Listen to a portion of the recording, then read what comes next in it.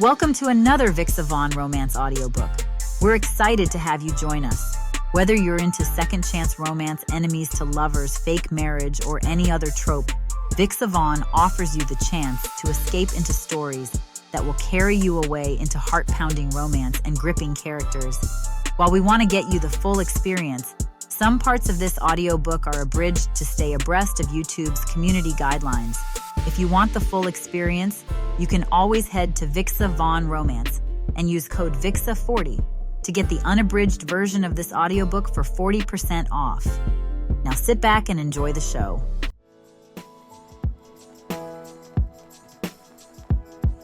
Chapter 1. Finley. The crisp autumn air nips at my cheeks as June and I step onto the bustling elementary school grounds. My smile feels as bright as the colorful leaves adorning the trees, a stark contrast to the chill in the air. I squeeze June's hand, feeling her nervousness through her tight grip. "You ready for this, kiddo?" I ask, crouching down to her level. June's big brown eyes, so much like her father's, dart around anxiously. "What if they don't like me, Mom?" I tuck a stray curl behind her ear. "Hey, look at me.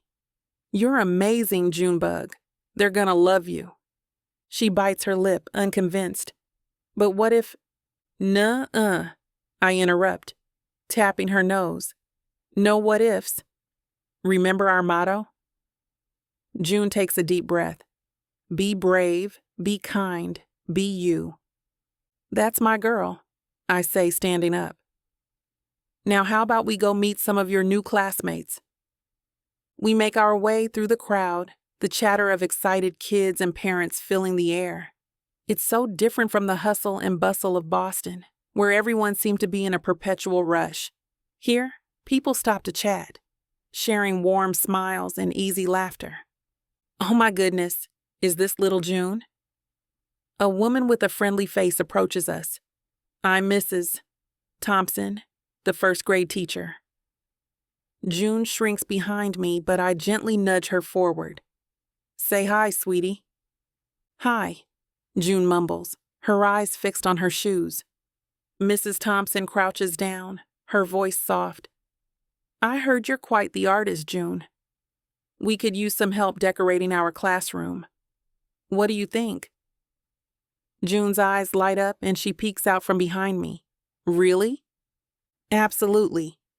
In fact, I think I see some of your future classmates over by the art table. Want to check it out?" June looks up at me, apprehension in her eyes. I nod encouragingly. "Go on, have fun. I'll be right here if you need me." As June hesitantly makes her way to the art table, I feel a twinge in my heart. Kevin would have loved this, seeing our little girl grow up and make new friends. I push the thought aside, focusing on the present. First day jitters, huh? A tall man with salt and pepper hair sidles up next to me. "I'm Mark, PTA president and eternal wrangler of the fourth grade chaos." I laugh, extending my hand. "Finley Morgan, new high school art teacher, and mom to the shy little artist over there." "Ah, so you're the fresh blood they've been talking about." Mark grins. "Welcome to small town life, where everyone knows your business before you do." "Sounds thrilling," I quip. "Should I be worried?" Mark winks. "Nah, we only sacrifice newcomers on the third full moon. You've got time." As we chat, I can't help but marvel at the warmth of this community. It's exactly what I hoped for when we moved here, a place where June could feel safe, loved, and supported. As I make my way to the refreshments table, my eyes dart back to June.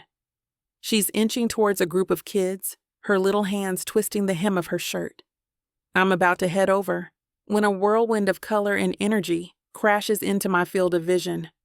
Well, if it isn't the new Picasso in town. I turn to find myself face to face with a woman sporting the most fabulous head wrap I've ever seen. It's a riot of oranges and purples that shouldn't work, but somehow does. "I'm Poppy," she says, extending a hand adorned with bangles that jingle merrily.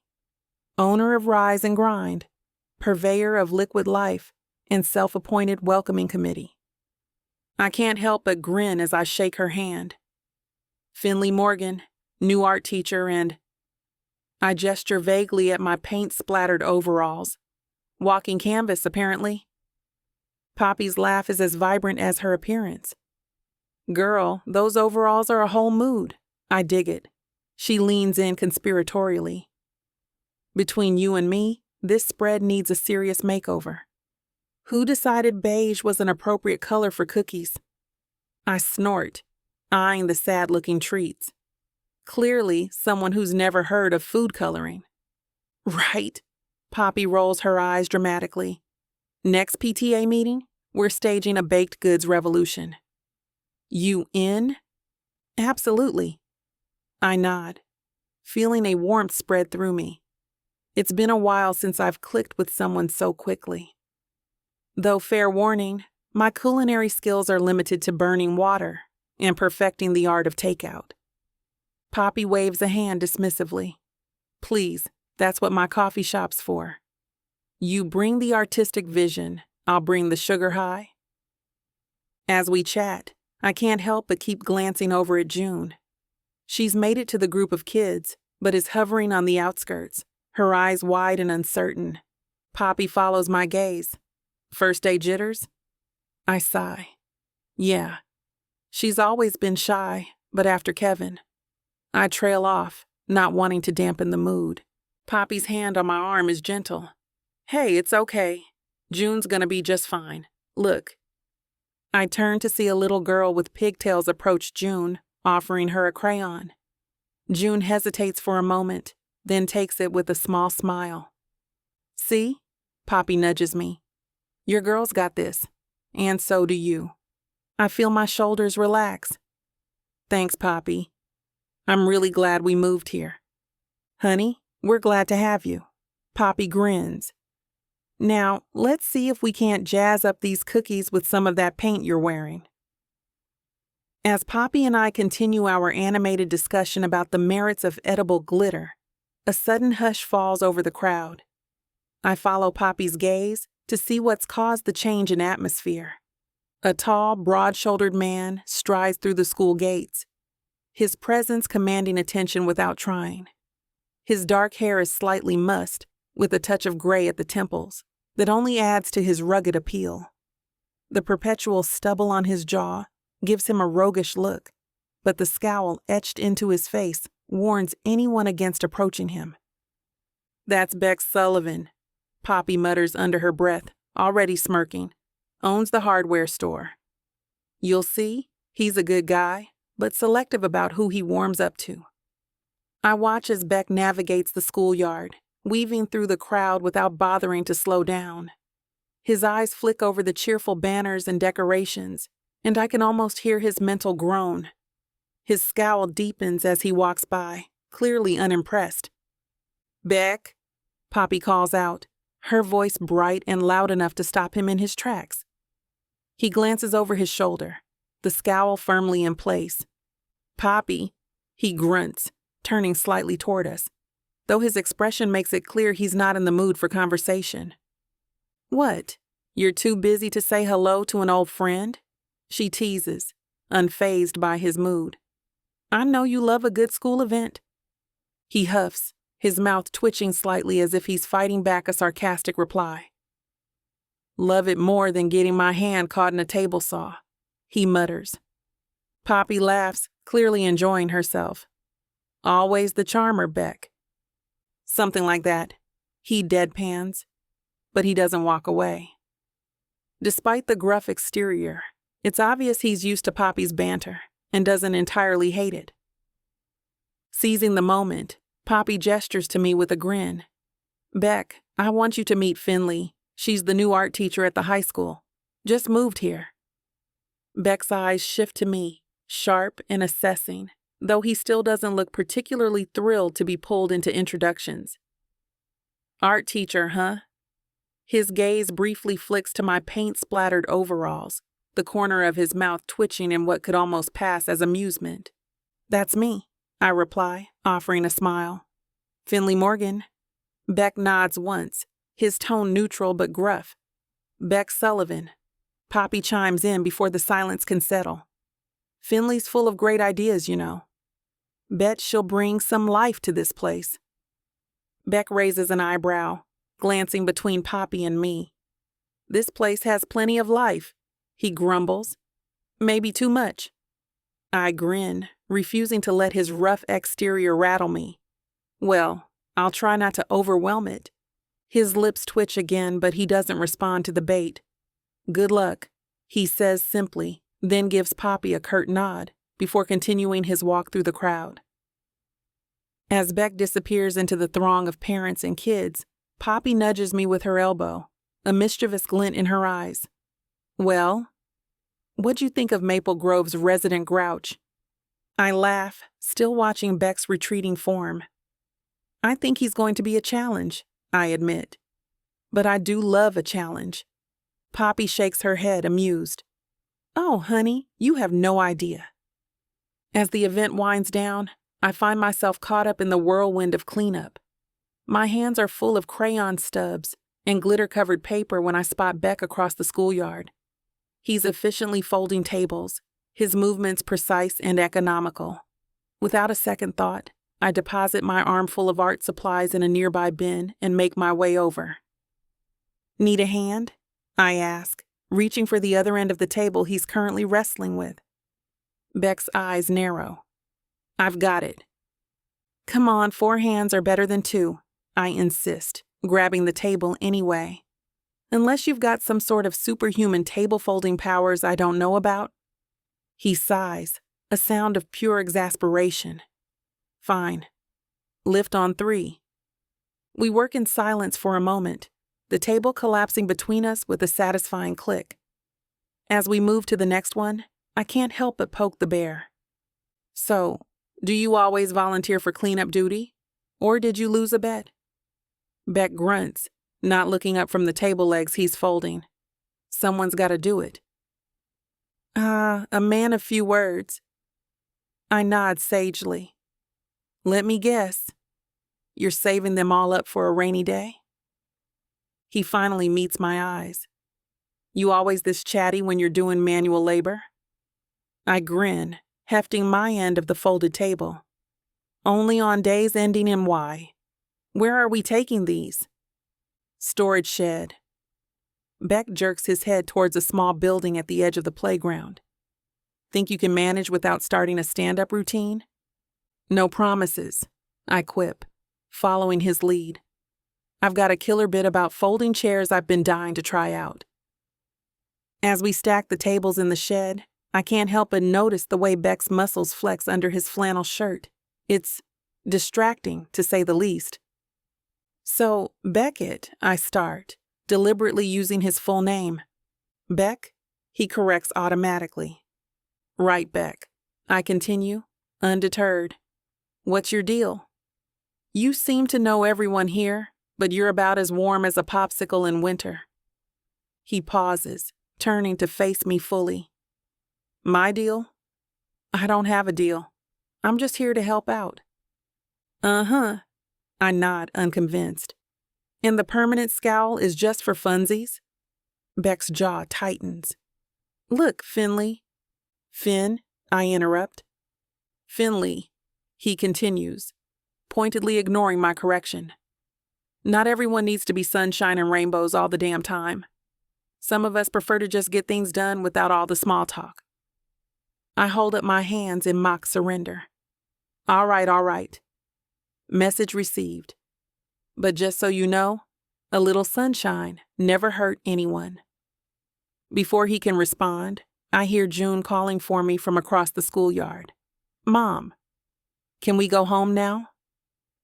Coming, sweetie, I call back. Turning to Beck, I offer a smile. Well, duty calls. Thanks for the stimulating conversation. Same time next PTA meeting? Beck's expression is unreadable as he watches me go. We'll see, he mutters, just loud enough for me to hear. As I walk away, I can't help but feel like I've just poked a sleeping bear. And oddly enough, I'm looking forward to doing it again. Chapter 2. Beck, I slammed the truck door shut, the proposal clutched in my hand like it's a damn death warrant. The September breeze nips at my neck, but it's nothing compared to the chill I feel thinking about facing the board. Again. Bureaucrats, I mutter, scanning the papers one last time. Every time I need a damn nail for my woodworking class, it's like I'm asking for the moon. You'd think I was proposing to build a rocket, not teach kids how to make a birdhouse. I lean back against the cool metal of my truck, running a hand through my hair. This is exactly why I let Jake hightail it to New York. He can deal with the suits and ties. I'll stick to sawdust and calluses. My phone buzzes in my pocket. Speak of the devil. What's up, Jake? I answer, my voice gruff. Hey, little brother. How's our online empire doing? His enthusiasm grates on my nerves. I grunt. Up 15% from last quarter. The DIY patio kit's selling like hotcakes. That's what I like to hear. You've got the magic touch, Beck. Who knew you would be so good at predicting trends? Yeah. I'd rather be in the workshop than staring at spreadsheets. Jake laughs. That's why we make such a good team. You create, I sell. Speaking of which, any new ideas brewing in that noggin of yours? I glance at the proposal in my hand, an idea forming. Maybe. Gotta run this gauntlet first. Board meeting for class supplies. Oh, the joys of small-town politics. Give 'em hell, Beck. I hang up, a smirk tugging at my lips. Jake may be living it up in the Big Apple, but I've turned our little hardware store into something bigger than either of us imagined. Who would have thought Sullivan's Home and Hardware would be shipping custom kits across the country? But right now I've got bigger fish to fry. Time to face the firing squad and get some damn supplies for my class. I stride into the school board meeting room, my proposal clutched in my hand like a weapon. The musty smell of old books and bureaucracy hits me, and I fight the urge to turn tail and run. But I'm Beck Sullivan, damn it. I don't run from anything. Just as I'm about to take my seat, a flash of color catches my eye. Finley Morgan saunters in, her vibrant scarf dancing around her neck like a goddamn rainbow. She's gorgeous, I have to say, with a beautiful smile and the perfect figure.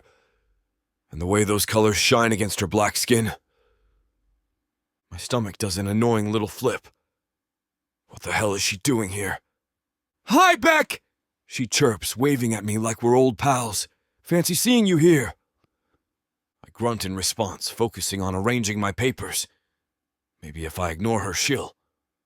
Mind if I sit here? She plops down next to me before I can answer. I'm so excited to hear about your proposal. Jesus Christ.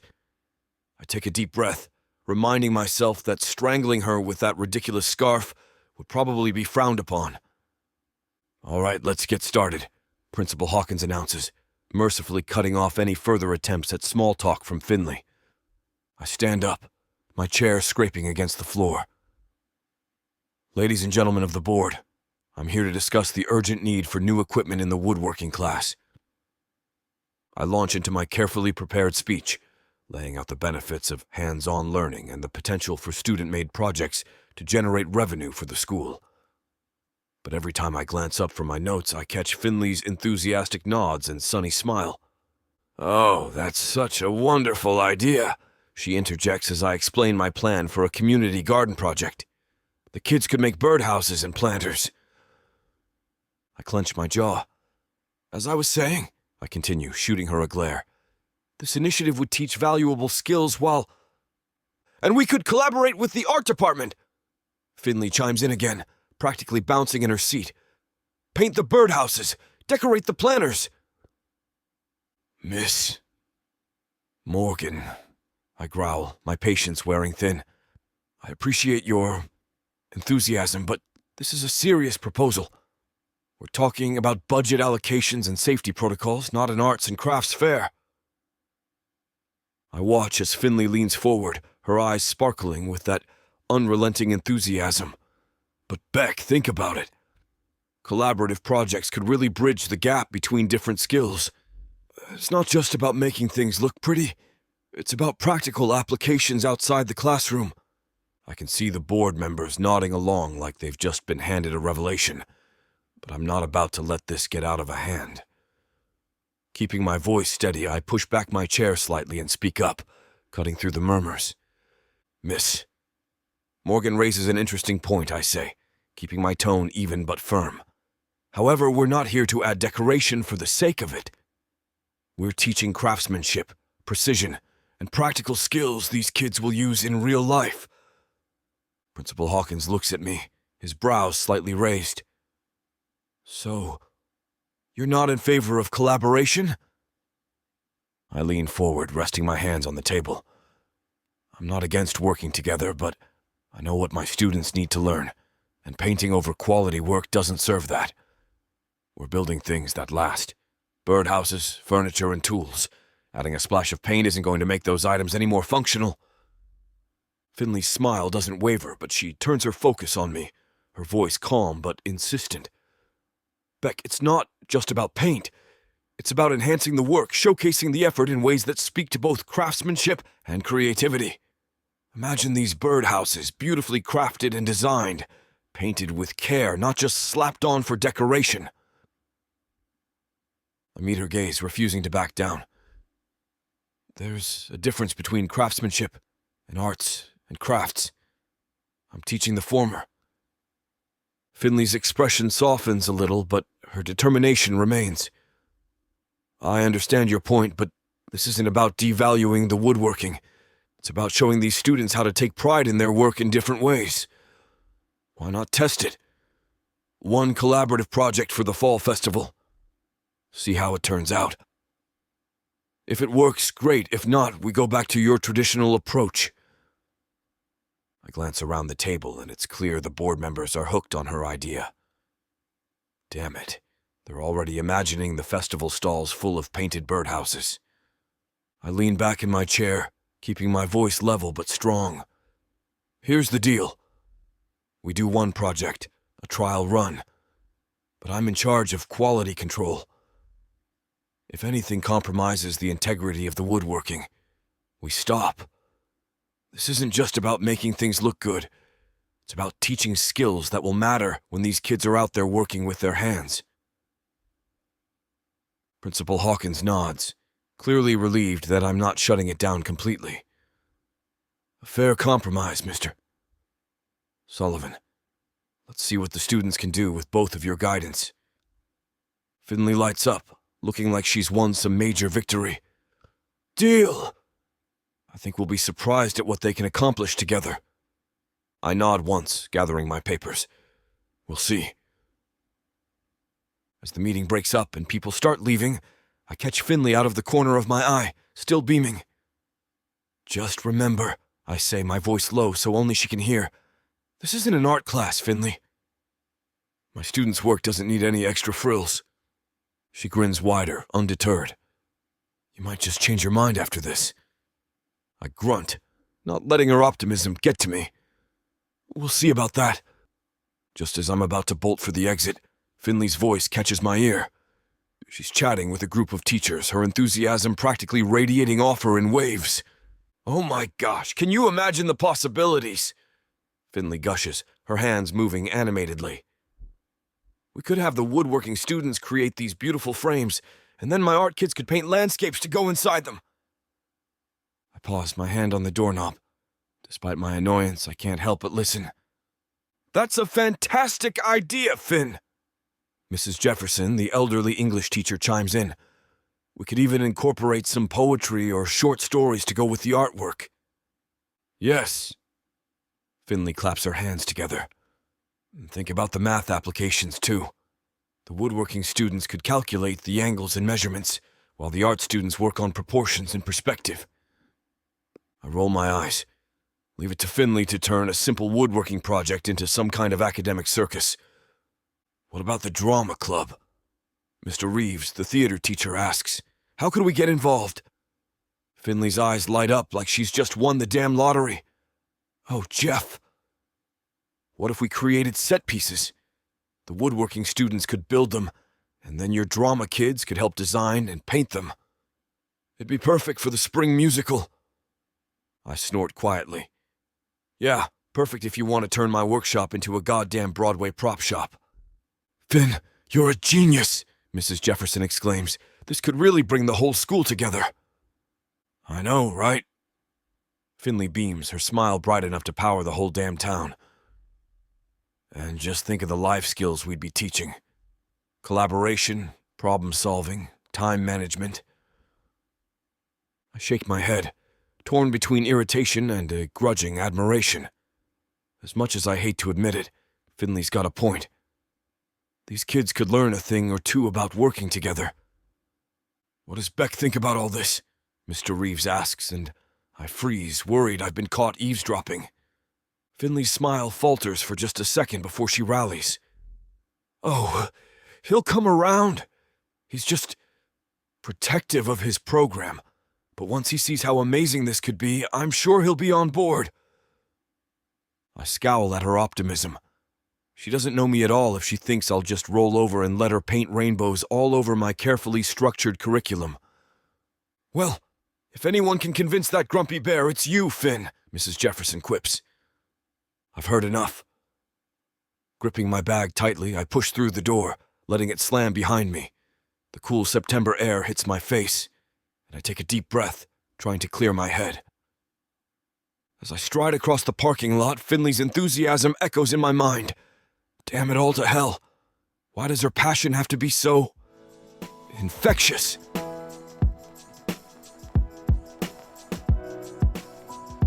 Chapter 3. Finley.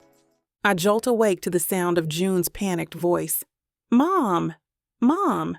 Cider's gone. My heart races as I sit up, blinking away the fog of sleep. June stands in the doorway, her pajamas rumpled and her eyes wide with worry. What do you mean, sweetie? I ask, trying to keep my voice steady. She's not in my room, or anywhere. June's lower lip trembles. I swing my legs out of bed, pushing aside my own rising panic. Okay, let's not jump to conclusions. She's probably just hiding somewhere. June nods, but I can see she's not convinced. I take her hand, giving it a reassuring squeeze. Come on, let's look together.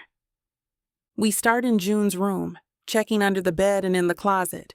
No sign of our mischievous Tabby. Cider, I call out, my voice echoing in the quiet house. Here, kitty kitty. We move to the living room, peering behind the couch and under the coffee table. My stomach tightens with each empty space we find. Maybe she's in the kitchen, June suggests, hope creeping into her voice. Good thinking, I say, forcing a smile. We check the pantry, behind the trash can, even in the lower cabinets. Nothing. As we search, my mind races. Did I leave a window open? The back door? How could she have gotten out? Mom, what if she's lost? June's voice cracks. I kneel down, meeting her eyes. Hey, remember how smart Cider is? She's probably just playing an extra tricky game of hide and seek. June nods, but I can see tears forming in her eyes. I pull her into a hug, my own chest tight with worry. Tell you what, I say, pulling back. Why don't you check your art supplies? Remember how she loves to curl up in your yarn basket? June's eyes light up. Oh, yeah. She dashes off to her craft corner. I take a deep breath, trying to calm my racing thoughts. Where else could that cat be? I take a deep breath, trying to push down the worry gnawing at my insides. All right, Junebug, let's go check outside. Maybe Cider's just enjoying a morning stroll. June nods, her lower lip quivering. We slip on our shoes and head out into the crisp September air. The neighborhood is just waking up, a few early birds tending to their gardens or retrieving newspapers. Cider, June calls out, her voice small and shaky. Here, Cider. I join in, my voice stronger. Cider. Treats. We make our way down the street, stopping at each house. Mrs. Hernandez, watering her roses, gives us a sympathetic smile. Lost your cat, dears? Yeah, I say, forcing cheer into my voice. Have you seen an orange tabby? Green eyes, fluffy tail? She shakes her head. I'm sorry, no, but I'll keep an eye out. Thanks, Mrs. H, I say, giving June's shoulder a squeeze. We continue our search, repeating our routine at each house. Some neighbors join in the calls, others promise to check their yards, but no one's seen Cider. June's face falls with each negative response. By the time we reach the end of our street, her eyes are brimming with tears. Mom, she whispers, what if we never find her? I kneel down, pulling her into a tight hug. Hey now, none of that talk. We're gonna find Cider, okay? She's probably just on an adventure. But what if she's scared? Or hurt? I pull back, looking into June's eyes. Cider's one smart kitty, remember? She knows how to take care of herself. And she knows we're looking for her. June nods, but I can see the doubt in her eyes. Tell you what, I say, forcing a smile. Why don't we make some missing cat posters? We can put your awesome art skills to use. A glimmer of hope flashes across June's face. Can I draw Cider? Absolutely. No one knows her fluffy tail better than you do. As we walk back home, I keep my arm around June's shoulders. My mind races with all the places Cider could be, but I push those thoughts aside. Right now, June needs me to be strong and optimistic. We're gonna find her, sweetie, I say, giving her another squeeze. I promise. Just as June and I are about to head inside, Mrs. Lawson, our neighbor from 2 houses down, jogs towards us, her face flushed from exertion. I heard you're missing a cat, she pants, coming to a stop in front of us. While I was on my early morning walk, I think I saw an orange tabby that looks exactly like yours making its way into Sullivan's home and hardware. My heart leaps into my throat. Are you sure? I ask, hope and dread battling in my chest. Mrs. Lawson nods emphatically. Pretty sure. Fluffy tail, green eyes, look just like your Cider. June tugs on my sleeve, her eyes wide. Mom, we have to go. I take a deep breath, steeling myself for another encounter with Maple Grove's grumpiest resident. You're right, sweetie. Let's go. Thank you so much, Mrs. Lawson. I call over my shoulder as we hurry down the sidewalk. The hardware store is only a few blocks from home, but it feels like miles away. June's hand is clammy in mine as we power walk, her little legs working double time to keep up. What if Mr. Sullivan doesn't let us look? June asks, worry creasing her brow. I squeeze her hand. Don't you worry about that. I'll handle Mr. Sunshine. As we approach the storefront, I spot Beck's truck parked out front. Great. Just great. Okay, Junebug, I say, pausing at the door. Let me do the talking, all right? She nods, and I push open the door, the little bell above tinkling cheerfully. Beck's at the counter, scowling at a clipboard. He looks up as we enter, his frown deepening. We're not open yet, he grunts. I paste on my brightest smile. Good morning to you too, Beck. We won't be long, promise. We're just looking for our cat. His eyebrows shoot up. Your cat. Yep. Orange tabby, green eyes, fluffy tail. Ring any bells? He sets down the clipboard, his gaze sharpening. And what makes you think your cat's in my store? Mrs.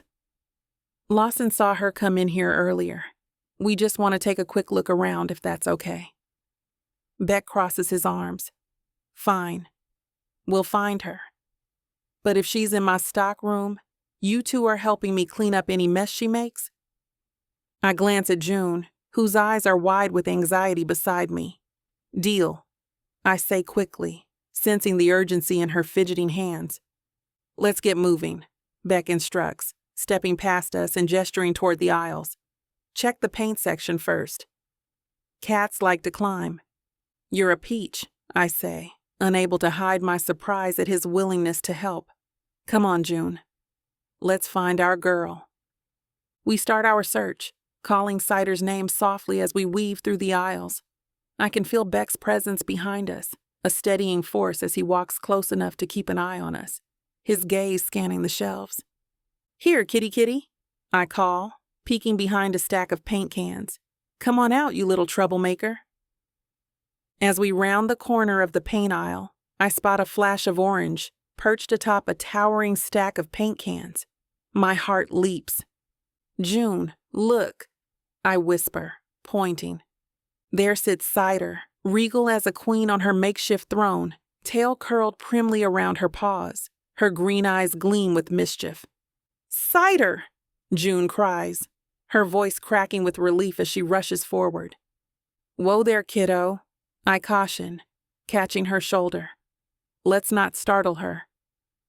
We don't want her knocking over Mr. Sullivan's carefully arranged display. June nods, tears of joy streaming down her cheeks. Just then, I notice Beck materializing behind us, a stern look on his face, but there's something different in his posture. Less tension, more readiness. Look who we found, I say, unable to keep the triumph from my voice. Told you she was here. Beck's expression doesn't change, but I see a flicker of something in his eyes as he glances at Cider. Great. Now get that damn cat out of my store. He grumbles, but it lacks real malice. I tsk, wagging a finger at him. Language, Mr. Sullivan. There are young ears present. He rolls his eyes, but the corner of his mouth twitches as he watches June's tear-streaked face. Here, kitty kitty, I coo, approaching Cider slowly. Time to go home, you little troublemaker. Cider yawns, stretching luxuriously atop her perch. She seems in no hurry to leave her newfound kingdom. Come on, girl, I coax. There's tuna in it for you if you cooperate. At the magic word, Cider's ears perk up. She rises, arching her back in a languid stretch. That's it, I encourage. Come to Mama. Just as I'm about to scoop her up, Cider decides to make things interesting. With a graceful leap, she bounds from the paint cans, straight into Beck's arms. He catches her reflexively, looking as surprised as the rest of us. Cider purrs, rubbing her face against his stubbly chin. Well, I'll be damned. I laugh. Looks like you've made a friend, Beck. He scowls, but I notice he doesn't immediately drop Cider. In fact, his large hand comes up to scratch behind her ears, and there's an unexpected gentleness in his touch. Traitor, he mutters to the cat, but his voice lacks bite. June giggles, her earlier distress forgotten. She likes you, Mr. Sullivan. Yeah, well, he grumbles, carefully handing Cider over to me. Just keep her out of my store from now on, all right? I cradle Cider close, feeling her purr vibrate against my chest. No promises. She clearly has good taste in hardware. Beck's scowl returns, but I catch a glimmer of amusement in his eyes before it vanishes. Thank you, Mr. Sullivan, June pipes up, her smile bright enough to light up the whole store. His expression softens again, just a fraction. You're welcome, kid. Now get that furball home where she belongs. As we head for the exit, Cider securing my arms, and June skipping beside me, I can't resist one last parting shot. See you around, Beck, I call over my shoulder. Maybe next time we'll actually buy something. His exasperated sigh follows us out the door, but I can't help but grin. Mission accomplished, cat retrieved, and I even managed to ruffle Beck Sullivan's perfectly grumpy feathers. Not a bad way to start the day. Chapter 4. Beck. The bell above the door chimes, and I suppress a groan. The Morgan girls burst in, June's excited chatter filling the store. I brace myself for another dose of Finley's sunshine, stealing my nerves as I continue restocking the shelves. Mr. Sullivan! Mr. Sullivan! June calls out, her sneakers squeaking on the polished floor. "Look what I made in art class!" I turn, plastering on what I hope passes for a polite expression. "What have you got there, kiddo?" June thrusts a colorful creation at me. It's well, I'm not quite sure what it is. "It's a birdhouse," she announces proudly. I nod, studying the misshapen object.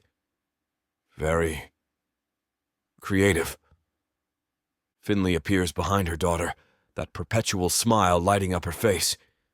"Isn't it wonderful?" They're doing a unit on upcycling in art class. The kids are making functional pieces from recycled materials. I grunt, turning back to my shelves. "Functional, huh? Good luck getting a bird in there."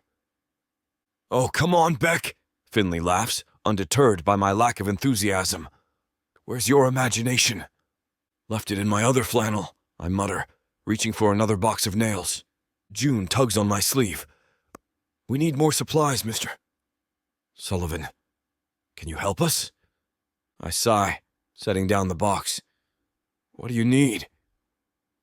Finley pulls out a list, her eyes sparkling with excitement. "We're thinking of expanding the project. Maybe bird houses for the whole town. Wouldn't that be amazing?" "Thrilling." I deadpan, scanning the list. "You realize this is a hardware store, not an art supply shop, right?" "That's the beauty of upcycling," Finley exclaims. "We can use anything. Old paint, spare wood, even those rusty hinges you probably have lying around." I raise an eyebrow. "My rusty hinges are perfectly good inventory, thank you very much." June looks up at me with wide eyes. "Please, Mr. Sullivan, it's for a good cause. We're going to help the birds." I feel my resolve weakening under the combined assault of June's puppy dog eyes and Finley's megawatt smile. Damn it. "Fine," I grumble, grabbing a cart. "But I'm not responsible if the whole town ends up looking like a kindergarten art project gone wrong." Finley claps her hands together. "That's the spirit." "Come on, June, let's see what treasures we can find." As they disappear down an aisle, I can't help but shake my head. What the hell have I gotten myself into? I watch as June skips down the aisle, her enthusiasm a stark contrast to my usual clientele. To my surprise, Finley hangs back, letting her daughter take the lead. Maybe she's not as overbearing as I thought. "Mr. Sullivan, look at these!" June calls out, pointing at a stack of paint cans. "Do you think we could use these for our birdhouses?" I crouch down to her level, assessing the cans with a critical eye. "Well, kiddo, these are exterior paints. Perfect for protecting wood from the elements. Smart thinking. We want to make sure those birdhouses last." June beams, her gap-toothed smile infectious. "Really? I was thinking about how real birdhouses need to be waterproof and stuff." "Absolutely," I say, nodding with approval. "And remember, you'll want to check the labels to ensure the paint is non-toxic for birds. If you're going to use bright colors, make sure they're safe for our feathered friends." June giggles at my serious tone, but nods earnestly. "Right. We wouldn't want them pecking at anything harmful." I raise an eyebrow, genuinely intrigued. "You've done your research, huh?" June nods vigorously. "I read all about it in the library. Did you know some birds use birdhouses year-round, not just for nesting?" "Can't say I did," I admit, feeling impressed by her enthusiasm. "What else you got?" As we move through the store, June peppers me with questions about different materials and their properties. Her creativity is impressive. She sees potential in items I've always viewed as purely functional. "What about these?" She holds up a bag of colorful glass marbles. I frown, considering the idea. "Not sure how those fit into a birdhouse, kid, but..." I lean in closer, my voice dropping to a conspiratorial tone. "If you want to use them for decoration, make sure to embed them securely. You don't want them falling out and creating a mess outside." June's eyes light up. "We could use them for decoration, like embed them in the wood or something." Ooh, or maybe make a little bird bath attachment. I can't help but chuckle. All right. You're the artist here. Just remember, keep it functional and safe. If you can make it work, throw 'em in the cart. As we continue our shopping, I feel a sense of satisfaction watching June's creativity come alive, knowing I'm helping guide her in the right direction. As we move through the store, June peppers me with questions about different materials, their properties, and how they might work for her project. Her creativity is impressive, seeing potential in items I've always viewed as purely functional. What about these? She holds up a bag of colorful glass marbles. I frown. Not sure how those fit into a birdhouse, kid. June's eyes light up. We could use them for decoration. Like, embed them in the wood or something. Oh, or maybe make a little bird bath attachment. I can't help but chuckle. All right. You're the artist here. Throw 'em in the cart. As we move through the aisles, June's enthusiasm becomes infectious. I find myself actually enjoying this ridiculous scavenger hunt for birdhouse supplies. What about these wire meshes? I suggest, pointing to a shelf. Could be useful for ventilation. June's eyes light up. Oh, that's perfect! We could cut little shapes in them, too. I nod, impressed. Smart thinking, kid. Proper airflow is crucial for any structure. We continue our tour through the store, June firing off ideas faster than I can keep up. The kid's got a wild imagination, that's for sure. I catch myself smiling more than once, her creativity sparking memories of my own childhood tinkering.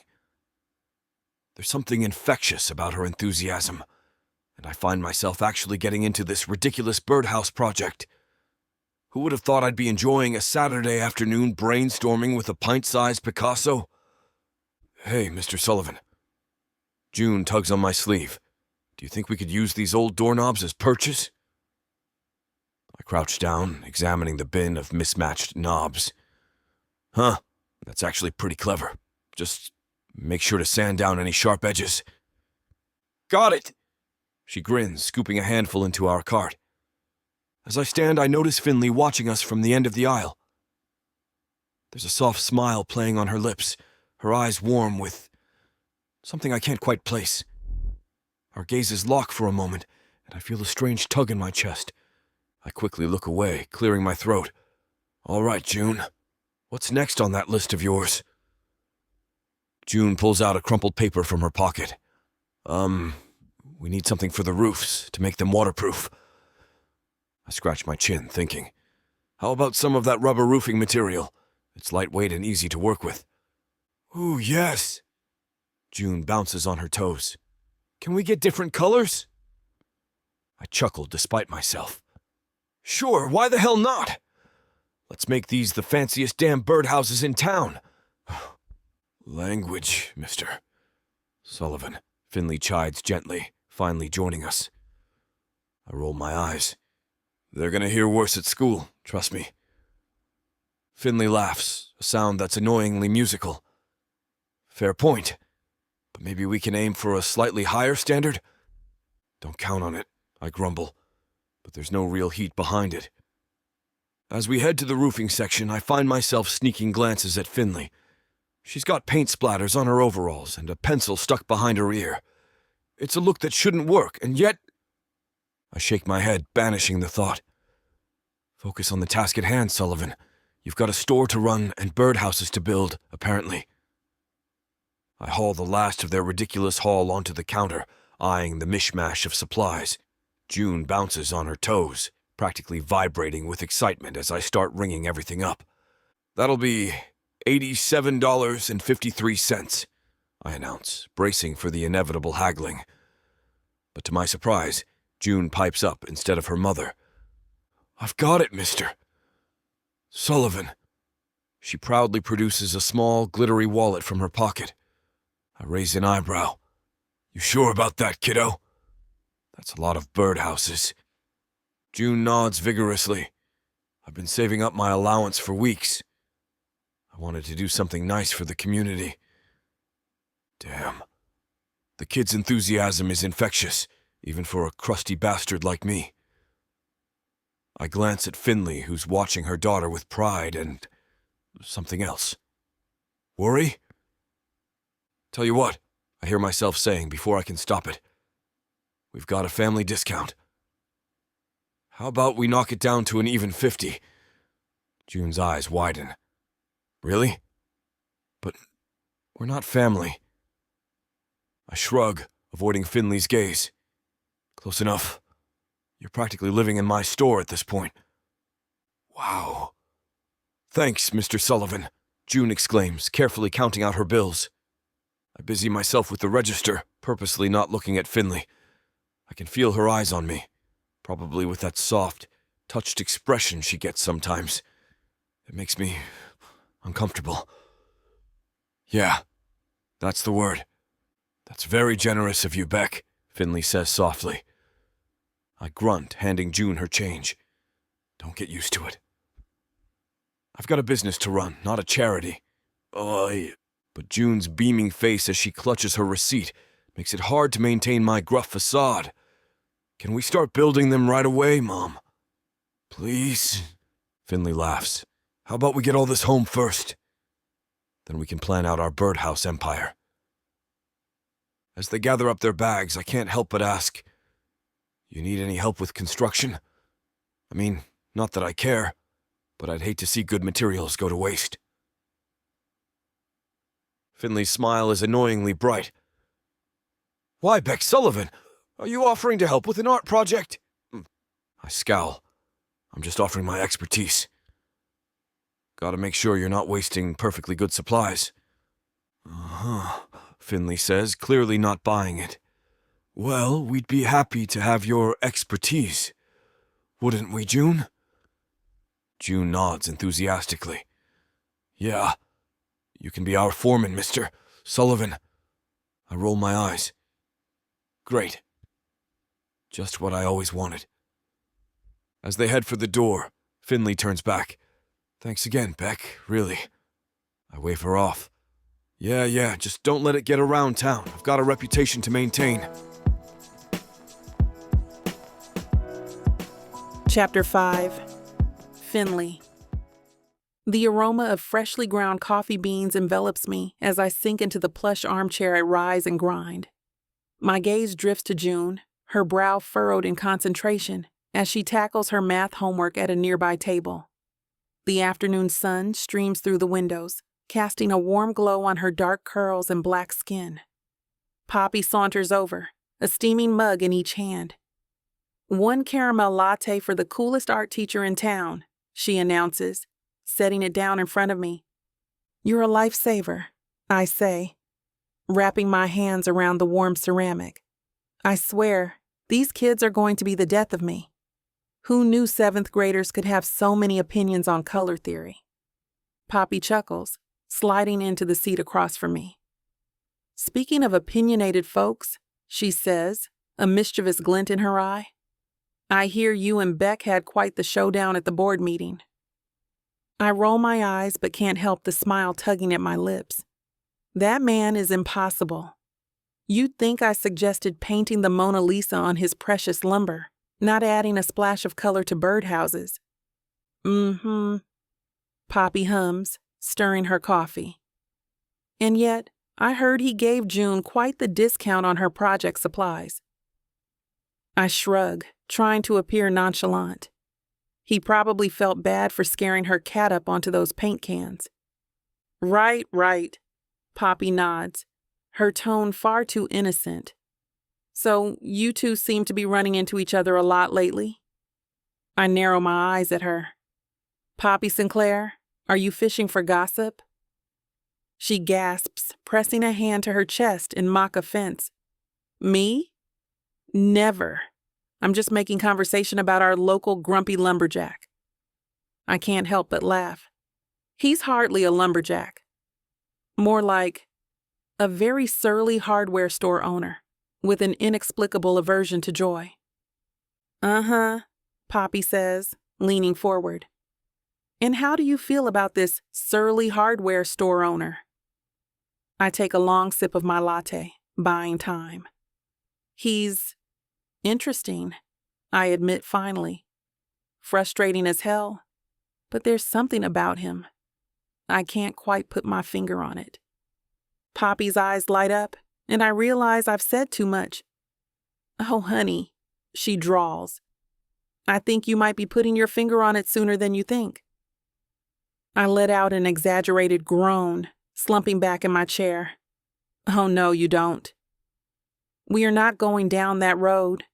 My love life, or lack thereof, is off limits." Poppy raises an eyebrow, her dangly earrings swaying as she tilts her head. "Who said anything about your love life? I'm just making friendly conversation about our local business owners." "Uh-huh," I say, narrowing my eyes. "And I'm sure you interrogate everyone about their interactions with the town dentist, too."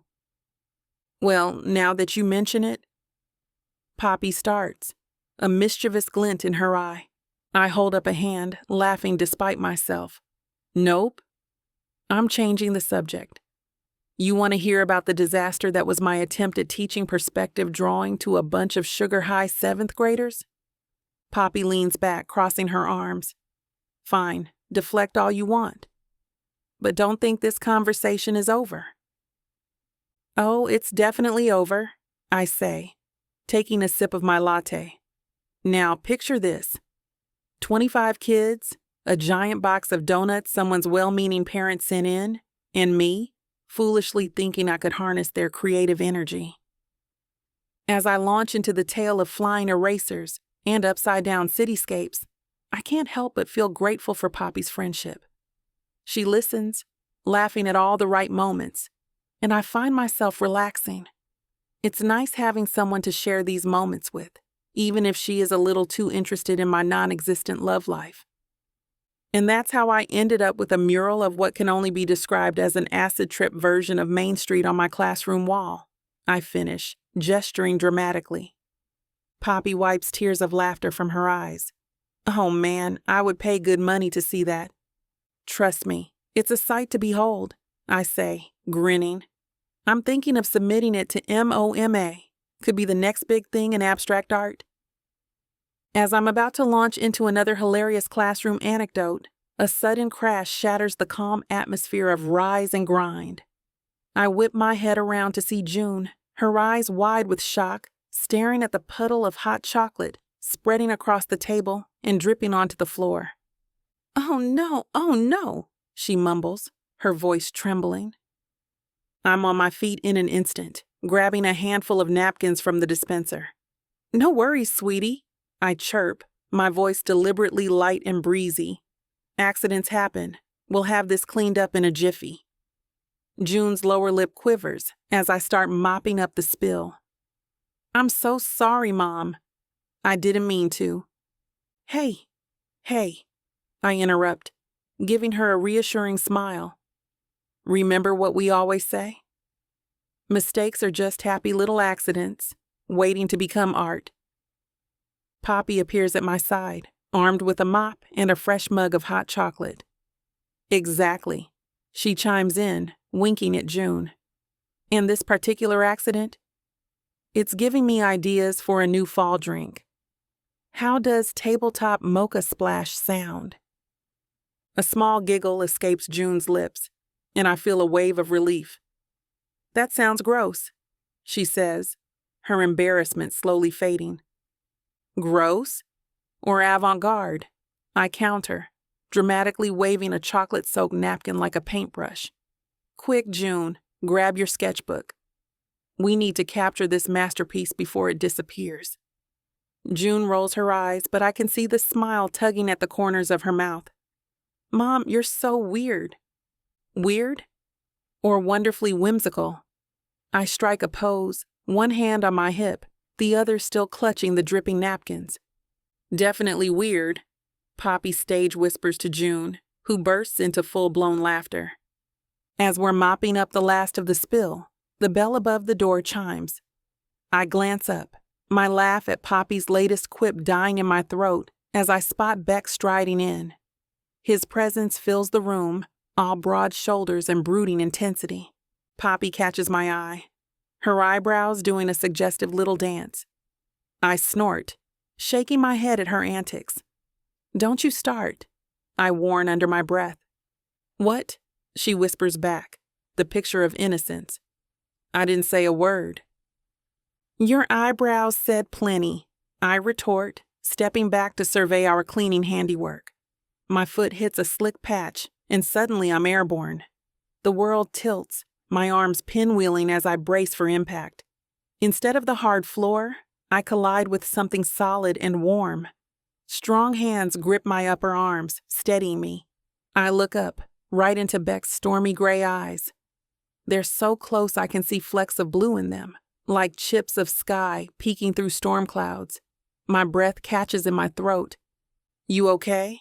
Beck's voice is gruff, a low rumble that I feel more than hear. I blink, realizing I'm still pressed against his chest, his very firm chest. I clear my throat, willing my voice to sound normal. Yeah, I'm good. Thanks for the save. He nods once, releasing me and stepping back. I immediately miss his warmth. Careful, he grunts. Floor's wet. I can't help but laugh. No kidding. Here I thought I was auditioning for the local ice-capades. The corner of his mouth twitches, almost like he's fighting a smile. Stick to painting, Finley. You're no Christy Yamaguchi. Finley, Poppy pipes up, her tone innocent but her eyes gleaming. I thought everyone called her Finn. Beck's jaw tightens almost imperceptibly. Finley suits her better. I keep telling him to call me Finn, I say, rolling my eyes. But he's stubborn as a mule.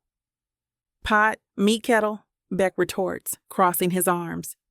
I watch Beck retreating back, his broad shoulders filling the doorframe as he exits the cafe. The bell chimes, a final punctuation to our bizarre encounter. My heart still racing from our close proximity, and I can't help but feel a twinge of disappointment as he disappears from view. I turn to find Poppy staring at me, her eyes dancing with mischief. Stop that, I say, waving my hand as if I could physically disperse her unspoken teasing. Poppy's eyebrows shoot up, her innocence as fake as a $3 bill. I didn't say anything. Your eyes did all the talking, I retort, crossing my arms. And they're being very loud right now. She leans against the counter, her bright head wrap a splash of color against the cafe's muted tones. Can you blame them? That was quite a show. I haven't seen Beck move that fast since, well, ever. I roll my eyes, but can't help the laugh that escapes. Oh, please, he was just being a good citizen. Probably didn't want to deal with the hassle of a lawsuit if I cracked my head open on his watch. Poppy hums, her tone dripping with skepticism. And I'm sure his hands lingered on your arms purely out of concern for your well-being. Poppy, I gasp, feigning shock. She chuckles, shaking her head. All I'm saying is, I've known Beck since we were kids. And I've never seen him look at someone the way he looks at you. I snort, grabbing a rag to wipe down the now chocolate-free table. Yeah, with annoyance and barely concealed contempt. Keep telling yourself that, honey, Poppy says, her voice softening. But I've got a feeling there's more to this story. I toss the rag at her, laughing as she ducks. The only story here is how I'm going to get June through her math homework without another hot chocolate casualty. Speaking of which, I glance around, suddenly realizing my daughter is nowhere in sight. Poppy points towards the window. Relax, Mama Bear. She's out front, admiring Mrs. Bennett's new flower display. I let out a breath I didn't realize I was holding. Thanks. I swear that girl's going to turn my hair gray before I hit 40. At least you'd rock the silver fox look, Poppy teases. Maybe it'd even catch a certain hardware store owner's eye. I grab a handful of napkins and toss them at her, laughing despite myself. You're incorrigible, you know that? Poppy grins, catching the napkins with ease. It's part of my charm. Now, how about another latte? On the house, for my favorite almost ice skater. I shake my head, still chuckling. You're never going to let me live that down, are you? Not a chance, she says. It's not every day I get to witness Maple Grove's very own rom-com moment. Oh, so you think you're ready for some hockey romance, huh? Baby, you don't even know what you're about to step into. This is not your grandma's romance collection. No, sir. We're talking muscles on the ice, dirty talking men who can handle a stick. And I do mean every kind of stick. 8 full-length audiobooks, over 30 hours of heat, sass, and love stories that'll melt more than just the ice. And honey, these aren't just some regular old stories. These are the kind that'll have you fanning yourself, yelling at your headphones, and staying up till 3 a.m. talking about one more chapter. Normally, a collection like this would cost you a small fortune. But baby, you know we don't play like that. Right now, it's already sitting at a jaw-dropping 70% off. If you order today and use the YouTube exclusive code VIXA40, that's VIXA40. Boom. Even bigger savings. That's right. Your romance binge just got cheaper than your last DoorDash order. One click, endless passion. Vixavon Romance.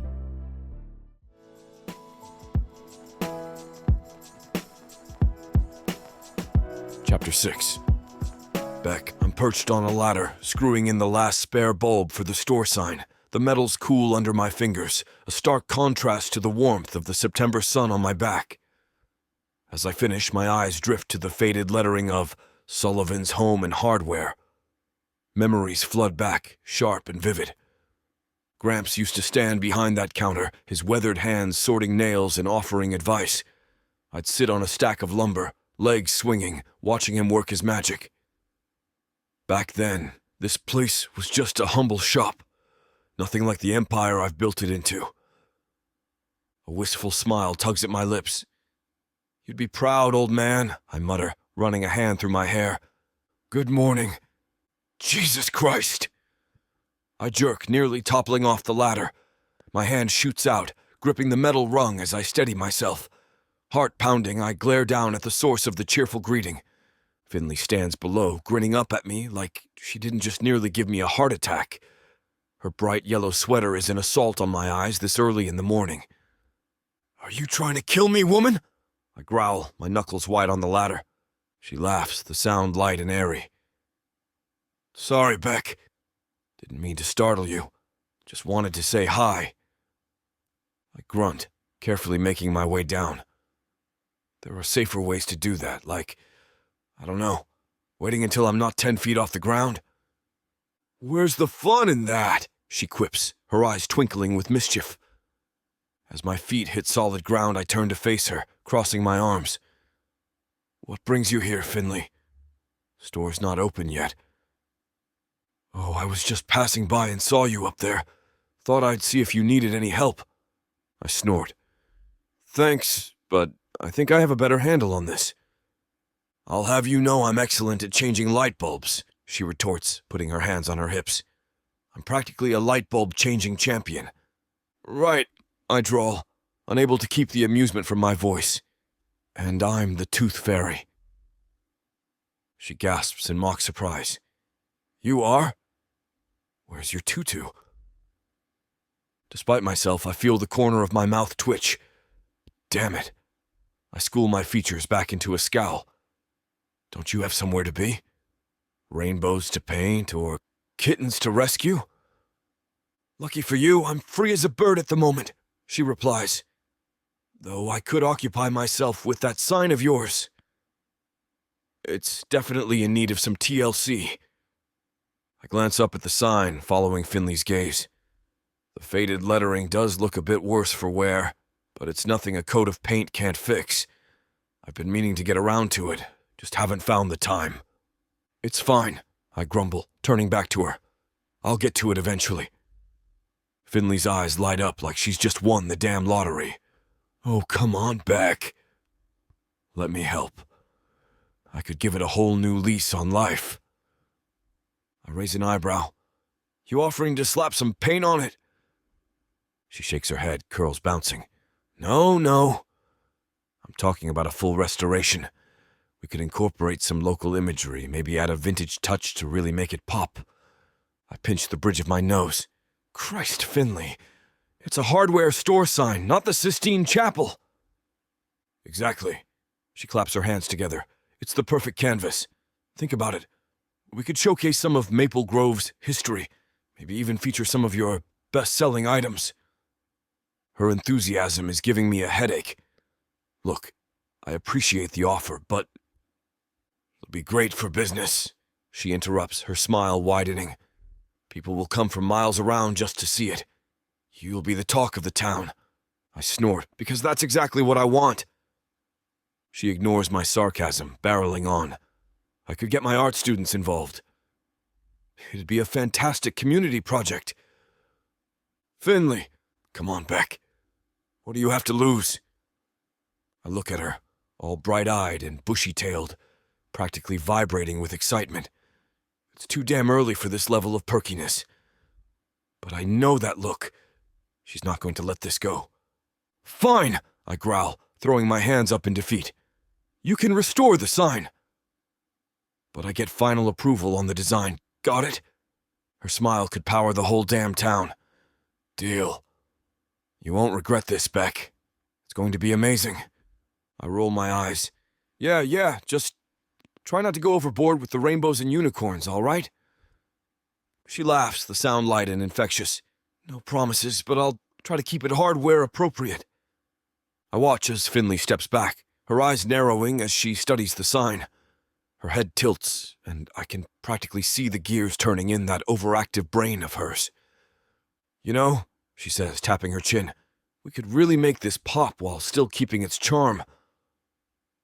I cross my arms, bracing myself. Oh yeah?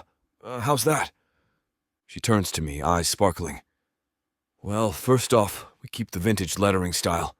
It's got history, you know. We freshen it up with some bolder colors. Maybe a deep forest green for the background with gold leaf for the lettering. I grunt, trying not to show how intrigued I am by the idea. Gold leaf? Bit fancy for a hardware store, don't you think? Finley laughs, the sound warming the crisp morning air. Not real gold, silly. Just a paint that gives that effect. It'll catch the light, draw people's eyes. Huh, I mutter, picturing it. It doesn't sound half bad, actually. And see this border? She points to the faded filigree around the edges. We could bring that back to life with some copper tones. It'll tie in nicely with all the tools you sell. I raise an eyebrow. You know a lot about hardware store aesthetics, Finley. She grins, not missing a beat. I'm a woman of many talents, Beck. You'd be surprised. I'm sure I would, I drawl, fighting back a smirk. Oh, she claps her hands together. We could even incorporate some subtle nods to your grandfather. Maybe work in the year he founded the store, or a small silhouette of him in the corner. I blink, taken aback. How'd you know about my grandfather? Finley shrugs, her smile softening. Small town, remember? People talk. They say he was quite the character. Yeah, I say, my voice gruff. He was something else. She steps closer, her voice gentle. This place meant a lot to him, didn't it? And to you. I clear my throat, uncomfortable with the sudden shift in tone. It's just a store, Finley. Right, she says, clearly not buying it. Just a store that you've poured your heart and soul into. I grunt, not sure how to respond to that. She's not wrong, but I'll be damned if I admit it. Finley seems to sense my discomfort and mercifully changes the subject. So, what do you think? Are you ready to give this old sign a new lease on life? I look at her, all enthusiasm and bright ideas, then back at the sign. It does need work, and her vision, well, it's not terrible. Hell, why not? I grumble, trying to sound more reluctant than I feel. But no rainbows got it? Her laugh rings out, clear and bright. Deal. No rainbows, just a touch of Sullivan magic. I roll my eyes, but I can't quite hide the twitch of my lips. Whatever you say, Finley. Whatever you say. I'm in the back of the store, pretending to inventory some power tools, when the bell above the door chimes. A familiar, high-pitched voice fills the air, followed by the rapid patter of small feet. Mom! Mom, can I help? Please. June's excitement is palpable, even from here. I peek around the corner, watching as she bounces on her toes next to Finley, who's kneeling in front of my old sign.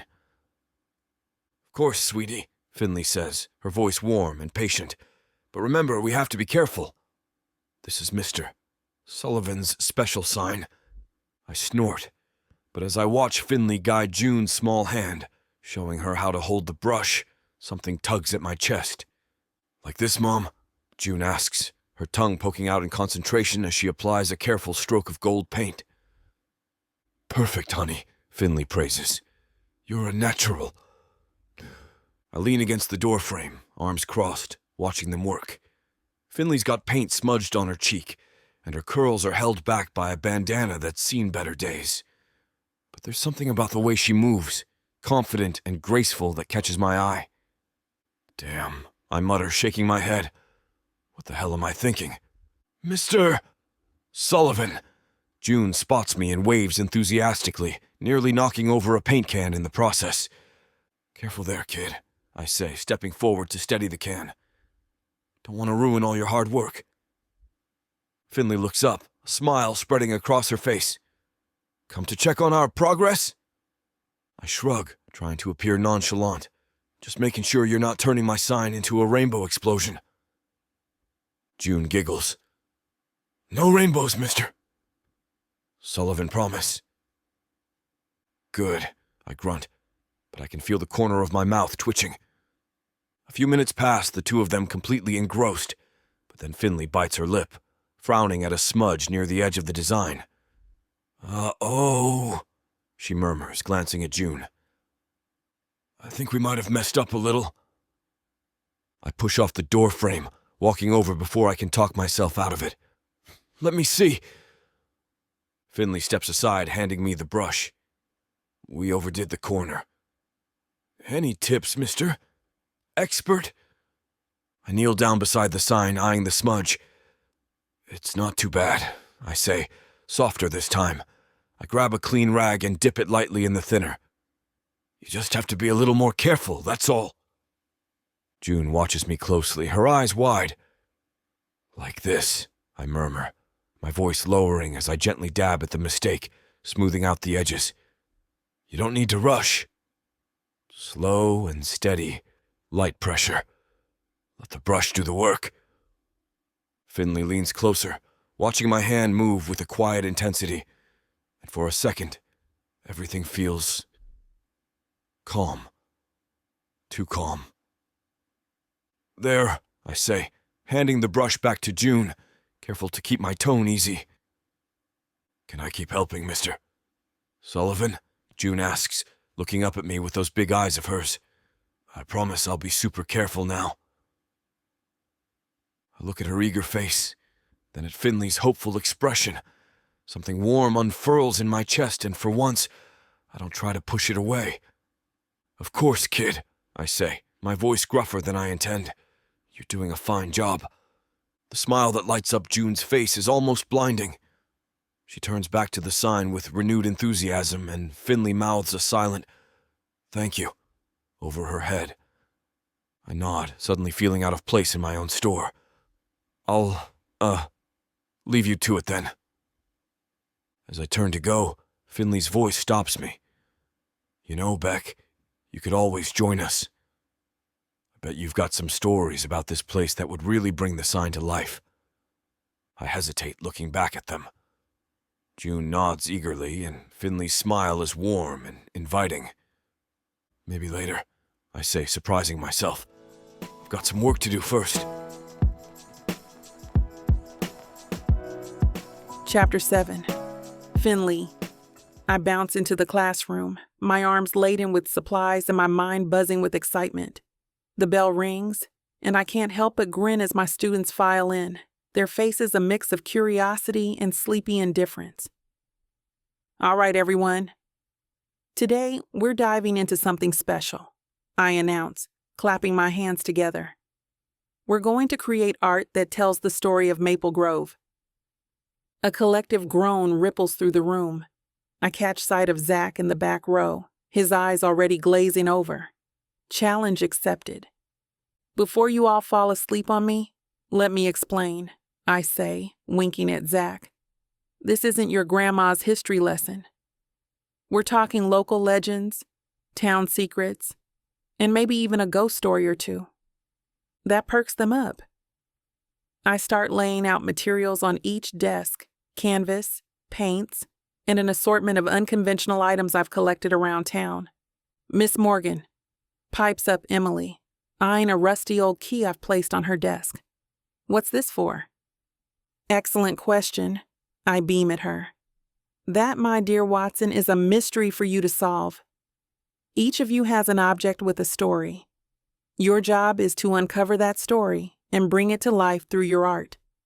I make my way around the room, dropping tidbits of information as I go. Did you know that key might have belonged to the first mayor of Maple Grove? Rumor has it, it opens a secret room in the old town hall. The students lean in, their interest piqued. Even Zach sits up straighter, examining the faded photograph I've given him. Yo, Ms. M, he calls out. This dude looks like he's seen a ghost or something. I sidle up to his desk, peering at the image. Well, Zach, maybe he has.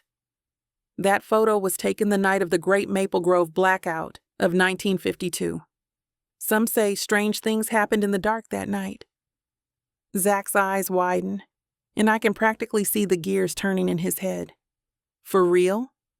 Why don't you find out? I challenge him with a grin. Your canvas is waiting.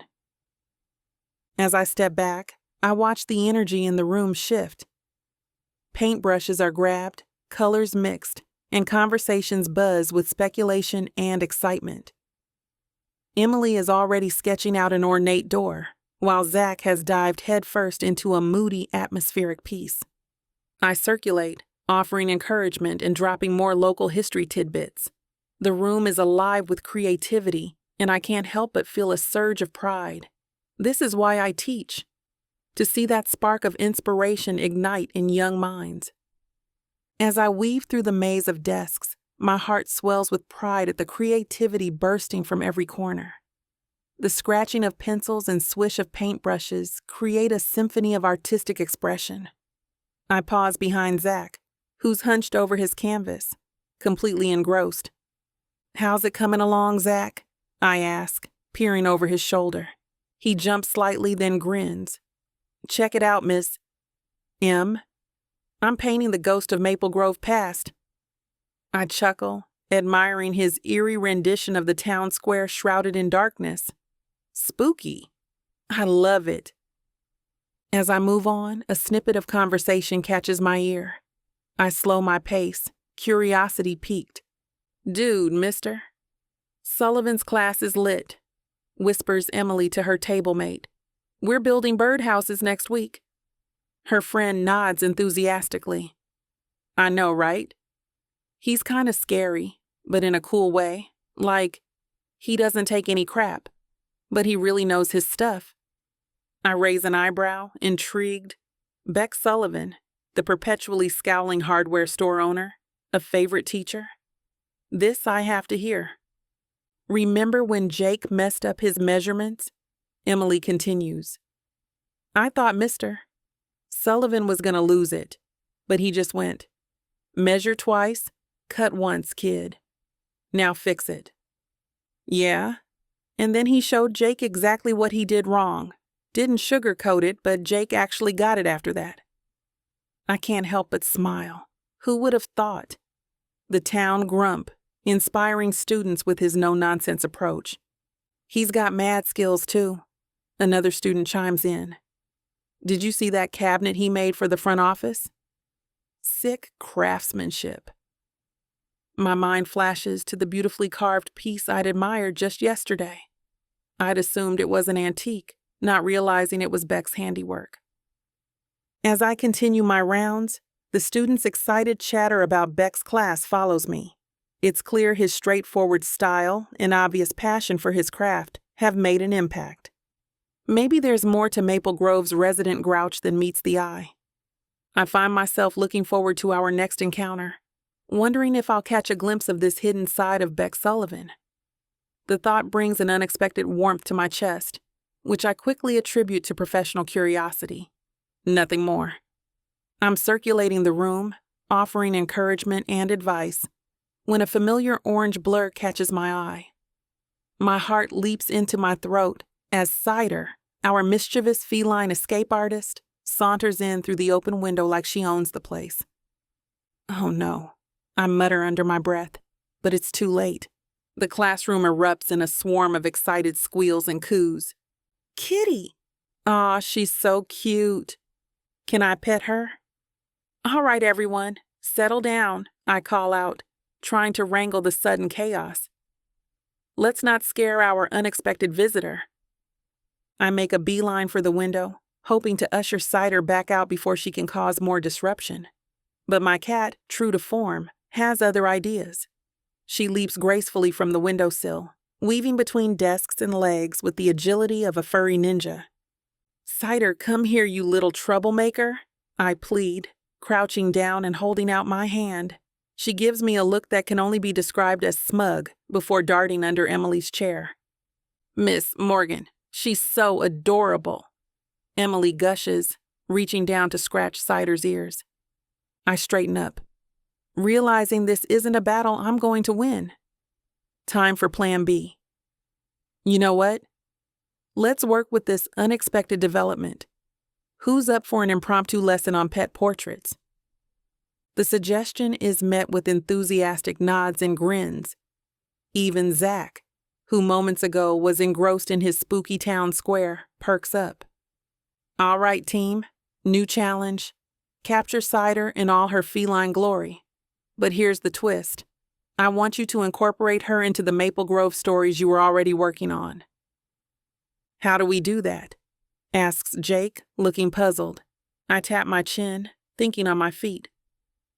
Well, what if Cider was a time-traveling cat, witnessing all of Maple Grove's history? Or maybe she's the guardian of the town's secrets. Get creative. The room buzzes with renewed energy as students grab fresh paper and start sketching. I watch as Cider, basking in the attention, strikes a regal pose on top of a desk. Look at you, I mutter, shaking my head at her, causing trouble and looking fabulous doing it. You're lucky you're cute. Cider responds with a self-satisfied meow, and I can't help but laugh. Crisis averted, lesson salvaged, and who knows? Maybe this unexpected feline field trip will inspire some truly unique art. The school bell rings, its shrill tone signaling freedom. My students leap from their seats like they've been shot from cannons, a whirlwind of backpacks and excited chatter. Remember, your Maple Grove masterpieces are due next week, I call out, my voice barely audible over the stampede. As the last student disappears through the doorway, I spot a familiar orange blur. Cider, seizing her moment, darts between legs and paws her way to freedom. Oh, no, you don't. I lunge for her, but she's too quick. Cider, you fuzzy little Houdini.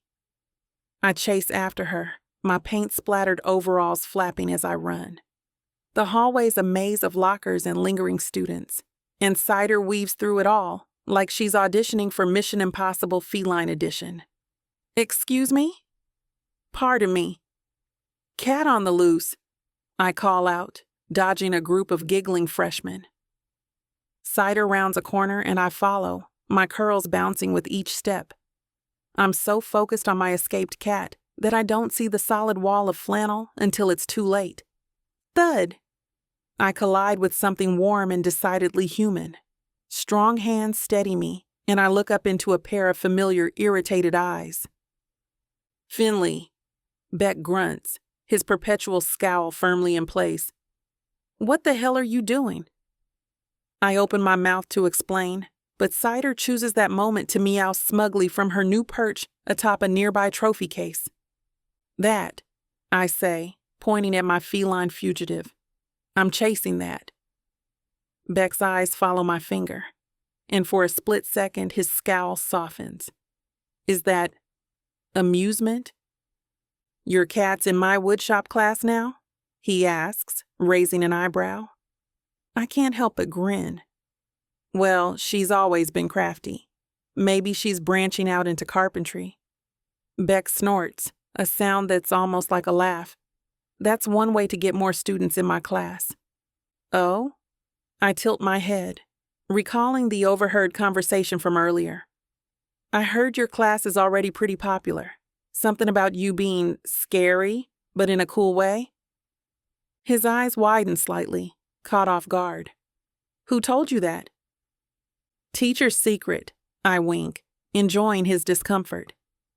"But it seems you've got quite the fan club, Mr. Sullivan." Beck's usual gruffness returns, but there's a hint of something else there. Pride, maybe? They're good kids. When they're not being idiots. I laugh, the sound echoing in the now empty hallway. High praise indeed from Maple Grove's resident grump. He rolls his eyes, but the corners of his mouth twitch upward. For a moment, we just stand there, an unlikely pair in the school corridor. The grumpy woodshop teacher and the colorful art instructor, united in the face of feline mischief. The spell breaks when Cider lets out another smug meow. Beck looks up at her, then back at me. "Need a hand catching your troublemaker?" he asks, his voice gruff but not unkind. I grin, feeling a warmth that has nothing to do with our collision. I thought you'd never ask. Chapter 8. Beck. I'm restocking shelves, muttering curses under my breath about the delayed shipment. The store's quiet, just the way I like it when I hear it. That laugh. Finley's laugh. It's like a damn bell, clear and bright, cutting through the peace of my morning. "Here we go," I groan, bracing myself for Hurricane Finley. The door chimes, and there she is, a whirlwind of color. Her curls bounce as she practically skips into the store, greeting everyone like they're long-lost friends. "Good morning, Mrs. Campbell. How's that herb garden coming along?" She chirps to our resident green thumb. I duck behind a display, hoping she'll breeze right past me. No such luck. "Beck!" "There you are," Finley calls out, her smile wide enough to split her face in two. I grunt in response, focusing on arranging hammers with unnecessary precision. "Still not a morning person, I see," she teases, leaning against the shelf. "It's not morning anymore, Finley," I growl, emphasizing her full name. "It's almost noon." She laughs again, the sound grating on my nerves. "Oh, come on. It's morning somewhere, right?" I roll my eyes. "What do you need?" "Can a girl just pop in to say hello to her favorite grumpy hardware store owner?" "I prefer you didn't," I say flatly, finally looking at her. Big mistake. Her brown eyes are sparkling with mischief, and for a second, I forget why I'm annoyed. "Well, too bad," she retorts, grinning. "'Cause that's exactly what I'm doing. Oh, and I need some more paint for the sign. We're almost done, you know." I sigh, pinching the bridge of my nose. "About time. What color?" "Surprise me," she says with a wink. "It's your project, Finley. I leave it to you." She tilts her head, studying me. How about we compromise? You pick a color and I'll work with it. Show me what you've got, Sullivan." I stare at her, trying to figure out her angle, but there's nothing but genuine interest in her expression. Against my better judgment, I find myself nodding. "All right," I say, leading her to the paint section. "But don't blame me if it doesn't match your aesthetic."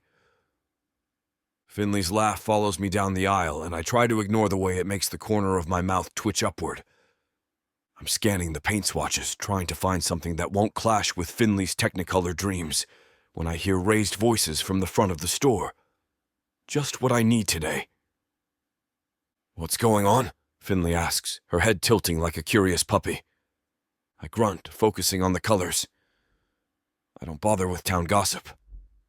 But Finley, being Finley, isn't satisfied with that. She's already drifting toward the commotion, her paint-splattered overalls a beacon in the sea of flannel and denim. "I'll be right back," she calls over her shoulder. "Don't pick without me." I roll my eyes but find myself following her, keeping a safe distance in case she needs backup. Old Man Jenkins and Sarah from the diner are going at it, their faces red with frustration. "It's a waste of taxpayer money!" Jenkins shouts, waving his cane for emphasis. Sarah fires back. "It's an investment in our future. Can't keep living in the past, Earl." Finley slides into the fray like she's been here her whole life. "Hi there!" I couldn't help overhearing. What's this about? Jenkins turns his scowl on her. "Who are you?" "I'm Finley Morgan, the new art teacher at the high school," she says, extending her hand. "And you must be Mr. Jenkins. I've heard so much about your prize-winning tomatoes." Just like that, the old man's anger deflates. He shakes her hand, a hint of a smile on his weathered face.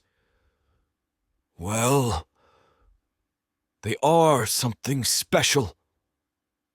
I watch, begrudgingly impressed as Finley works her magic. She listens to both sides, nodding and asking questions. The issue, apparently, is about renovating the old community center into a modern youth space. "I can see both sides," Finley says, her voice warm and understanding. "It's a big change, and change can be scary. But think of the opportunities it could bring for our kids. Maybe we could find a way to honor the building's history while giving it new life?" I snort. Of course she'd find a way to make it about art. Sarah latches onto the idea. Like a mural of the town's history. Jenkins crosses his arms, his brow furrowed. "It's still too much money," he grumbles. "We need that for other things, more important things." I can see the tension rising again, Finley's sunny disposition wavering in the face of small-town stubbornness. Old Man Jenkins's voice gets louder, his cane tapping the ground like he's trying to punctuate each word. "You don't know how things work around here, Missy. You waltz into town and think you can tell us how to spend our money." Finley's smile falters, just for a second, but I catch it. She quickly recovers, hands up in a gesture of peace. "I'm not telling anyone what to do, Mr. Jenkins. I'm just suggesting we—" Jenkins cuts her off with a scoff. "You and your big city ideas. Think you know this town better than the folks who've lived here their whole lives?" The tension in the store ratchets up like a live wire. People are watching now. Customers who came in for paint or nails are suddenly pretending to browse, their eyes glued to the scene. I'm standing by the shelves watching Finley get backed into a corner, her usual charm hitting a brick wall. Her voice wavers slightly. "That's not what I meant. You're not one of us!" Jenkins barks. "You don't get a say in what happens to this town." That's it. I step forward, pushing past a couple who are practically gawking now. Finley looks stunned, and her eyes dart to me, unsure. I don't wait for her to say anything. "All right, that's enough," I say, my voice calm but firm. All eyes turn to me, and I feel the shift in the room as the chatter dies down. Jenkins' gaze snaps to mine, and I hold it steady. Finley's just trying to help. She didn't come here to tell anyone what to do. She's here to bring something new, something this town could use. I cross my arms, letting my stance speak for itself. And last I checked, she's got just as much a right to an opinion as the rest of us. Jenkins narrows his eyes, the anger simmering there. "What are you, her bodyguard now?" "Call it what you want," I say coolly. "But you're not going to stand here and yell at someone who's only trying to help." There's a beat of silence, thick and uncomfortable. I can feel everyone waiting for what comes next. Jenkins grumbles something under his breath, looking away, The tension seems to hang in the air like humidity, but then... I'll admit, Finley says, stepping in with a wry smile. I've always wanted a bodyguard. Beck just doesn't have the suit for it. There's a small ripple of laughter. Even Jenkins cracks a smile, though he tries to hide it behind a scowl. I grunt, the corner of my mouth twitching despite myself. Yeah, well, I'm not getting paid enough for this. I turn away, pretending to focus back on the paint shelves. Let's get back to business before this turns into a town hall meeting. Finley turns to me, her smile impossibly wide. Thanks, Beck. I guess we got a bit carried away. I roll my eyes. Yeah. Now, are you gonna pick a paint color or what? She laughs, the sound echoing through the store. Lead the way, oh grumpy one. As we walk back to the paint section, I can't help but mutter, You're something else, Finley. She bumps her shoulder against my arm. I'll take that as a compliment. Don't, I growl, but there's no real heat behind it. Finley just grins, already reaching for a vibrant blue swatch. Now, about that sign. I flip the sign to closed and lock the door, the familiar jingle of keys a signal that another day's done. Stretching my back, I hear a satisfying pop. I'm getting old. As I turn to head to my office, something catches my eye. There, perched on the counter like it owns the damn place, is a small thing. I approach cautiously, half expecting it to be alive. It's not. Thank Christ. Instead, it's a wooden figurine, no bigger than my palm. A fox, I think, though it's hard to tell with all the garish colors slapped on it. Reds, oranges, and purples swirl together in a dizzying pattern. Finley's handiwork, no doubt. Next to it is a folded piece of paper. I pick it up, recognizing her loopy handwriting immediately. Beck, a little forest friend to keep you company in your kingdom of nuts and bolts. Maybe he'll even teach you to smile once in a while. Finley. I snort, shaking my head. Presumptuous as always, Finley, I mutter to the empty store. I pick up the figurine, turning it over in my hand. Despite the riot of colors, the craftsmanship is undeniable. Each brush stroke is deliberate, creating a texture that's almost fur-like. What the hell am I supposed to do with you? I ask the fox. It stares back with painted eyes, infuriatingly cheerful. I march to my office, intent on shoving it in a drawer and forgetting about it. But as I enter the room, my eyes land on the empty corner of my desk. Before I can talk myself out of it, I place the figurine there. It's just to keep the desk from being cluttered, I justify to no one. Can't have things lying around the store. I grab my jacket and keys, ready to head out, but something makes me pause at the door. I glance back at the desk, at that splash of color in my otherwise monochrome office. The corner of my mouth twitches, threatening to curve upward. I squash the impulse immediately. Don't get any ideas, I growl at the fox. You're on probation. With that, I flick off the lights and lock up, pointedly ignoring the warmth spreading in my chest. Chapter 9. Finley. Cider, you naughty little furball, come back here, I shout, my feet pounding the sidewalk as I chase after my mischievous orange tabby. She darts between the legs of startled pedestrians, her fluffy tail held high like a banner of defiance. Sorry, excuse me, just trying to catch my cat, I call out, weaving through the crowd, my colorful scarf flapping in the wind as I run, drawing curious glances from onlookers. Mrs. Jameson, the town librarian, chuckles as Cider zooms past her. Looks like someone's out for a grand adventure today. Oh, you have no idea, I pant, flashing her a quick smile. She's got more energy than my entire art class combined. Cider makes a sharp turn, bolting down Main Street. I sprint after her, my curls bouncing wildly. Cider! Come on, girl! There's a can of tuna with your name on it if you just stop. But my feline friend is on a mission. She dashes past the diner, narrowly avoiding being stepped on by a group of teenagers exiting the building. Whoa, one of them exclaims, Miss Morgan, need some help? I wave them off, still in hot pursuit. Thanks, but I've got this. See you in class tomorrow.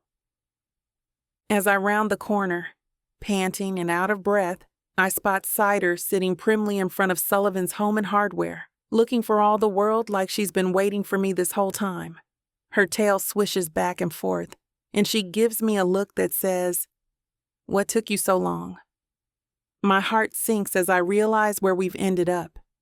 Of all the places in Maple Grove, it had to be here. I can feel my cheeks heating up, not from the chase, but from the memory of my last embarrassing encounter with the store's gruff owner. I take a deep breath, steeling myself for what's about to come. "Oh no, Cider, not here," I plead, but it's too late. With a flick of her tail, she darts through the open door of the hardware store. I skid to a stop, my chest heaving. "You've got to be kidding me," I mutter, staring at the storefront. Of all the places in Maple Grove for Cider to choose as her final destination, it had to be Beck Sullivan's domain. Taking a deep breath, I square my shoulders and march inside, prepared for the grumpy owner's inevitable scowl. "Here we go again," I whisper to myself, plastering on my brightest smile as I step into the lion's den. I step into Sullivan's Home and Hardware, bracing myself for Beck's usual scowl. Instead, I'm greeted by a sight that stops me in my tracks. There's Beck, all 6'2" of gruff manliness, cradling Cider like she's made of glass.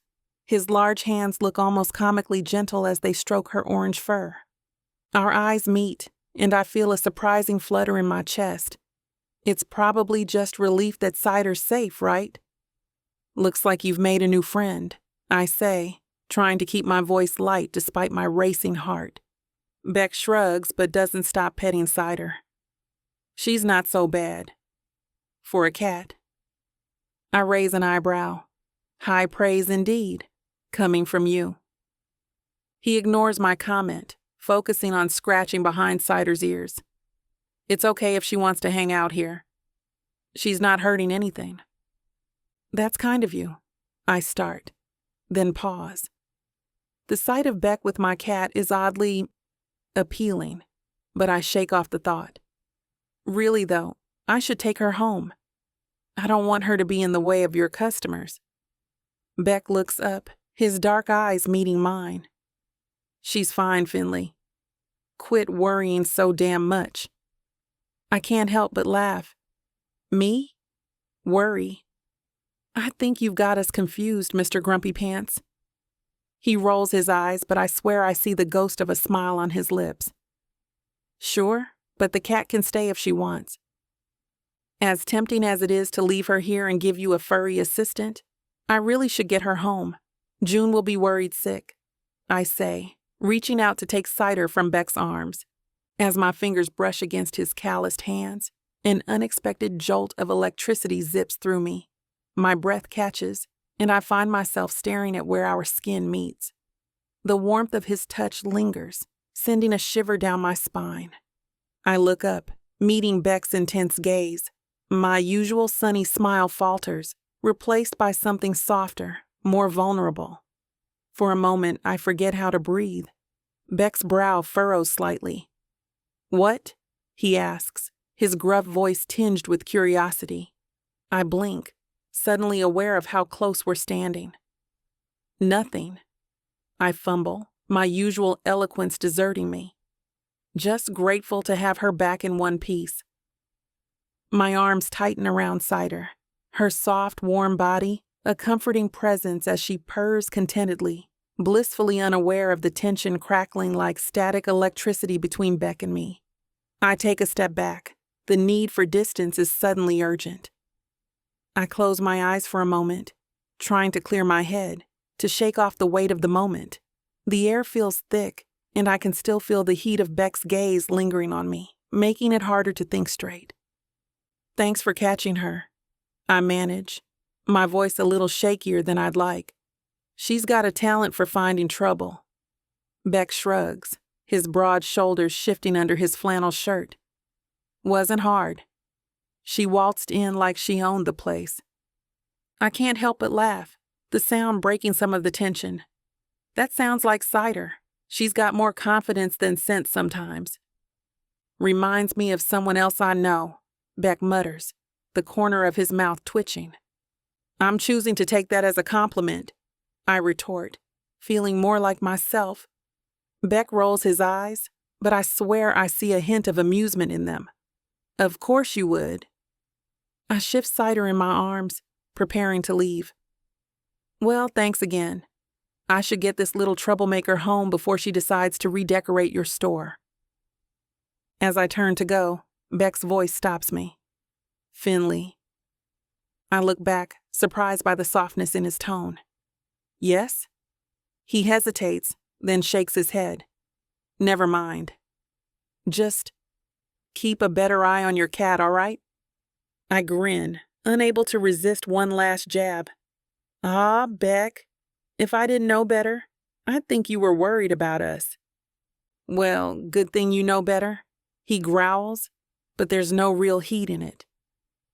As I walk out of the store, Cider snuggled in my arms. I can't shake the lingering warmth of Beck's touch or the memory of that almost smile. What just happened? I replay his words in my mind, the way his voice softened when he said my name.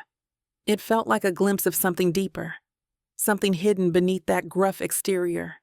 I shake my head, trying to focus. Beck Sullivan showing concern? The universe must be off-kilter today. I cradle Cider in my arms as we make our way home, her contented purrs vibrating against my chest. The late afternoon sun casts long shadows across the sidewalk, and a crisp autumn breeze ruffles my curls. My mind keeps drifting back to the hardware store, to Beck's surprisingly gentle hands as he held Cider. Stop it, Finn, I muttered to myself, shaking my head. You're imagining things. Cider meows, as if in disagreement. Oh, hush, I tell her. You're just biased because he gave you pets. A jogger passes by, giving me an odd look. Great, now I'm talking to my cat in public. I force a bright smile and wave, pretending this is totally normal behavior. As we turn onto our street, Mr. Landry calls out from her porch. Finley, did you find your little escape artist? I hold up Cider as evidence. Safe and sound, thanks to our local grumpy hardware store owner. Mr. Landry's eyebrows shoot up. Beck Sullivan? Well, wonders never cease. Don't read too much into it, I say quickly. He just happened to be there when Cider decided to make her store her new hangout. Mr. Landry hums, not looking convinced. You know, it wouldn't be the worst thing if... Nope, I cut him off, my voice a little too high. We are not having this conversation. Beck and I are barely on speaking terms most days. Mr. Landry just smiles knowingly. If you say so. I hurry past, my face feeling hotter than I'd like to admit. My fingers tremble slightly as I fumble with my keys at the front door. No matter how hard I try, I can't shake the memory of Beck's hands, strong and warm. The intensity in his eyes when our fingers brushed lingers in my mind, sending a shiver down my spine. Get it together, Finn, I whisper, finally managing to unlock the door. You're not ready for whatever that was. It's been 2 years, but... The words trail off as I step inside, greeted by the familiar sight of Kevin's photo on the entryway table. His smile, frozen in time, sends a sharp pain through my heart, a reminder of everything I lost. I can almost hear his laughter echoing in the room, filling the space with the warmth and joy that used to envelop our home. But now it's just me and the shadows of memories, and I can't help but feel the weight of his absence pressing down on me. Cider jumps from my arms and pads over to the photo, rubbing against the frame as she often does. I sigh, running a hand through my curls. I know, girl, I say softly. I miss him too. Chapter 10. Beck. I push open the door to rise and grind. The familiar scent of coffee beans hitting me like a welcome shock to my nerves. My eyes automatically scan the room, a habit I can't shake, and that's when I hear her voice. Finley, damn it! She's at the counter chatting with Poppy. I expect her to turn and greet me with that million-watt smile of hers, but she doesn't even glance my way. Huh? That's different. I slide into a nearby booth, convincing myself I'm just waiting for the line to die down. It's got nothing to do with the fact that I can hear every word they're saying.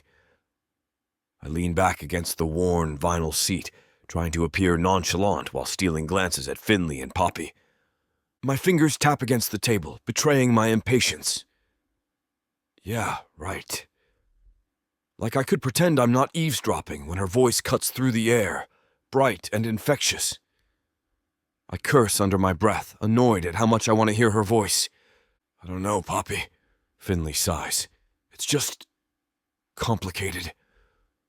Honey, life is complicated. That's no reason to shut yourself off from... I'm not shutting myself off, Finley interrupts, a hint of frustration in her voice. I'm just not ready. June and I were still adjusting. I lean back, pretending to be engrossed in my phone. But my ears are pricked, catching every word. All I'm saying is, Poppy continues, her voice lowering, there are good men out there. Men who'd be lucky to have you and June in their lives. I snort quietly.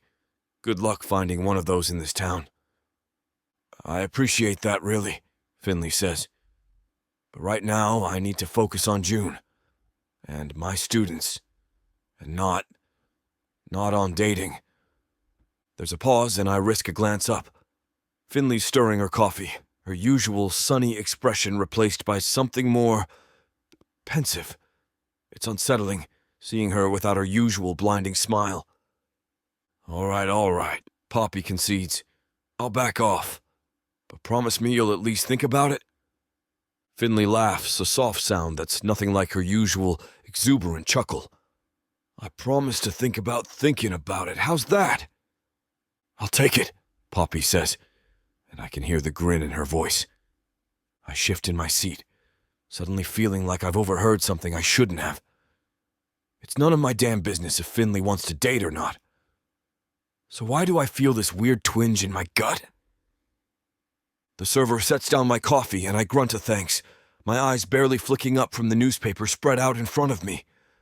I'm not usually one for eavesdropping, but my ears prick up as Finley's voice carries over, softer than usual. It's strange hearing her speak without that typical bubbly enthusiasm, and despite myself, I find my attention drifting away from the local news and towards their conversation. I take a sip of my black coffee, grimacing at the bitter taste, and strain to hear what's got Finley sounding so un-Finley-like. Kevin would have loved it here, she says, her words tinged with a melancholy I've never heard from her before. He always said small towns had the best coffee shops. I take a sip of my coffee, pretending I'm not listening. But I can't help it. It's like seeing a crack in her sunny facade, and for some reason it's got me riveted. He sounds like he was a great guy, Poppy says gently. He was. Finley's voice catches. The best. You know, he's the one who encouraged me to go into teaching. Said my passion for art was wasted on just canvas. I shift in my seat, uncomfortable with the emotion in her voice. It's so different from her usual chirpy demeanor. June's got his eyes, Finley continues, and his curiosity. God, the questions that kid asks. It's all Kevin. There's a pause, and I risk a glance over. Finley's staring at her coffee, lost in thought. The sadness on her face hits me like a sucker punch. You know what's funny? She says, her voice barely above a whisper. Sometimes I still reach for him in the middle of the night. 2 years, and I still...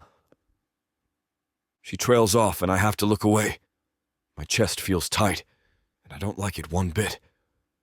Oh, honey, Poppy murmurs. I'm okay, Finley says quickly, and I can hear her plastering on that fake smile. Really? It's just... Some days are harder than others, you know. I drained my coffee, suddenly needing to get the hell out of here. This isn't the Finley I know how to deal with. The perky, annoying one. Sure. But this vulnerable version? It's making me feel things I'd rather not examine too closely. I'm about to wave down the server when Finley's laugh rings out, bright and sudden as a summer storm. It catches me off guard, and I find myself turning to look. Damn it. Her whole face lights up when she laughs like that, all crinkled eyes and dimples. It's infectious, and for a split second I feel the corner of my mouth twitch upward. Oh my God, Poppy, Finley says, wiping tears from her eyes. I just remembered this one time. Kevin decided he was going to be a master chef. I shouldn't be listening. I should be getting the hell out of here. But something in her voice, the way it's lightened, keeps me rooted to my seat. He spent hours in the kitchen, Finley continues, her hands gesturing wildly. I mean, we're talking smoke alarms, flour everywhere. And when he finally emerges, proud as a peacock, he's holding this thing. Poppy leans in, clearly invested. What was it supposed to be? A soufflé, Finley exclaims, and then she's off again, laughing so hard she can barely get the words out. It looked like a deflated football covered in cheese. June, bless her little heart, takes one look at it and says, Daddy, did you make the blob? I feel the corner of my mouth twitch. Damn it. I'm not supposed to find this funny. I'm not supposed to be charmed by the way Finley's whole face lights up when she talks about her family. Kevin just stood there, Finley continues, covered in flour, holding this sad excuse for a soufflé, and he says, Well, honey, I guess we're having the blob for dinner. I can't help it. A chuckle escapes me before I can clamp it down. It's just... the image is too damn ridiculous. And that's when Poppy's hawk eyes zero in on me. I know that look. It's the same one she's been giving me since we were kids, like she's caught me with my hand in the cookie jar. Oh, hey, Beck, she calls out, her voice way too knowing for my liking. Didn't see you there. Finley whips around, her eyes wide with surprise. I feel like I've been caught with my hand in the cookie jar, which is ridiculous. I'm a grown-ass man. I can sit wherever I want in this coffee shop. Just getting my coffee, I mutter, fumbling for my wallet. My fingers feel thick and clumsy as I fish out some cash, nearly dropping a few bills on the floor. Christ, I'm acting like a teenager with his first crush. Nothing to see here, I add gruffly, avoiding eye contact with both Poppy and Finley. I can feel their gazes burning into me, and it's taking every ounce of willpower not to tell them both to mind their own damn business. You sure? Poppy asks, her eyebrow arched in a way that makes me want to crawl under the table. Because it looked like you might have been smiling there for a second. You're seeing things, I growl, tossing the money on the table. I don't smile. Finley's looking at me now, her head tilted to the side like she's trying to figure out a particularly tricky puzzle. Leaving so soon, Beck? Poppy asks, her voice dripping with faux innocence. I grunt, shoving my hands in my pockets. Got work to do. As I make my way to the door, I catch Finley's eye. There's something different about her expression, a vulnerability I'm not used to seeing. I nod awkwardly, not sure what else to do. Her smile in response is off. It's not her usual 1,000-watt grin that lights up the whole damn room. This one's smaller, sadder, like she's trying to put on a brave face but can't quite manage it. For a second, I feel the strangest urge to go over there. I don't know, say something, do something, which is ridiculous. I'm not the comforting type. Hell, I'm barely the talking type. Have a good day, Beck, she says softly. I clear my throat.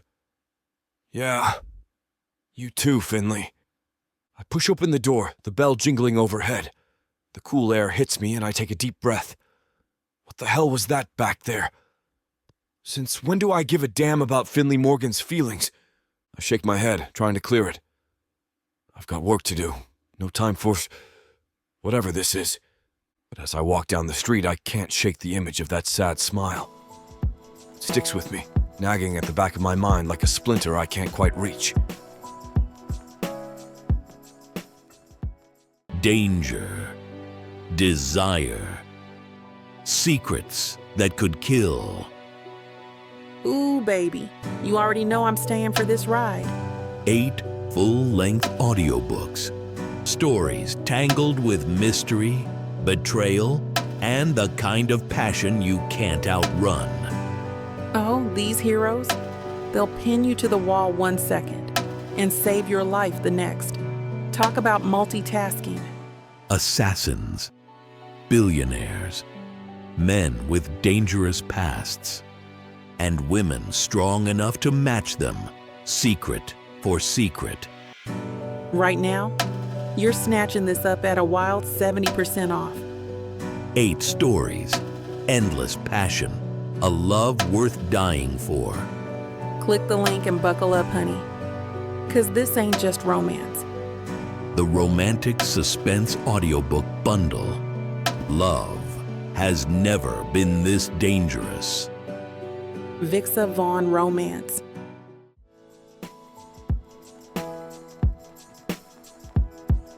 Chapter 11.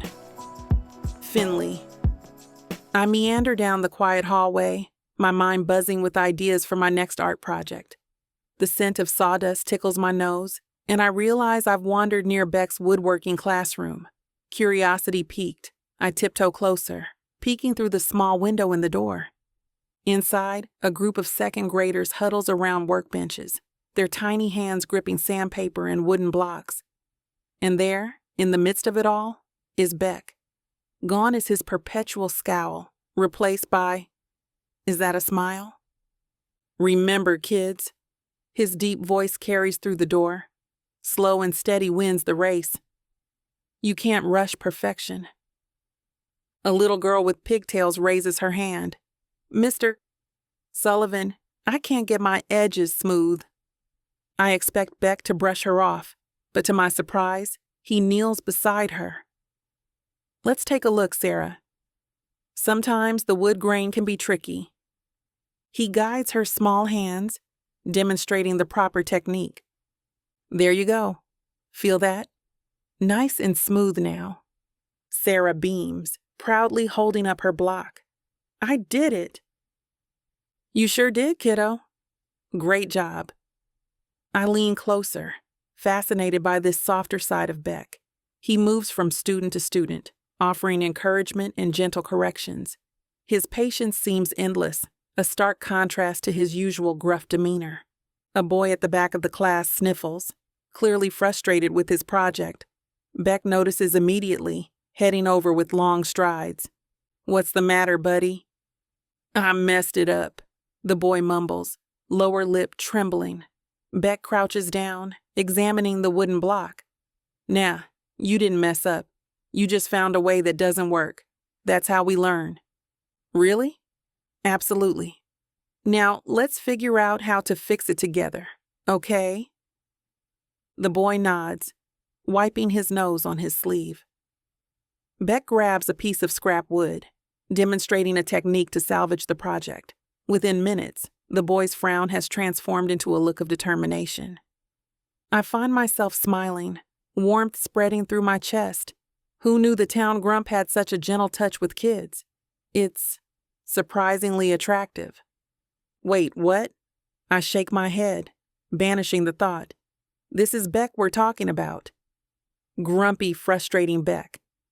I must be more desperate for adult conversation than I realized if I'm finding him attractive. Still, as I watch him high-five a student who's just completed their project, I can't help but wonder what other hidden depths lurk beneath that scowl. I shift my weight, trying to get a better view through the small window. As I scan the room, my eyes land on June, and my heart swells with pride. She's leaning over, helping a classmate with their project, her curls falling forward as she points out something on the wooden block. See? If you sand it this way, it'll be smoother, June explains, demonstrating the technique. Her classmate's face lights up. Oh, I get it now. Thanks, June. June beams, her smile brighter than the morning sun. No problem. Mr. Sullivan showed me that trick last week. It's super helpful. I can't help but grin. My little girl, always so eager to lend a hand. It's moments like these that make all the challenges of single parenthood worth it. Suddenly I feel eyes on me. I turn slightly, meeting Beck's gaze. He's watching me watch June, a knowing look on his face. To my surprise, he gives a small nod of approval. My stomach does an unexpected flip. What the hell? Since when does Beck's approval mean anything to me? And why does his half smile make my palms sweat? I stumble back from the window, my heart racing like I've been caught with my hand in the cookie jar. What am I doing? Spying on Beck's class like some creeper? Get it together, Finn. His towering figure appears in the door window, and panic sets in. My mind scrambles for an excuse, any excuse. Maybe I could say I was looking for the janitor, or checking for drafts. God, that's stupid. The door creaks open and Beck's deep voice rumbles out. We'll be done soon. Oh, okay, I reply, relief washing over me. He thinks I'm here for June. Thank goodness for small mercies. I force a casual smile, trying to ignore the way my pulse quickens as he looks at me. No rush? I just thought I'd swing by a little early. Beck raises an eyebrow, his expression unreadable. Didn't realize art teachers were so punctual. Hey now, I counter, finding my footing in our usual banter. We're not all paint-splattered disasters, you know. Some of us can tell time. The corner of his mouth twitches, almost like he's fighting a smile. Could have fooled me, Finley. Your clock must run on rainbows and sunshine. I roll my eyes but can't help grinning. Better than running on grumpo clock like yours, Beck. He opens his mouth to retort, but a crash from inside the classroom interrupts us. Beck turns, his body tensing.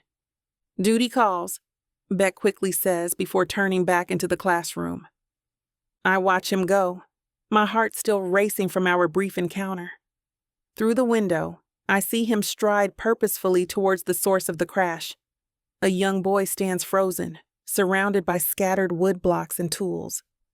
It's okay, Tommy. Beck's deep voice carries through the door. Accidents happen. Let's clean this up together.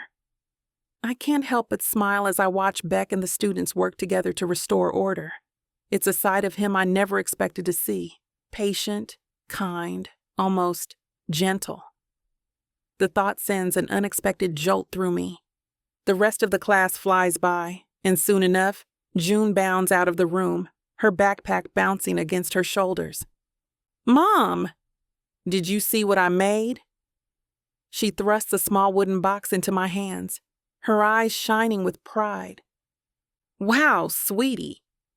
This is amazing. I examine the box, running my fingers over the smooth edges. You did all this yourself? June nods enthusiastically. Mister. Sullivan showed us how to make the joints fit just right.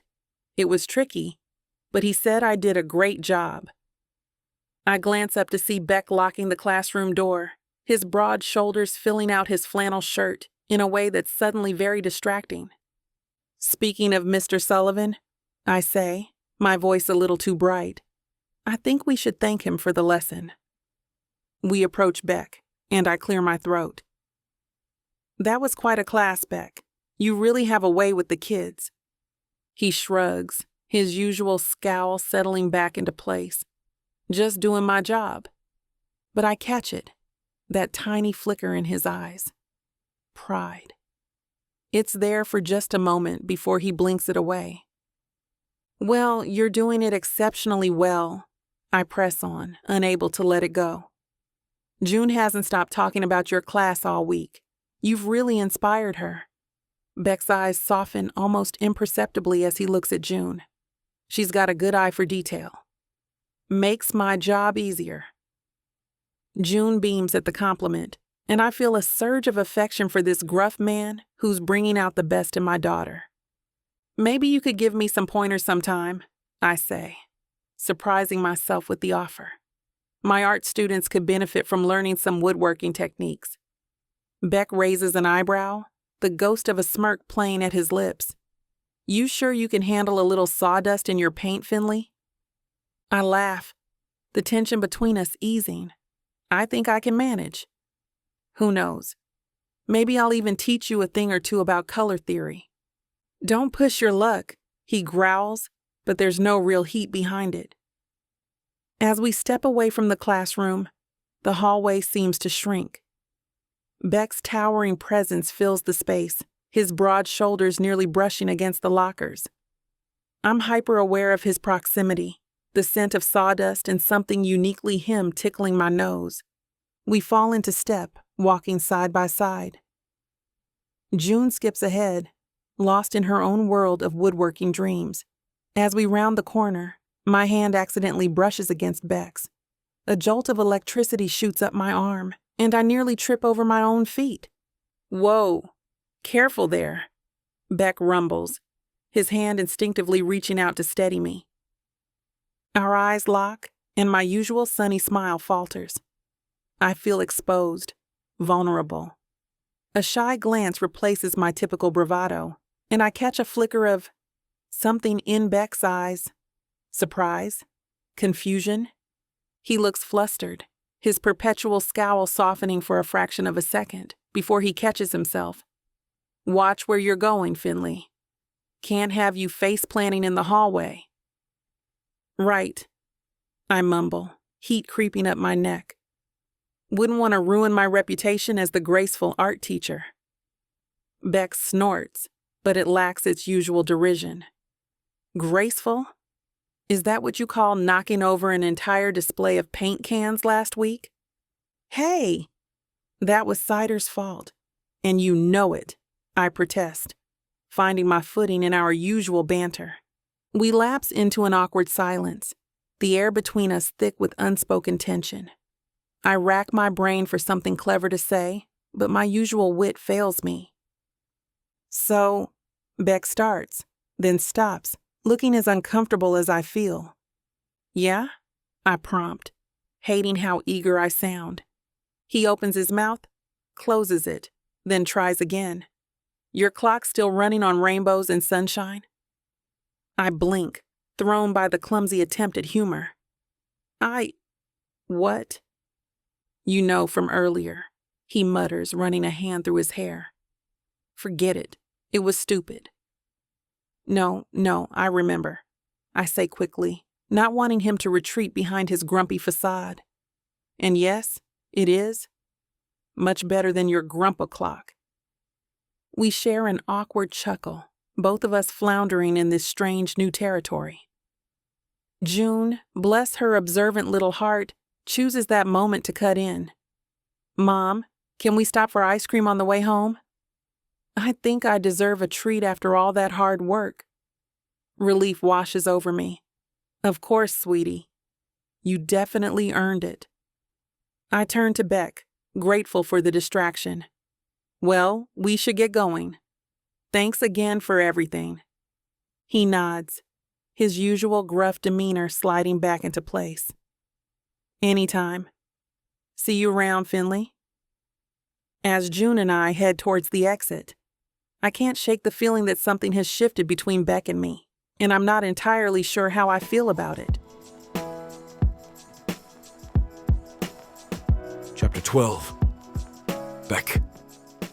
I shuffle through the crowd, my hand diving into the bag of popcorn like it's on a mission. The smell of butter and salt mingles with the crisp autumn air.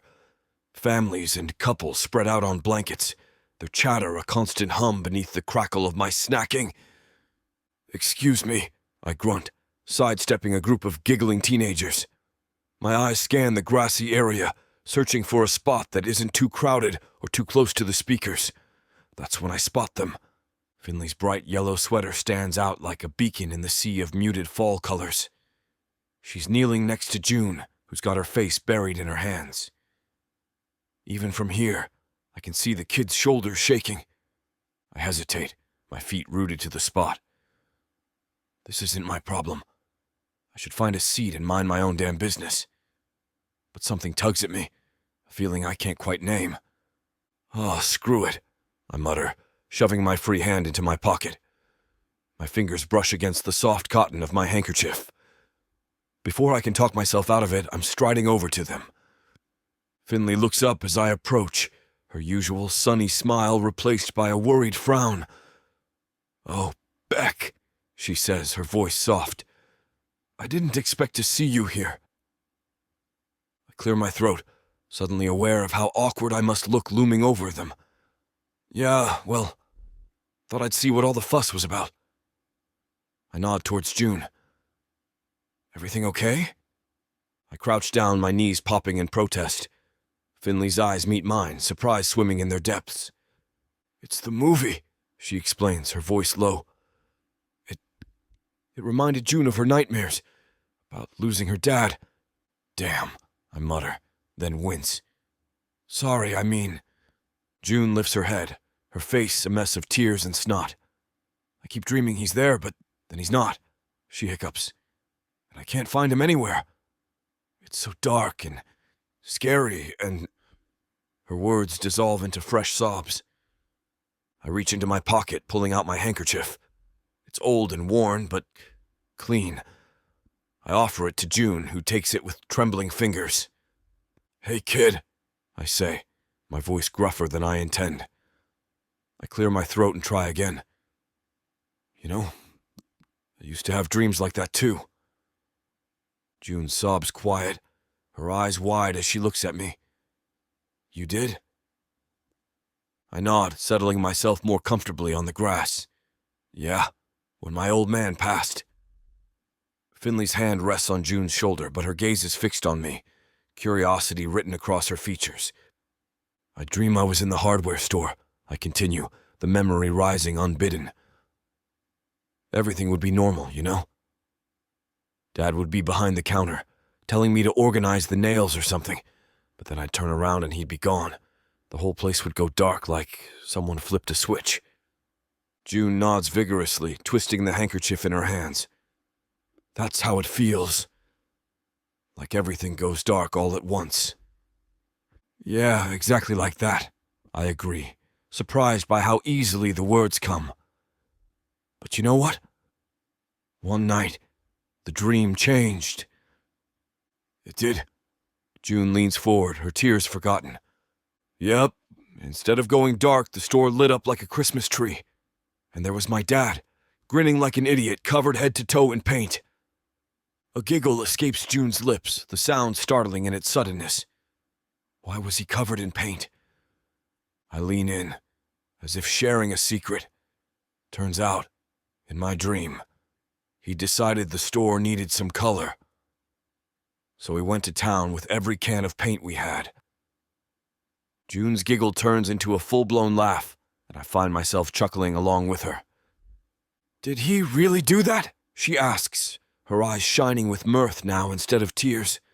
"Nah, but he did accidentally knock over a gallon of sunshine yellow once. Tracked it all over the store before he noticed." June's laughter rings out again, and I catch Finley's eye over her head.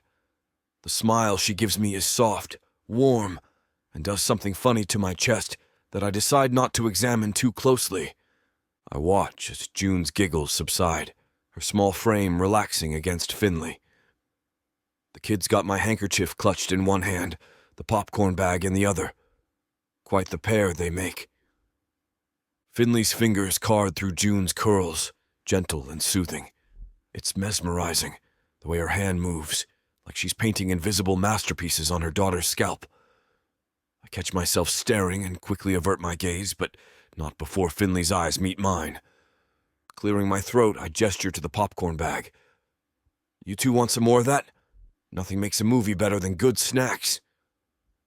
June perks up, her eyes wide. "Really?"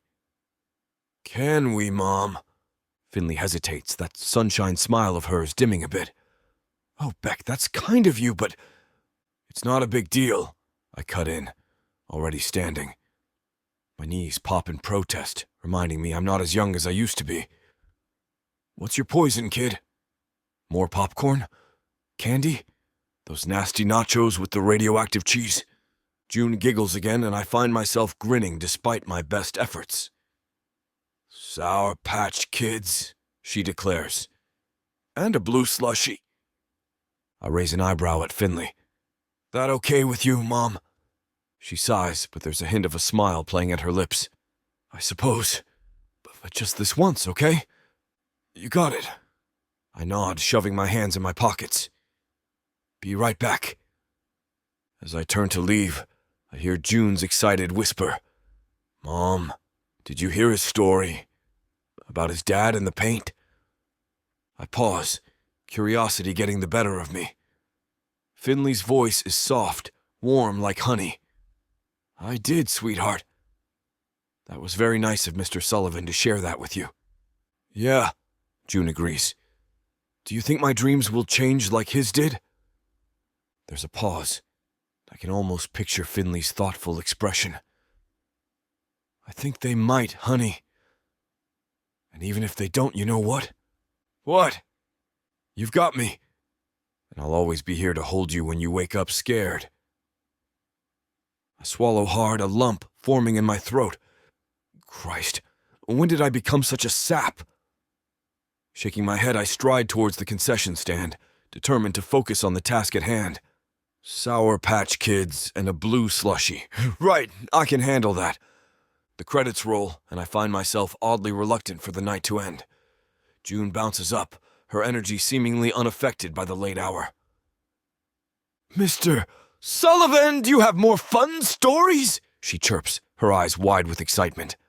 I open my mouth, ready to oblige, but Finley cuts in. Maybe he can tell you next time, Junebug, she says, shooting me an apologetic look. We've already taken up so much of Mr. Sullivan's time. I surprise myself by shaking my head. It's no trouble, I hear myself say. I could walk you two home if you'd like. Plenty of time for a story or two on the way. June squeals with delight, and Finley's eyebrows shoot up. Oh, you don't have to do that, Beck. We're fine walking on our own. I insist, I say, my voice gruffer than I intend. It's late, and... well, it's no trouble. Finley hesitates for a moment, and then nods. All right, if you're sure. Thank you. As we set off down the lamplit street, June skips ahead, her excitement palpable. Tell me about the time your dad painted the store, she calls over her shoulder. I chuckle, the sound foreign to my own ears. Well, it wasn't exactly on purpose, I begin, falling into step beside Finley. See, we had this ancient ladder. As I spin the tale, embellishing here and there for June's benefit, I can't help but notice how right this feels. The cool night air, the crunch of leaves under our feet, June's delighted giggles, and Finley's warm presence at my side. And that's how we ended up with a polka dot ceiling for a month, I finish, grinning at June's peals of laughter.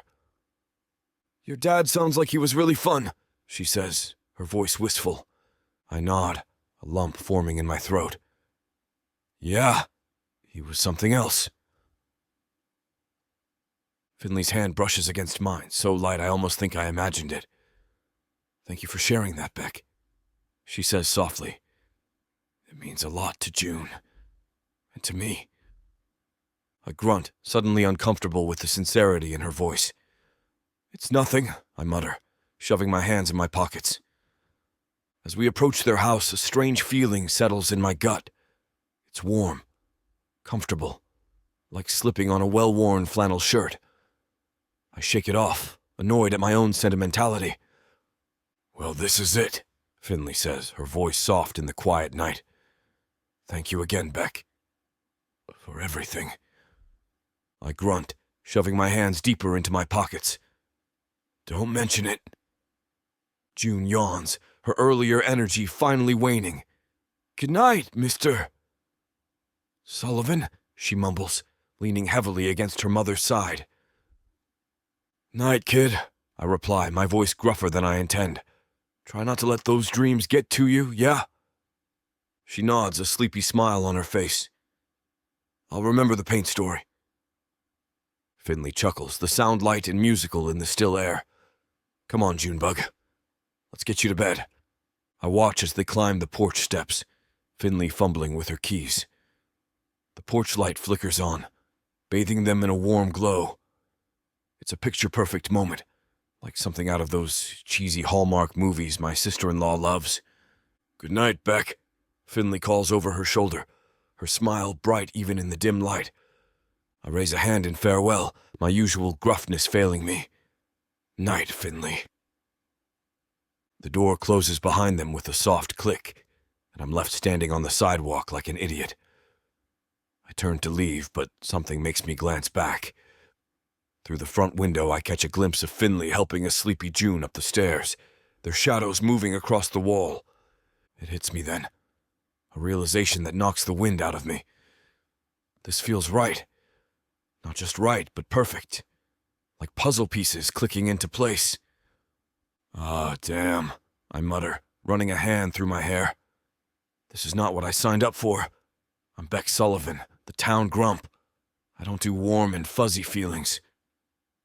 But as I force myself to walk away, hands shoved deep in my pockets and shoulders hunched against the cool night air, I can't shake the image of Finley's smile or the sound of June's laughter. Chapter 13. Finley. I slip into the town hall, my heart racing with excitement for the Harvest Festival meeting. The wooden chairs creak as I scan for an empty seat, the room buzzing with chatter and anticipation. My eyes land on a familiar broad-shouldered figure, and I can't help but grin. Of course, I'd end up next to Beck. "Hey there, neighbor," I say, sliding into the chair beside him. "Fancy seeing you here." Beck grunts, his eyes fixed straight ahead. "Finley." The mayor taps the microphone, silencing the room. As he drones on about budget allocations and volunteer sign-ups, I find myself fidgeting in my seat. My mind races with possibilities. Pumpkin carving contests, hay rides, maybe even a haunted corn maze for the older kids. I lean towards Beck, unable to contain myself. Oh, what if we did a community art project, like a giant mural everyone could contribute to? He side-eyes me, his expression a mix of exasperation and curiosity. "What's got you all excited?"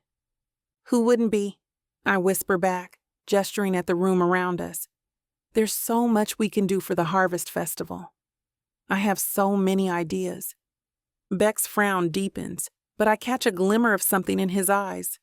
Interest? Amusement? It's hard to tell with him. "Like what?" he asks, his voice low and gruff. I bite my lip, trying to choose just one idea to start with. "Okay, picture this. A build-your-own scarecrow station. Kids could use old clothes from the thrift store, and you could donate some hay from the hardware store. It'd be fun, creative, and practical for the farmers." Beck raises an eyebrow. "And where exactly would we put all these scarecrows?" "We could line Main Street with them," I say, warming to the idea. "It'd be like a community art exhibit. Oh, and we could have a contest for the most creative one." "That's..." Beck pauses and I hold my breath. "Actually not terrible." I beam at him, feeling a small thrill at his almost compliment. "I knew you had good taste hiding under all that grump." He rolls his eyes, but I swear I see the corner of his mouth twitch. "Don't get ahead of yourself, Finley. One decent idea doesn't make up for all the chaos you're probably planning." "Oh, just you wait," I tease, leaning in conspiratorially. "By the time I'm done, you'll be begging to join the planning committee." As the organizers start assigning planning committees, I lean forward in my seat, fingers crossed. "Please, let me get something fun. Maybe decorations or..." For the children's activities, we have Finley Morgan and Beckett Sullivan. I whip my head around to look at Beck, a grin spreading across my face. His scowl deepens, but I'm too excited to care. "Looks like you're stuck with me, partner," I say, nudging his arm. Beck grunts, crossing his arms. "Oh, lucky me." The moment we're dismissed to break into groups, I'm on my feet, practically bouncing. Okay, so I was thinking we could set up different stations. Like a pumpkin decorating area, face painting, maybe even a little scavenger hunt around the festival grounds. Beck raises an eyebrow. You planning on running all those stations yourself? Of course not, I say, waving my hand. We'll get volunteers. Oh, what if we had a storytelling corner? We could get some of the high school drama kids to dress up as fairy tale characters. And where exactly are we going to put all this? Beck asks, his voice gruff. The town square ain't that big. I pause, considering. Good point. We'll need to be strategic about the layout. Maybe we could use the gazebo for the storytelling and spread the other activities around the perimeter. Beck nods slowly. That could work, but we'll need to make sure there's enough space for foot traffic. Ooh, what if we did a little passport system? I say, the idea hitting me like a bolt of lightning. Kids get a stamp at each station they visit. If they fill up their passport, they get a special prize at the end. And what's this special prize gonna be? Beck asks, skepticism clear in his voice. I tap my chin, thinking, how about a little bag of fall-themed goodies? We could include some candy, maybe a small pumpkin they could take home to carve with their families, and, oh, what if you donated some of those cute woodland creature figurines from your store? Beck's eyebrows shoot up. Those aren't cheap, Finley. I know, I say, holding up my hands, but think about it. It's great advertising for the store, and it gives the kids something really special to remember the festival by. He's quiet for a moment, and I can practically see the gears turning in his head. Finally, he sighs. Fine. But we're limiting it to the first 50 kids who complete the passport. I beam at him, resisting the urge to throw my arms around him in excitement. Deal. This is going to be amazing, Beck. Just you wait and see. As we continue brainstorming ideas for the children's activities, I can't help but notice a subtle shift in Beck's demeanor. The perpetual scowl that usually adorns his face begins to soften, replaced by something I can only describe as intrigue. What about a mini pumpkin decorating contest? I suggest, my hands moving animatedly as I speak. We could have different age categories, and the winners get their pumpkins displayed in the town square. Beck strokes his stubbled chin, considering. Not bad. But where are we getting all these pumpkins? Oh, I bet we could partner with the Miller farm, I say, snapping my fingers. They always have more than they know what to do with. Huh? Beck grunts, but there's a hint of approval in his tone. You've really thought this through, haven't you? I shrug, a grin tugging at my lips. What can I say? I'm a planner. That's one word for it, he mutters, but there's no real bite to his words. As we dive deeper into the logistics, I find myself pleasantly surprised by Beck's practical input. He's got a knack for spotting potential issues I might have overlooked in my enthusiasm.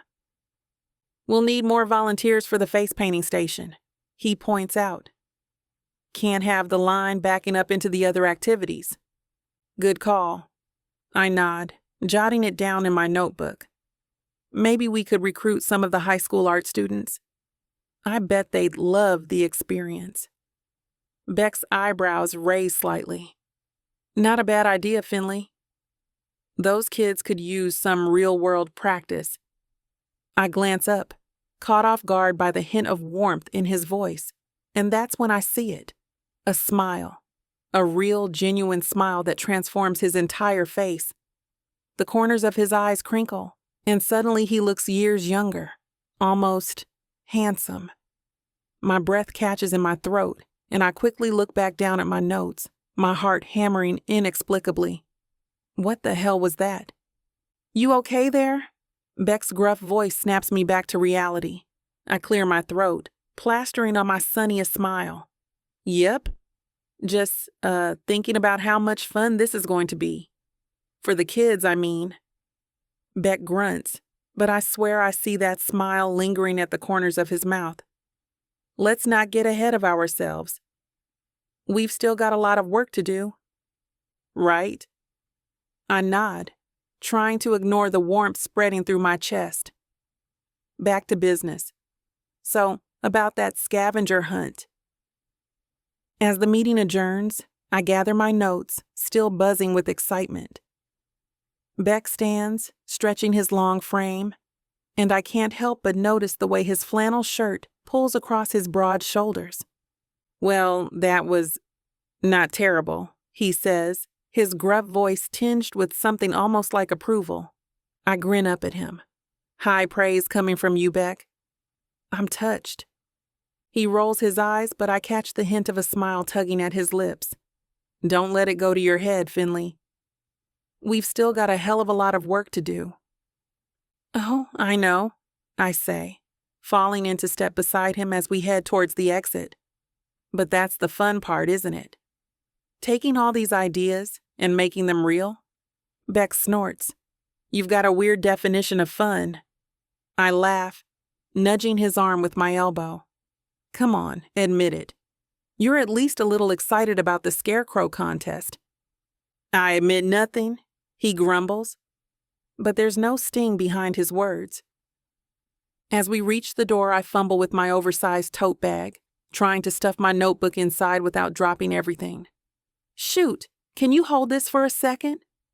Beck takes the bag without comment, his large hands dwarfing the colorful fabric. I quickly zip it up and reach to take it back, our fingers brushing as I grab the strap.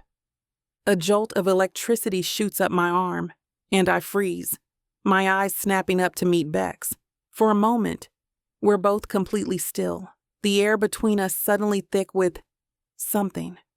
Beck clears his throat, breaking the spell. So, tomorrow. For the decorations. Right, I say, my voice embarrassingly breathy. I take a deep breath, trying to regain my usual pep. Yes, decorations. What time works for you? I can close the store early, say 4. I nod, perhaps a bit too enthusiastically. 4 is perfect. I'll bring some supplies from the art room. Oh, and maybe some cider? It is fall after all. Beck's lips twitch. As long as it's not that pumpkin spice crap. Wouldn't dream of it, I say, grinning. See you tomorrow then? He nods, already turning away. Tomorrow. As I watch him walk to his truck, I can't shake the lingering warmth from where our hands touched. What is wrong with me? This is Beck, for crying out loud. Grumpy, frustrating, inexplicably handsome Beck. I shake my head, pushing the thought away. Tomorrow is about the festival, nothing more. But as I head to my own car, I can't quite squash the little flutter of anticipation in my chest. Chapter 14. Beck. I stand under the gazebo, watching the rain hammer down on the town square. Perfect. Just when we're supposed to hang these damn banners for the festival, the sky decides to open up. I run a hand through my hair, feeling the frustration build in my chest. I guess this has to wait another day, I mutter, eyeing my truck parked across the square. It's only a short sprint, but I'll be soaked to the bone by the time I reach it. Just as I'm about to make a run for it, I hear the slap of wet shoes on pavement. I turn to see Finley jogging towards me, her arms full of yellow raincoats and that ever-present smile on her face. "Let's do this," she calls out, her voice somehow cutting through the drumming of the rain. I can't help but stare at her, wondering if she's lost her mind. You've got to be kidding me, Finley. It's pissing down out there. She reaches the gazebo, shaking water from her curls like a dog. So? A little rain never hurt anyone. Here, catch! Before I can protest, she tosses me a raincoat. I catch it reflexively, the plastic crinkling in my hands. You're out of your damn mind if you think we're hanging banners in this, I say, but I'm already shrugging on the coat.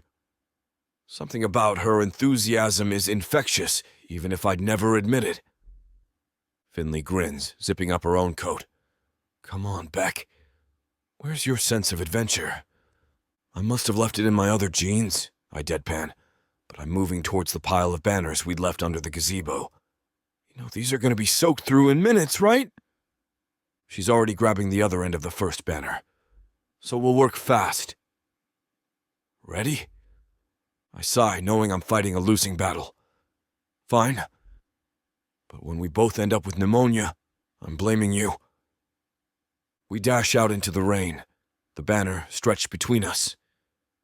The water immediately starts to soak through my jeans, but Finley's laughter rings out over the storm, and I find myself chuckling despite the ridiculousness of it all.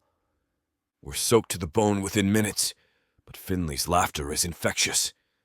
I find myself chuckling as we struggle to hang the banner, the wind whipping it around like a kite. Damn, I mutter as the corner slips from my grasp. This is impossible. Finley grabs it, her fingers brushing mine. Nothing's impossible, Beck. Just think of it as an adventure in banner hanging. I roll my eyes. You and your damn optimism. How do you do it? She grins, raindrops clinging to her eyelashes. Practice. Lots of practice. We manage to secure the first banner, stepping back to admire our handiwork. It's crooked as hell, but it's up. Beautiful, Finley declares, hands on her hips. I snort. If by beautiful you mean looks like it was hung by drunk monkeys, then sure. She elbows me playfully. Hey, those drunk monkeys worked hard. Show some respect. I can't help but laugh, surprising myself. When was the last time I laughed like this?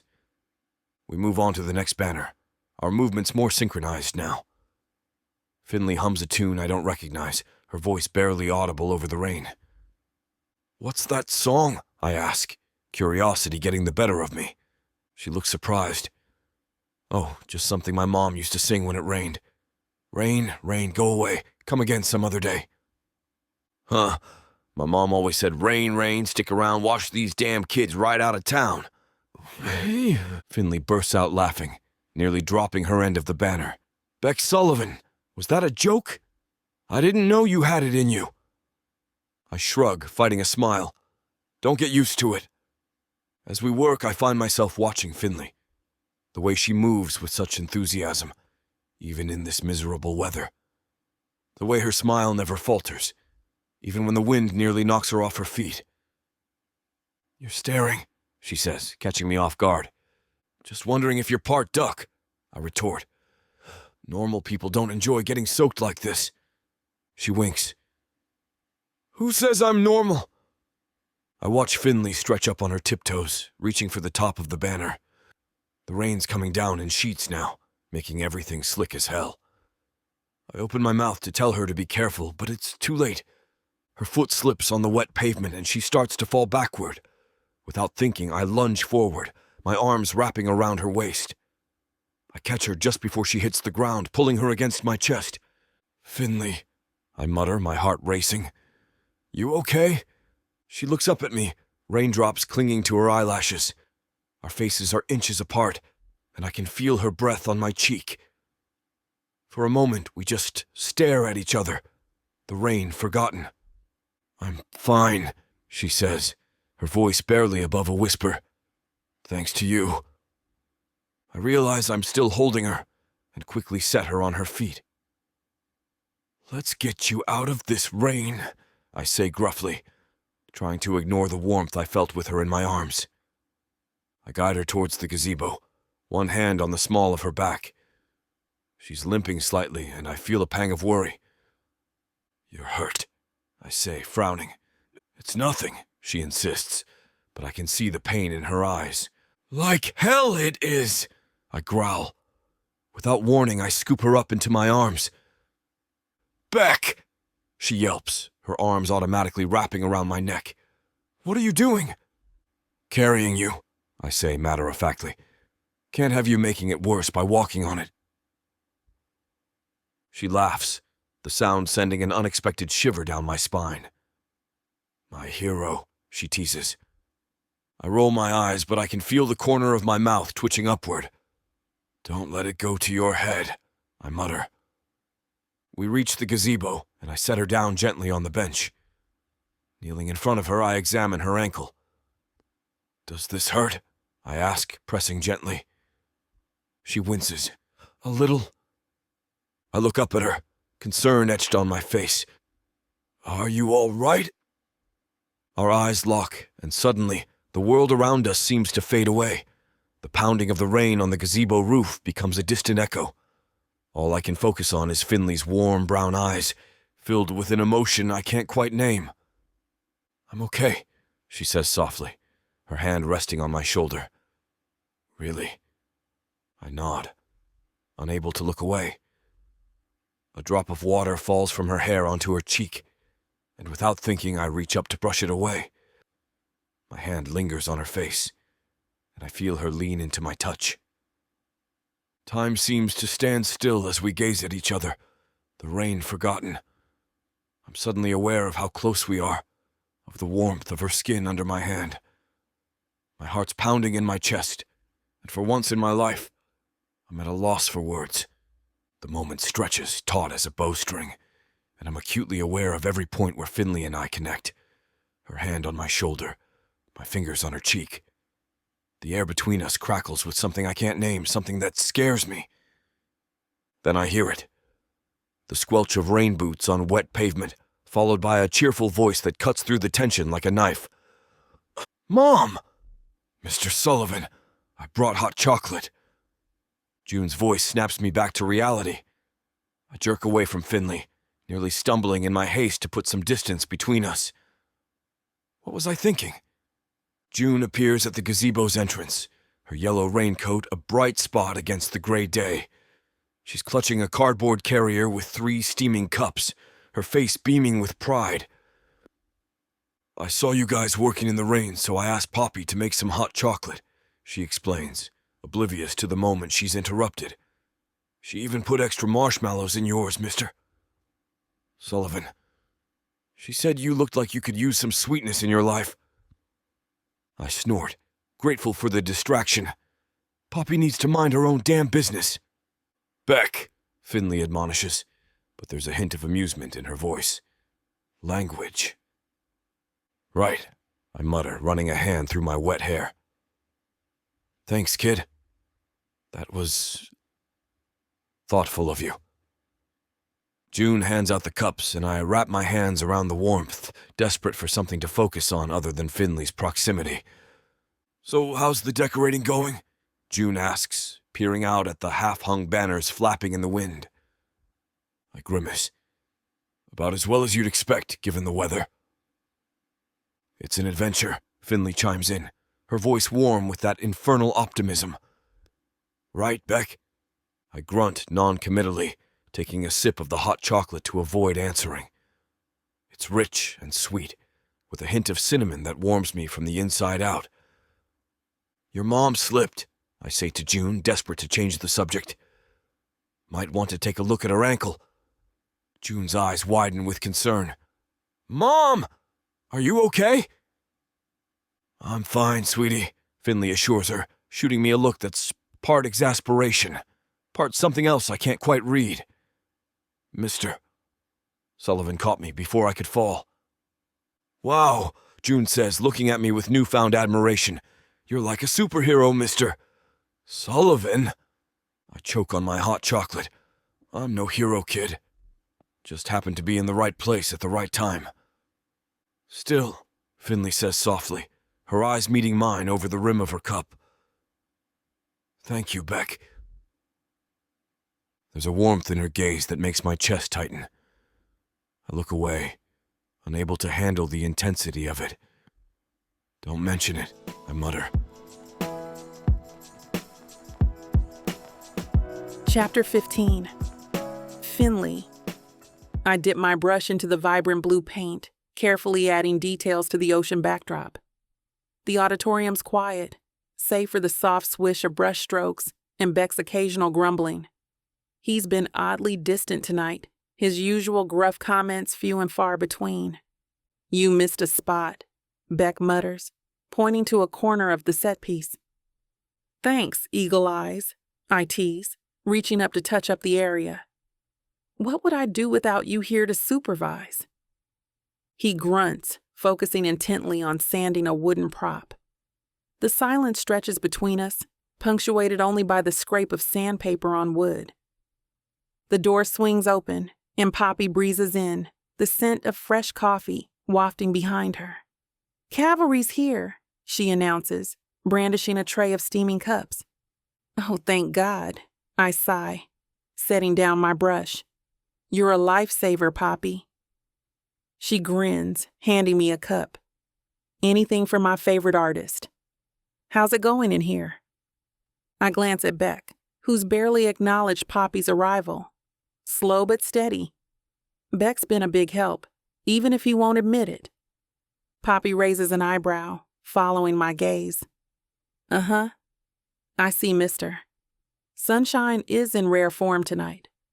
We move to a corner of the stage, ostensibly to work on a smaller set piece. I lower my voice, curiosity getting the better of me. "Hey, what's up with Beck? He seems, I don't know, more broody than usual?"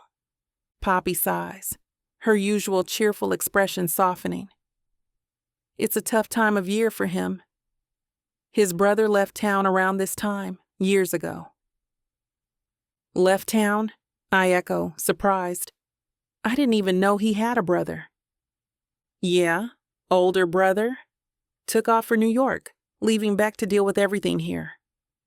Poppy's voice is uncharacteristically somber. "Their dad was sick, and Beck stayed to help until he passed. It's been just him ever since." I look over at Beck, seeing him in a new light. The set brush in his hand moves mechanically, his eyes distant. Suddenly, his gruff exterior makes a lot more sense. "That must have been hard," I murmur, feeling a pang of empathy. Loss is something I understand all too well. Poppy nods. "Beck's tough, but he's got a big heart under all that grump. Just don't tell him I said that. He's got a reputation to maintain." I laugh softly, picking up my brush again. "Your secret's safe with me." I take a deep breath, steeling myself before approaching Beck. He's still sanding that wooden prop, his movements mechanical and his gaze distant. The sandpaper's rhythmic scraping feels louder than ever in the quiet auditorium. "Hey," I say softly, settling beside him. "Mind if I join you?" Beck grunts, barely glancing up. Free country. I pick up a small piece of wood, pretending to examine it. "You know, when I first moved here, I was terrified." This catches his attention. He pauses, eyebrow raised, but says nothing. I laugh, the sound echoing in the empty space. Hard to believe, right? But it's true. Leaving everything behind, starting over. It wasn't easy. Beck sets down his sandpaper, finally meeting my eyes. "So why'd you do it?" "I needed a change. For me and June." I shrug, twirling the wood between my fingers. Turns out, it was the best decision I could have made. This town, the people here, they've made it all worth it. He scoffs, but there's less bite to it than usual. Even the grumpy hardware store owner, I tease, nudging his shoulder, though he'd probably rather eat nails than admit he's part of the welcoming committee. Beck's lips twitch, almost a smile. Damn straight. We lapse into silence, but it's comfortable now. I watch as he resumes sanding, his movements more purposeful than before.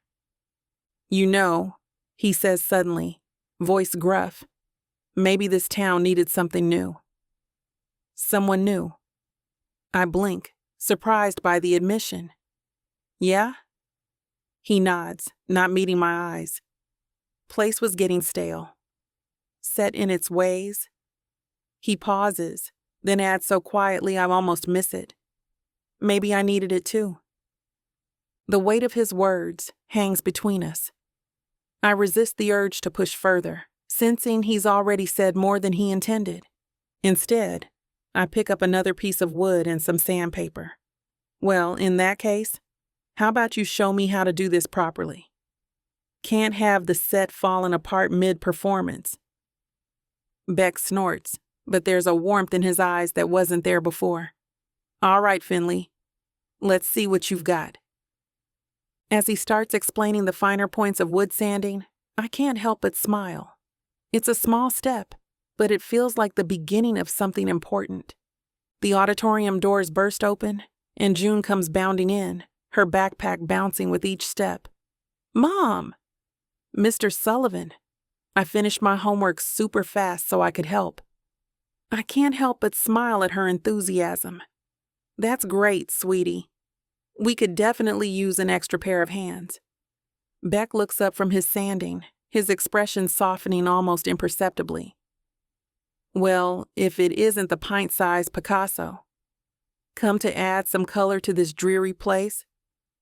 June giggles, already reaching for a paintbrush. Can I help with the ocean backdrop? Pretty, please? I hesitate, glancing at Beck. We've been working on that piece for hours, and I'm not sure how he'll feel about letting a 7-year-old loose on it. To my surprise, Beck nods. Sure thing, kid. But first, let's talk about technique. Can't have you mucking up all our hard work. I watch, amazed, as Beck kneels down next to June. He guides her hand, showing her how to hold the brush properly. See, you want to use light strokes for the foam, he explains, his voice uncharacteristically gentle. Like this. Not too much pressure, or you'll end up with globs instead of waves. June's face scrunches in concentration as she mimics his movements. Like this, Mr. Sullivan? That's it. Beck nods approvingly. You're a natural, kid. I lean against a nearby set piece, unable to tear my eyes away from the scene. There's something about watching Beck interact with June that makes my heart do a little flip. The gruff hardware store owner is nowhere to be seen, replaced by a patient teacher with a hidden soft spot for kids. Mom, look! June calls out, proudly displaying her work. I made the perfect wave. I move closer, examining her handiwork. Wow, that looks amazing, honey.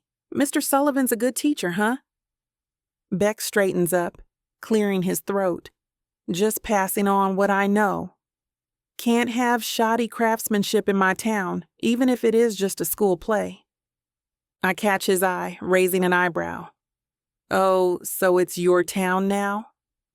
He shrugs, the hint of a smirk playing at his lips. Someone's got to keep you artistic types in line. June tugs on Beck's sleeve, oblivious to our banter. Can you show me how to do the seagulls next? Please. Beck's expression softens again as he looks down at her. All right, Squirt. Let's see what we can do about those birds. As they huddle over the backdrop, heads bent close together, I feel a warmth spreading through my chest. It's more than just gratitude for Beck's kindness. It's something deeper, something that makes me both excited and terrified. June, why don't you go to the little girl's room before we head home? I say, watching my daughter's eyes light up with the realization that it's nearly time to leave. I can go with her. Poppy volunteers, already moving towards June. They're out of the auditorium in a flash, leaving me alone with Beck. The silence settles around us like a thick blanket. I busy myself with cleaning up, gathering stray paintbrushes and scraps of wood. Beck moves methodically, his actions precise as he organizes tools. You were great with her, I blurt out, unable to contain my thoughts any longer. With June, I mean. You really have a way with kids. Beck shrugs, not meeting my eyes. Kids got talent. Be ashamed to waste it. I smile, recognizing the compliment hidden beneath his gruff exterior. Still, thank you. It means a lot to see her so engaged. He grunts in response, but I catch the hint of a smile tugging at his lips. Before I can overthink it, I close the distance between us and wrap my arms around him in a quick hug. Seriously, Beck, thank you. For a moment, he's stiff as a board, and I worry I've overstepped. But then slowly, I feel him relax. His arms come up, hesitantly returning the embrace. The hug lasts only seconds, but when we pull apart, the air feels charged. Beck's eyes meet mine, something I can't quite name swirling in their depths. He starts, then clears his throat. You're welcome, Finley. I step back, suddenly aware of how close we're standing. Well, I should probably... Yeah, I need to. Beck gestures vaguely at the remaining mess. We both move at the same time, bumping into each other awkwardly. I laugh, the sound a bit too high-pitched to my own ears. Sorry, we say in unison, and for a moment, Beck's usual scowl is replaced by a genuine smile. The auditorium door swings open, June's excited chatter filling the space. Mom, Poppy says, we can stop for ice cream on the way home. Can we? Please? I tear my eyes away from Beck, focusing on my daughter. Ice cream? I don't know. Come on, Finn, Poppy chimes in, her eyes darting between Beck and me with poorly concealed curiosity. You've all worked hard. You deserve a treat. I glance back at Beck, catching him watching me. He quickly looks away, busying himself with a stack of props. All right, I concede, earning a cheer from June. Ice cream it is. Fake love? Baby, ain't nothing fake about what you're about to feel. 9 full-length audiobooks, dozens of hours of passion, drama, and the kind of chemistry you can't fake. Oh, these couples swear it's just for show. Fake fiancés, pretend dates, contracts and schemes. But baby, when the sparks start flying, somebody's catching feelings. Enemies turned lovers, friends turned more. And listen here, this ain't no skimpy sample pack. You're getting the whole buffet. And right now, it's already sitting pretty at 70% off. Take a look at vixavonromance.com. Hot fomance. I fake do. This diva don't do I do easily. Only serve it up if you deserve me. Playeress. A fake southern fiancé. Fake lover. Faux love. Wife for hire. The Fake Love Romance Audiobook Bundle. It's time to play pretend and never look back. Vixavon Romance.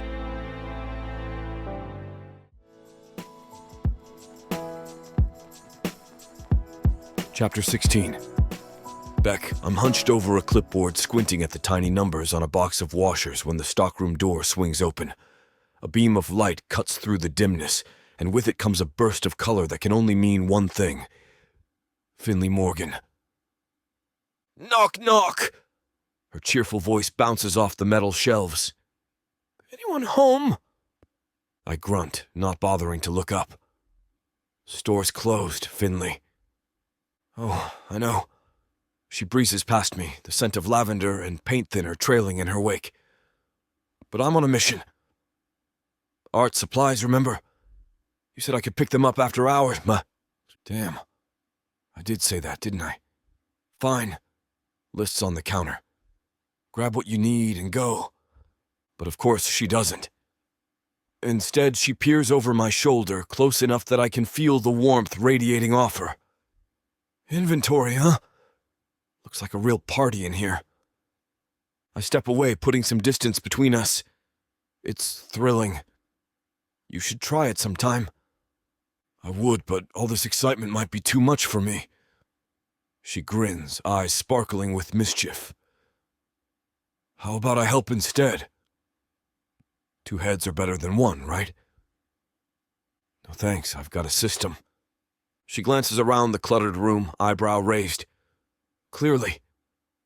Is that system organized chaos? I scowl, but there's no real edge to it.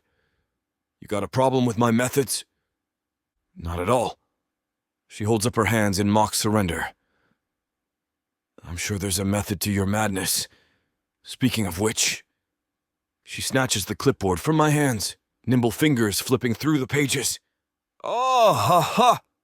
Here's what I need. Mind if I grab it myself? I snatch the clipboard back, my fingers brushing against hers. Nice try, Finley. But I'll handle this myself. She pouts, but there's a glimmer of amusement in her eyes. You're no fun, Beck. I thought we were partners in crime now. Partners in festival planning, I correct her, turning to scan the shelves. And that's stretching it. Oh, come on. Admit it, you're enjoying my company. I grunt, refusing to give her the satisfaction. Let's just find what you need so I can get back to work. We move deeper into the stockroom, navigating the narrow aisles. The space between the shelves is tight, forcing us to squeeze past each other. Each time we do, I'm hyper-aware of her presence. The scent of lavender mixed with paint lingers in the air, and I can feel the warmth radiating off her body. So, I say, desperate for a distraction from the way her body keeps brushing against mine, how's the progress on those kids' activities for the Harvest Festival? Finley's face lights up, her warm brown eyes sparkling with excitement. Oh, it's going great. I was able to get a hold of non-toxic paints and glitter that the kids could use, and I've got this whole plan for the pumpkin decorating station that'll keep them busy for hours. I try to tune out the details, I really do. But it's impossible not to get caught up in her enthusiasm. My eyes can't help but follow the animated way her hands move as she talks, the passion in her voice as she describes her ideas. This isn't helping at all.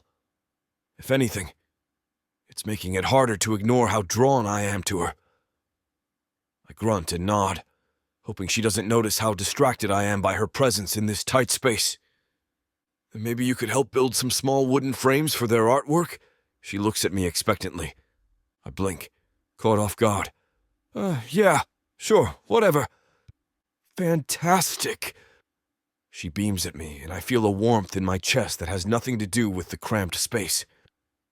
You know, Beck, I think we make a pretty good team. I roll my eyes, but I can't quite keep the corner of my mouth from twitching upward. Don't get ahead of yourself, Finley. We haven't actually done anything yet. Details. She waves her hand dismissively. It's all about the positive attitude. Right, because that's what gets things done, I mutter. She nudges me with her elbow, grinning. We weave through the narrow aisles, Finley trailing behind me like a persistent shadow.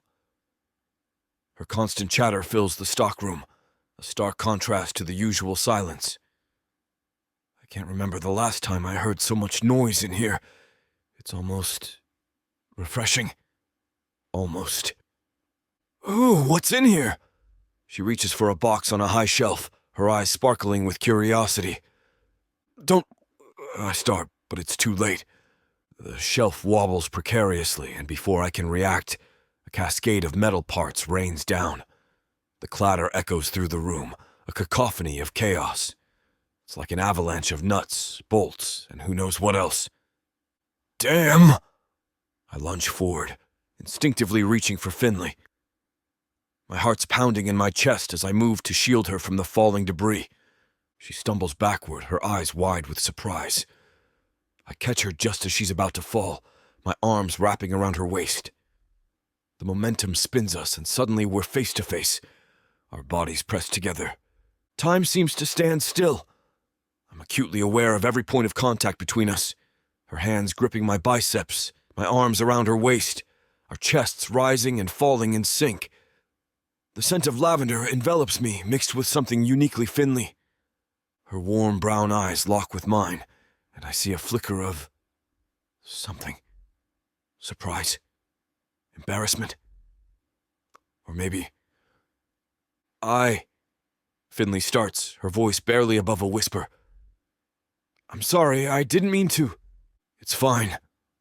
I cut her off, my voice gruffer than I intend. I should let go. I need to let go. But my arms refuse to cooperate. Finley doesn't move either. Her fingers flex slightly against my arms, and I feel a jolt of electricity shoot through me. The air around us feels charged, thick with an unspoken tension. "Beck," she murmurs, and the sound of my name on her lips does things to me I'm not prepared to deal with. I can't take it anymore. The tension between us, the electricity crackling in the air, it's too much. Before I can talk myself out of it, I close the minuscule gap between us and crash my lips against hers. Finley gasps against my mouth, her body tensing for a split second before melting into me. Her lips are soft, warm, and taste faintly of cherry chapstick. I deepen the kiss, one hand sliding up to cup the back of her neck, fingers tangling in her soft curls. She responds with equal fervor, her hands gripping my shirt, pulling me closer. The world around us fades away, leaving nothing but the sensation of her body pressed against mine. The taste of her on my tongue. I back her up against the shelves, pinning her with my body. She makes a small noise in the back of her throat, and it drives me wild. My free hand finds her waist, fingers digging into the soft fabric of her shirt. "Beck," she breathes against my lips, and I swear I've never heard my name sound so damn good. I trail kisses along her jaw, down to the sensitive spot just below her ear. She shivers, her nails scraping lightly against my scalp. "Finley," I growl, nipping at her earlobe. She tugs me back to her mouth, kissing me with a passion that matches my own. Our tongues dance, exploring, tasting. I lose myself in her, in the feel of her body, the scent of her skin. Suddenly, a loud crash shatters the moment. We jump apart, startled, as another box tumbles from the shelf, spilling its contents across the floor. Reality comes crashing back, and we stare at each other, wide-eyed and panting. Finley's lips are swollen, her hair mussed from my fingers. I'm sure I look just as disheveled. My heart's pounding so damn hard I can hear it in my ears.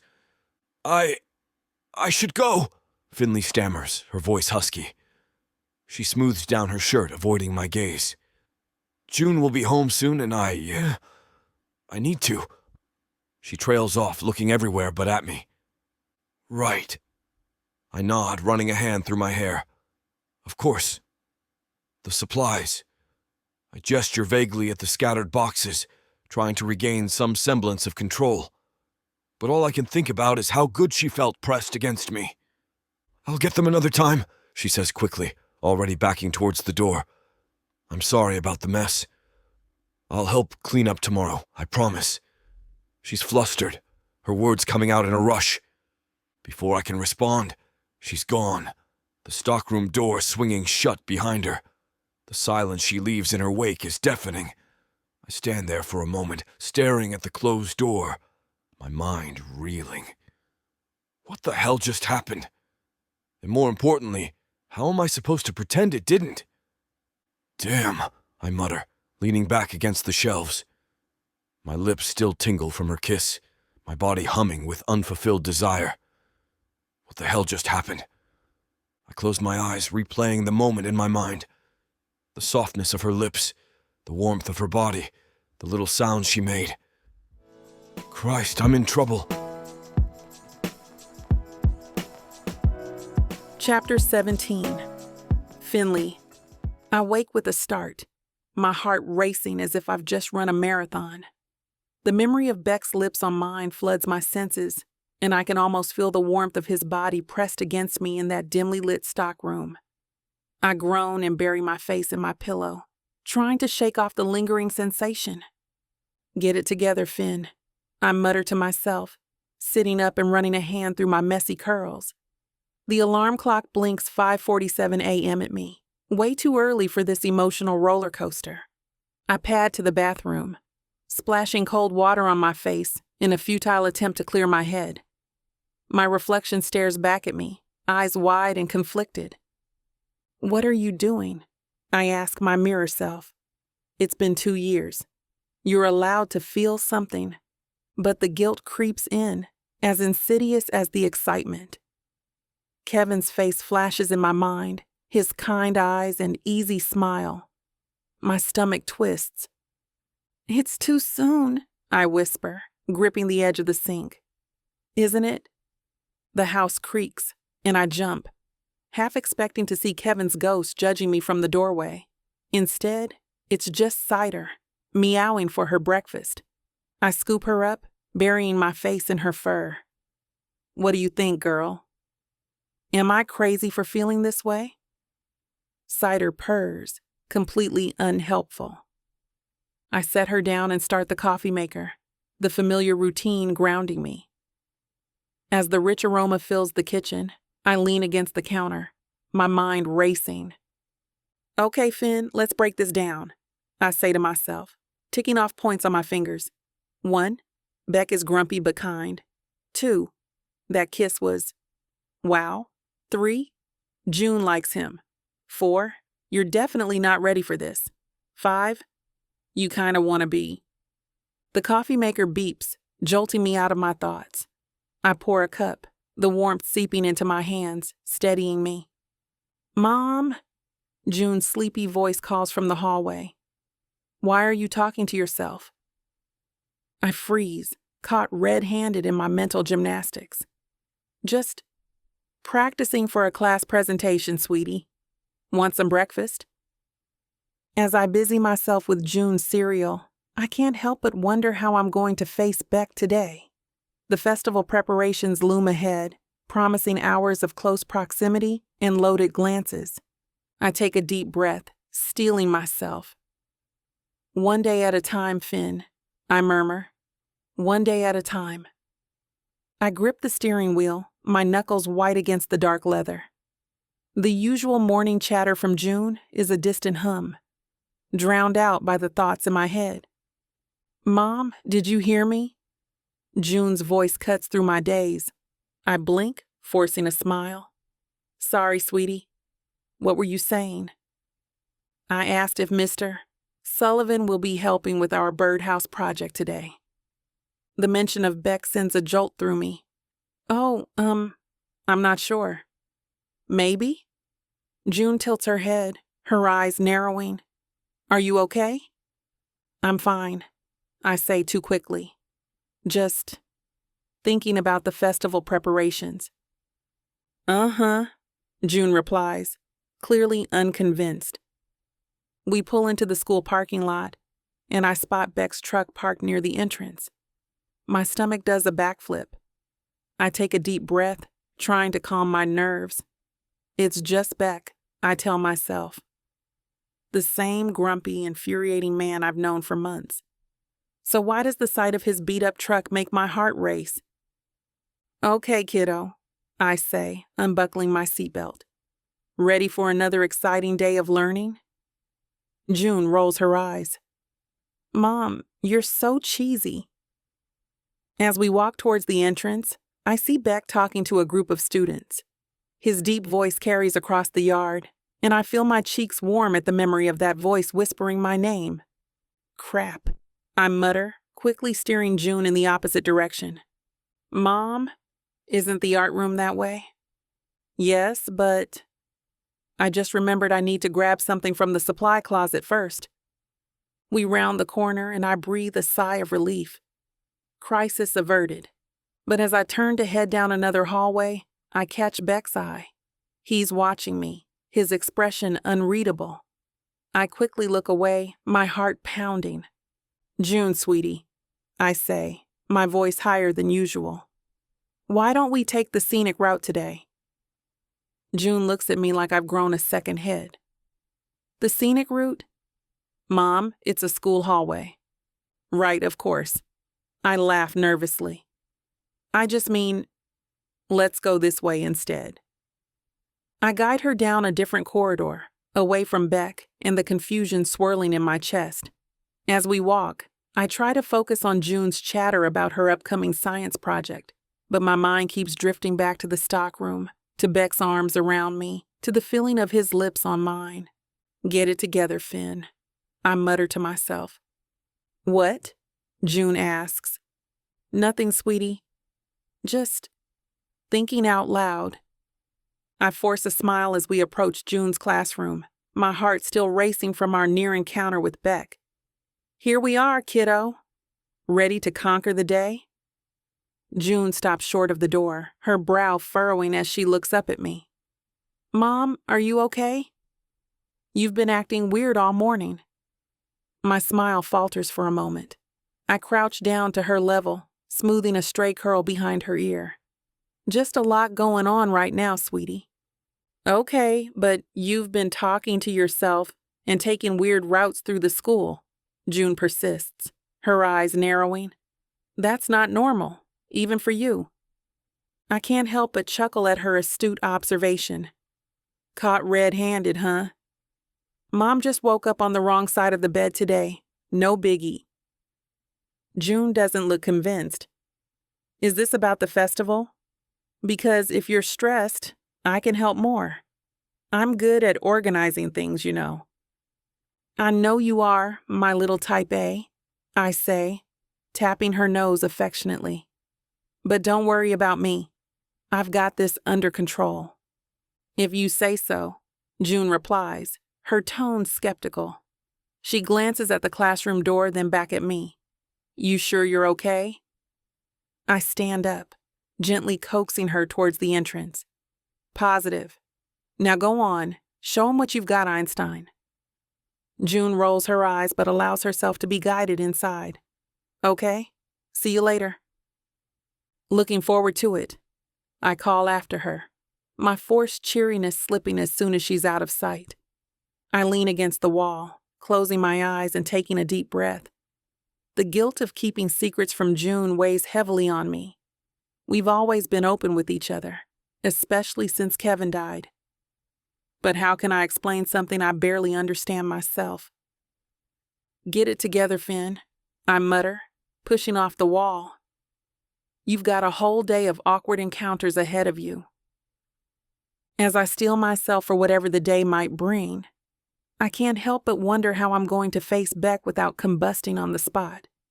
But I've got a job to do, students to teach, and a festival to prepare for. Personal drama will just have to wait. With one last deep breath, I square my shoulders and head towards the art room, determined to power through this day, one paint-splattered step at a time. I let out a sigh of relief as the final bell rings, signaling the end of the school day. Somehow I've managed to avoid Beck all day, but my nerves are still on edge. I gather my things quickly, determined to make a clean getaway. Ready to go, sweetie? I ask June as she bounces out of her classroom. Yep. Are we going home now? Actually, we need to make a quick stop at Rise and Grind, I say, guiding her towards the exit. June's eyes light up. Ooh, can I get a hot chocolate? Sure thing, kiddo. You can have whatever you want. As we pull into the parking lot of Rise and Grind, I spot Poppy through the window, arranging pastries in the display case. Hey, you two. Poppy greets us with a warm smile as we enter. What brings you by? Actually, I was hoping you could watch June for a bit, I say, trying to keep my voice steady. I've got a thing I need to take care of. Poppy's eyebrows shoot up. A thing? Yeah, just a little dilemma I need to figure out. June tugs on my sleeve. Mom, are you okay? I crouch down to her level, forcing a smile. Of course, sweetie. Mom just needs to sort out some grown-up stuff. You have fun with Aunt Poppy, okay? June nods, but her eyes are full of concern. I hate lying to her, even by omission. Poppy pulls me aside as June settles in with her hot chocolate. Finn, what's going on? I laugh nervously. I'll tell you another time. I just need to sort something out. Poppy's eyes widen. Okay, are you sure you're okay to drive? I can close up shop and I shake my head. No. I need to do this alone. Just keep an eye on June for me. Poppy squeezes my hand.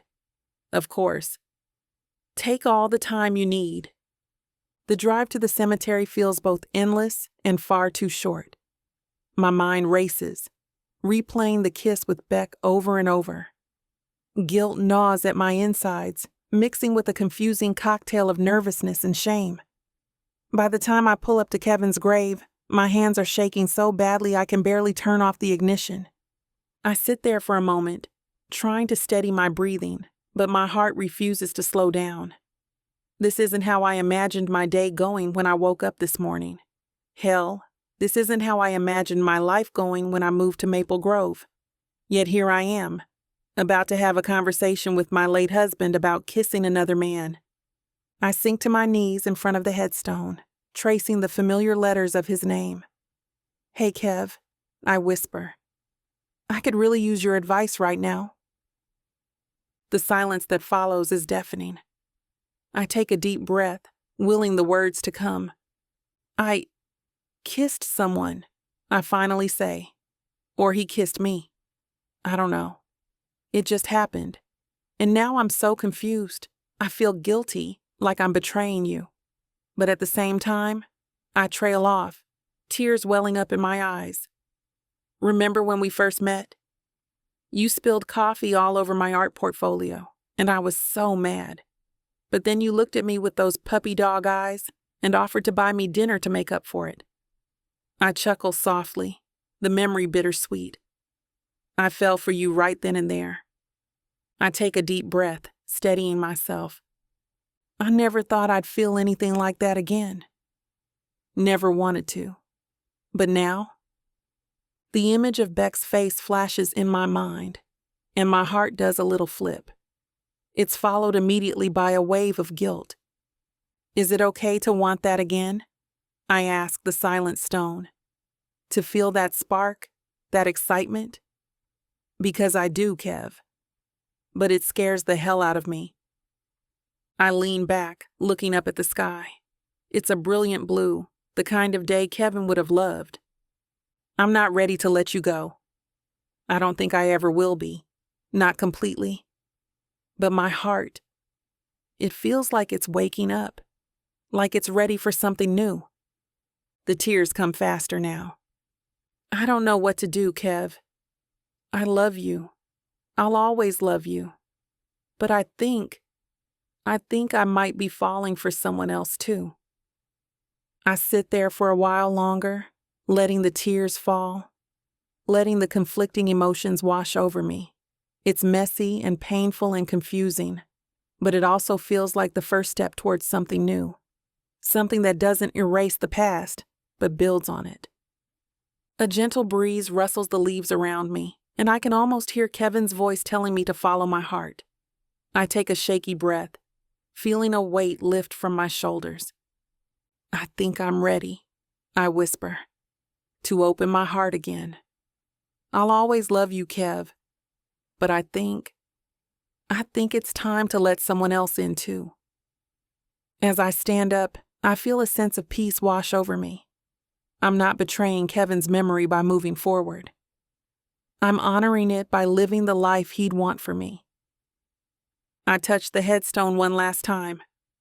Thanks for listening, love. I'll be back soon. Chapter 18. Beck. I'm locking up the shop, keys jangling in my hand, when I hear her voice. Finley's out there, calling for that damn cat of hers again. I freeze, one hand on the doorknob.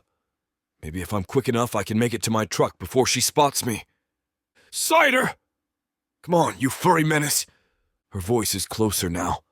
I take a deep breath and step outside, pulling the door shut behind me. Too late. Our eyes meet, and for a moment, neither of us moves. She looks as startled as I feel, her warm brown eyes wide.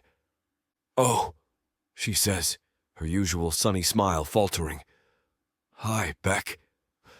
"Finley," I nod, shoving my hands in my pockets. The silence stretches between us, thick and uncomfortable. I clear my throat. "That furball of yours, lost again?" She lets out a small laugh, running a hand through her curls.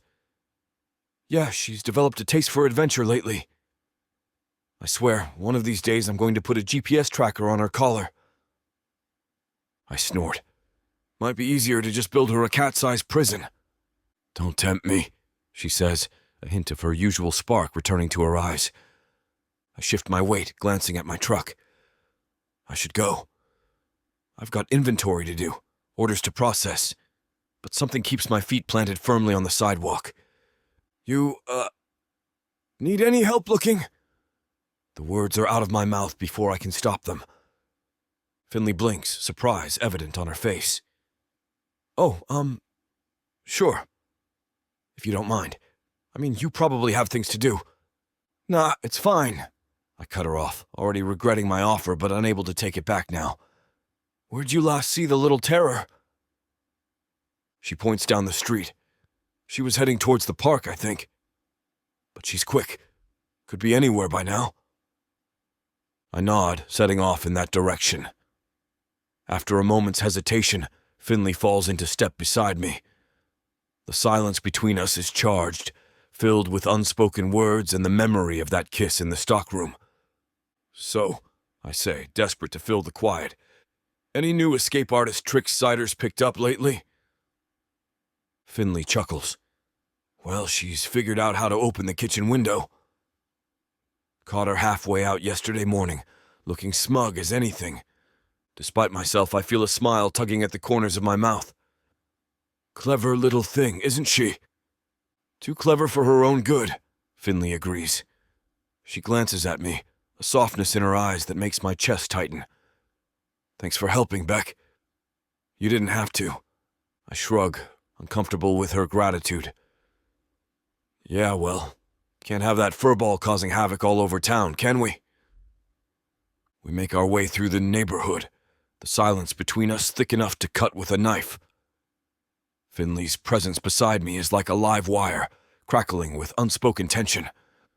I'm hyper-aware of every move she makes, every breath she takes, damn it. You think she went this way? I grunt, gesturing towards the park. Finley nods, her curls bouncing. Probably. She likes chasing squirrels there. We continue our search, our footsteps echoing on the quiet street. The late afternoon sun casts long shadows, and a cool breeze rustles the trees. I catch myself stealing glances at Finley, watching the way the light plays across her face. Beck? Her voice startles me out of my thoughts. Yeah? I think I saw something move over there. She points towards a dense cluster of bushes near the park entrance.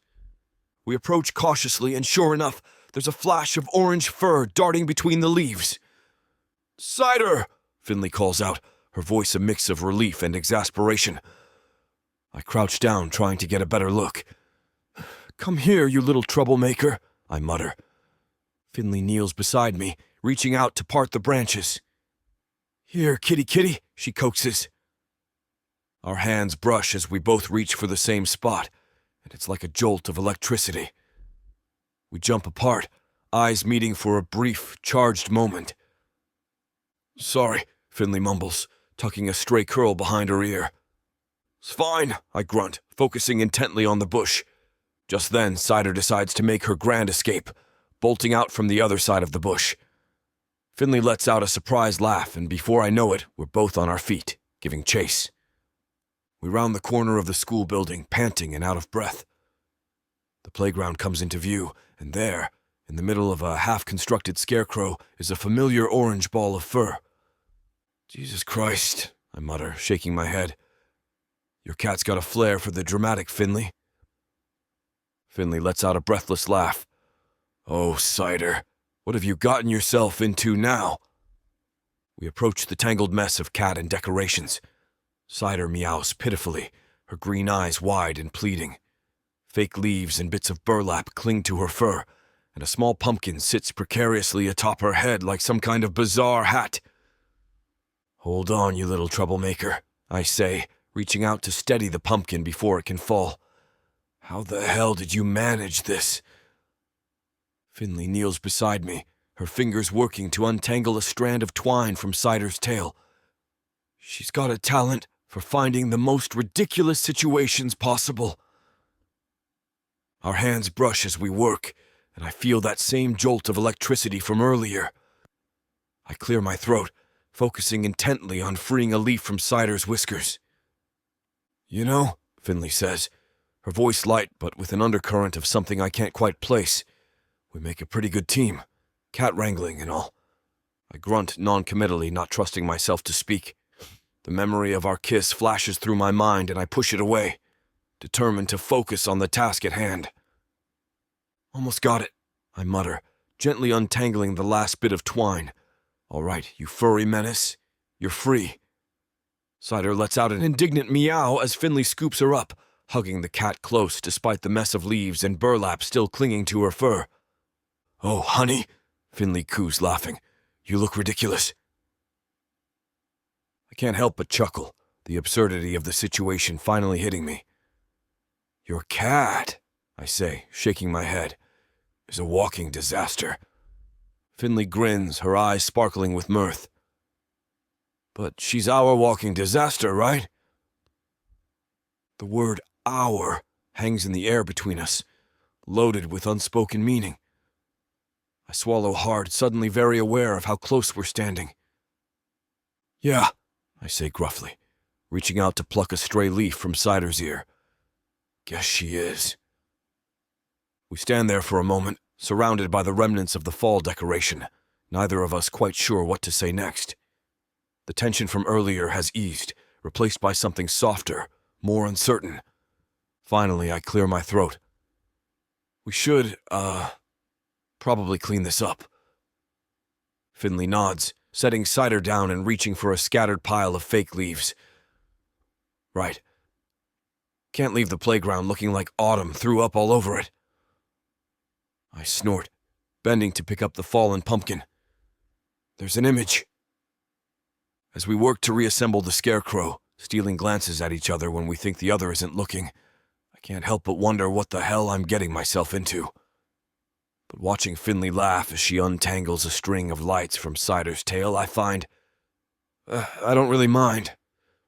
I walk beside Finley, my hands shoved deep in my pockets.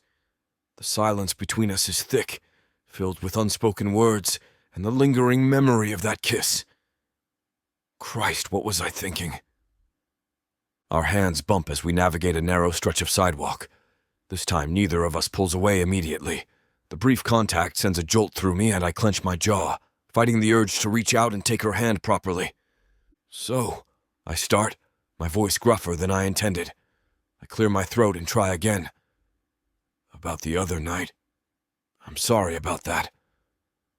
Finley glances at me, her expression unreadable in the fading light. Don't worry about it, she says, her voice soft. We don't have to dwell. Her words hit me like a punch to the gut. I can't decipher if she's brushing it off because she didn't feel anything, or if she's trying to spare my feelings. Either way, it leaves me more confused than ever. Right, I mutter, kicking at a pebble on the sidewalk. No dwelling. We walk in silence for a few more steps, the tension between us palpable. I steal a glance at her profile, taking in the curve of her cheek, the way her curls catch the last rays of sunlight. Damn it all to hell, I can't deny these growing feelings for her. But I've got to keep my guard up. I can't risk making a fool of myself again. Beck? Finley's voice breaks through my thoughts. Yeah? She hesitates, biting her lip. I'm glad you helped me find Cider today. Thank you. I shrug, uncomfortable with her gratitude. It's nothing. Couldn't let that furball terrorize the whole town, could I? A small smile plays at the corners of her mouth. Still, I appreciate it. You're not as grumpy as you pretend to be, you know? Her words catch me off guard, and I stumble slightly. Don't go spreading that around, I grumble. I've got a reputation to maintain. Finley laughs, the sound light and musical in the evening air. Your secret's safe with me, Beck. We reach the corner where our paths diverge, and I find myself reluctant to say goodbye. Finley turns to face me, her warm brown eyes meeting mine. Well, she says, this is me. Thanks again for the help today. I nod, shoving my hands deeper into my pockets to resist the urge to reach out and touch her. Anytime, Finley. She smiles, a hint of something I can't quite read in her eyes. Good night, Beck. Night, I reply, watching as she turns and walks away. I stand there for a moment, conflict raging inside me. Part of me wants to call her back, to hell with playing it safe. But the rational part of my brain wins out and I turn towards home, my thoughts a jumbled mess of confusion and longing. Chapter 19. Finley. I push open the heavy school doors, the late afternoon sun warming my face as I step outside. The schoolyard buzzes with activity, kids darting around like caffeinated bees. I scan the crowd for June's familiar mop of curls, my mom radar on high alert. "June," I call out, cupping my hands around my mouth. "Junebug, where are you?" A sniffle catches my attention, and I spot her huddled under the big oak tree. My heart clenches at the sight of her tear-streaked face. "Hey, sweetie," I say softly, crouching down beside her. "What's wrong?" June holds up a jumble of fabric and cardboard, hiccuping through her tears. My costume. It's ruined." I bite my lip, taking in the sad state of affairs. The fall parade costume looks like it's been through a blender, then stomped on by a herd of elephants, but I plaster on my best can-do smile. "Oh, honey, it's not ruined. It's just a work in progress. Like one of those fancy art installations." June's lower lip trembles. "But the parade's in 2 days. And I wanted to be the best scarecrow ever." I run my fingers through her curls, my mind racing. "Well, lucky for you, your mom's a certified costume wizard. We'll whip this bad boy into shape in no time." "Really?" June's eyes light up with hope. "You bet your sweet corn we will," I say, helping her gather up the costume pieces. "Now, let's head home and start Operation Scarecrow Rescue." As we walk, June clutches my hand tightly. "What if we can't fix it?" I squeeze her fingers. "Junebug, there's nothing we can't handle together. Remember when Cider got stuck in that tree? Or when we accidentally dyed all our laundry pink?" A giggle escapes her. "That was pretty funny." "Exactly. And this'll be just another funny story we tell someday. Now, what do you say we stop by the hardware store and grab some supplies?" June nods eagerly, her earlier tears forgotten.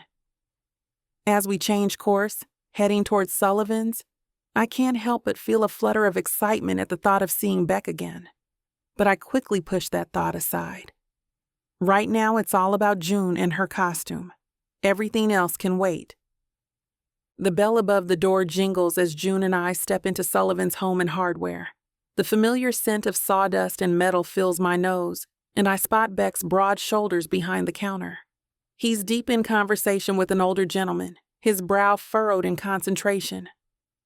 "Okay, Junebug," I say, steering us towards the craft aisle.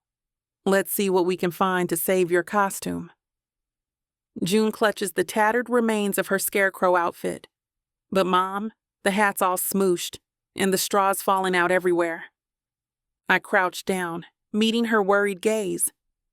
"Hey, that just means we get to be extra creative. How about we use some wire to reshape the hat?" "Really?"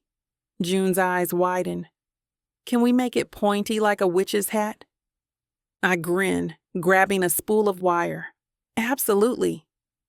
A scarecrow witch hybrid? That's next level stuff right there."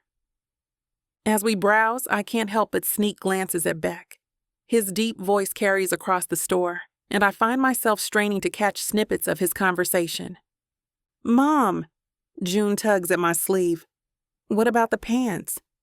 "They're all ripped up." I tap my chin, thinking, what if we embrace the rips? We could add some colorful patches, make it look like the coolest, most fashionable scarecrow in town. Ooh, yes. June bounces on her toes. "Can we use glitter?" I laugh, reaching for some fabric glue. "You bet. This scarecrow's going to shine brighter than the harvest moon." As we gather our supplies, I notice Beck's gaze flick towards us. Our eyes meet for a brief moment and my stomach does a little flip. I quickly look away, focusing on June's excited chatter. "And maybe we could add some feathers," she's saying. Like the scarecrow scared away so many birds, they left their feathers behind. "That's brilliant, sweetie," I say, ruffling her hair. "We'll grab some of those craft feathers by the register." We make our way to the checkout, arms full of our costume-saving loot. The young part-timer, Tommy, grins as he starts ringing us up. "Looks like you're planning something fun," he says. June nods enthusiastically. "We're fixing my scarecrow costume." It's gonna be amazing. I can't help but smile at her renewed excitement. As Tommy finishes bagging our items, I chance another look at Beck. He's watching us, his expression unreadable.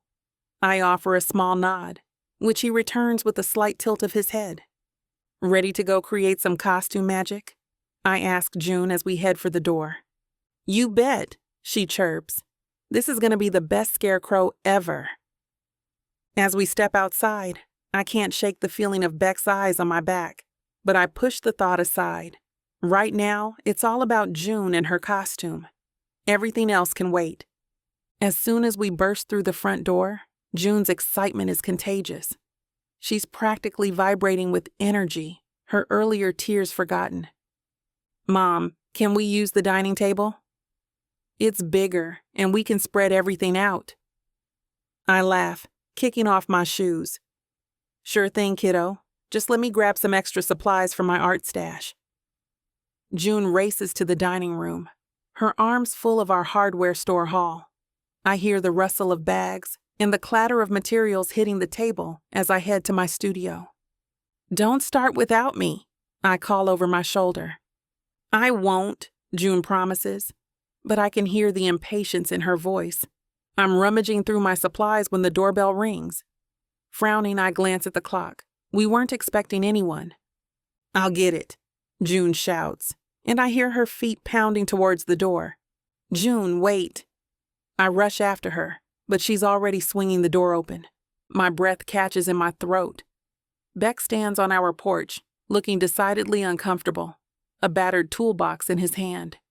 His eyes meet mine over June's head, and for a moment, I'm back in that stock room, his lips on mine. Hey," he says gruffly, breaking the spell. "Heard you might need some help with a costume emergency." June bounces on her toes. "You're gonna help us fix my scarecrow?" "That's so cool." I blink, trying to process the situation. "Beck, that's really nice of you.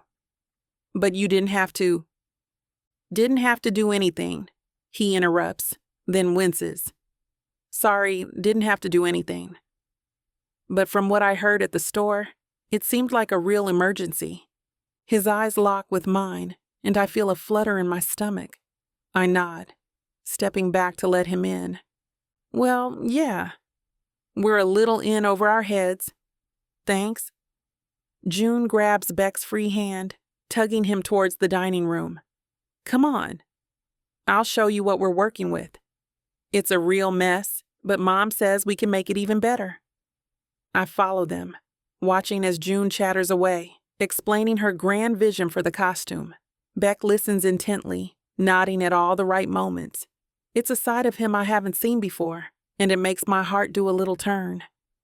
I lean against the door frame, watching in awe as Beck hunches over our dining table, his large hands surprisingly delicate as he helps June thread wire through her scarecrow hat. The gruff hardware store owner I thought I knew has vanished, replaced by a patient, attentive mentor. "Now, kiddo," Beck says, his deep voice softer than I've ever heard it. "You want to make sure this wire's nice and tight. Otherwise, your hat's gonna flop around like a drunk rooster." June giggles, her tongue poking out in concentration. "Like this. You're getting it?" Beck nods, a hint of a smile tugging at his lips. "Just a little more. There you go." "Damn fine work." "Beck?" I chide, but I can't keep the amusement from my voice. "Language." He looks up, meeting my eyes with a sheepish grin that makes my heart skip. Sorry, Finley. I meant to say, darn fine work. June beams, holding up the newly reinforced hat. Mom, look. It's perfect. It sure is, Junebug, I say, moving closer to inspect their handiwork. You and Beck make quite the team. Yeah, June agrees, her eyes shining. He showed me how to use pliers and everything. Can he help with all my school projects? Beck perks a brow. Let's not get ahead of ourselves, kid. Your mom's the creative genius here. I feel a warmth spread through my chest at his words. Oh, I don't know about that. You're pretty handy yourself, Sullivan. Our eyes lock, and for a moment, the air between us crackles with unspoken possibilities. Then June's excited voice breaks the spell. Can we try on the whole costume now? Please. Beck clears his throat, looking away. Yeah? Let's see this masterpiece in action. I help June into the patchwork pants and shirt, marveling at how Beck's practical touches have elevated my whimsical design. The scarecrow now looks both fantastical and sturdy, a perfect blend of our different approaches. Ta-da! June announces, spinning in a circle. Feathers flutter from her sleeves, and the pointy witch scarecrow hat sits jauntily on her curls. Well, I'll be damned, Beck mutters, then quickly amends. I mean, darn. That's something else. I can't contain my smile as I watch June preen and pose. You look amazing, sweetie. The best scarecrow witch this town's ever seen. You really think so? June asks, her eyes wide. Are you kidding? Beck chimes in. You're gonna scare the pants off every crow from here to Boston.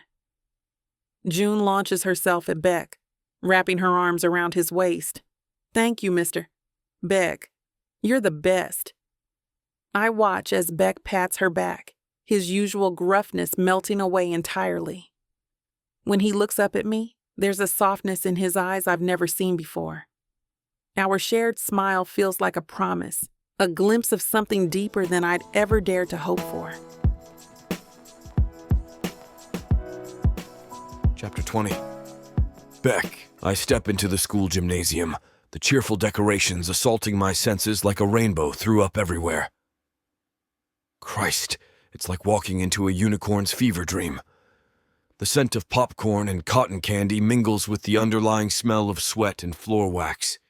Typical school fundraiser nonsense. Beck! So glad you could make it. Mrs. Harris, the PTA president, chirps at me, her smile so wide I worry her face might split in two.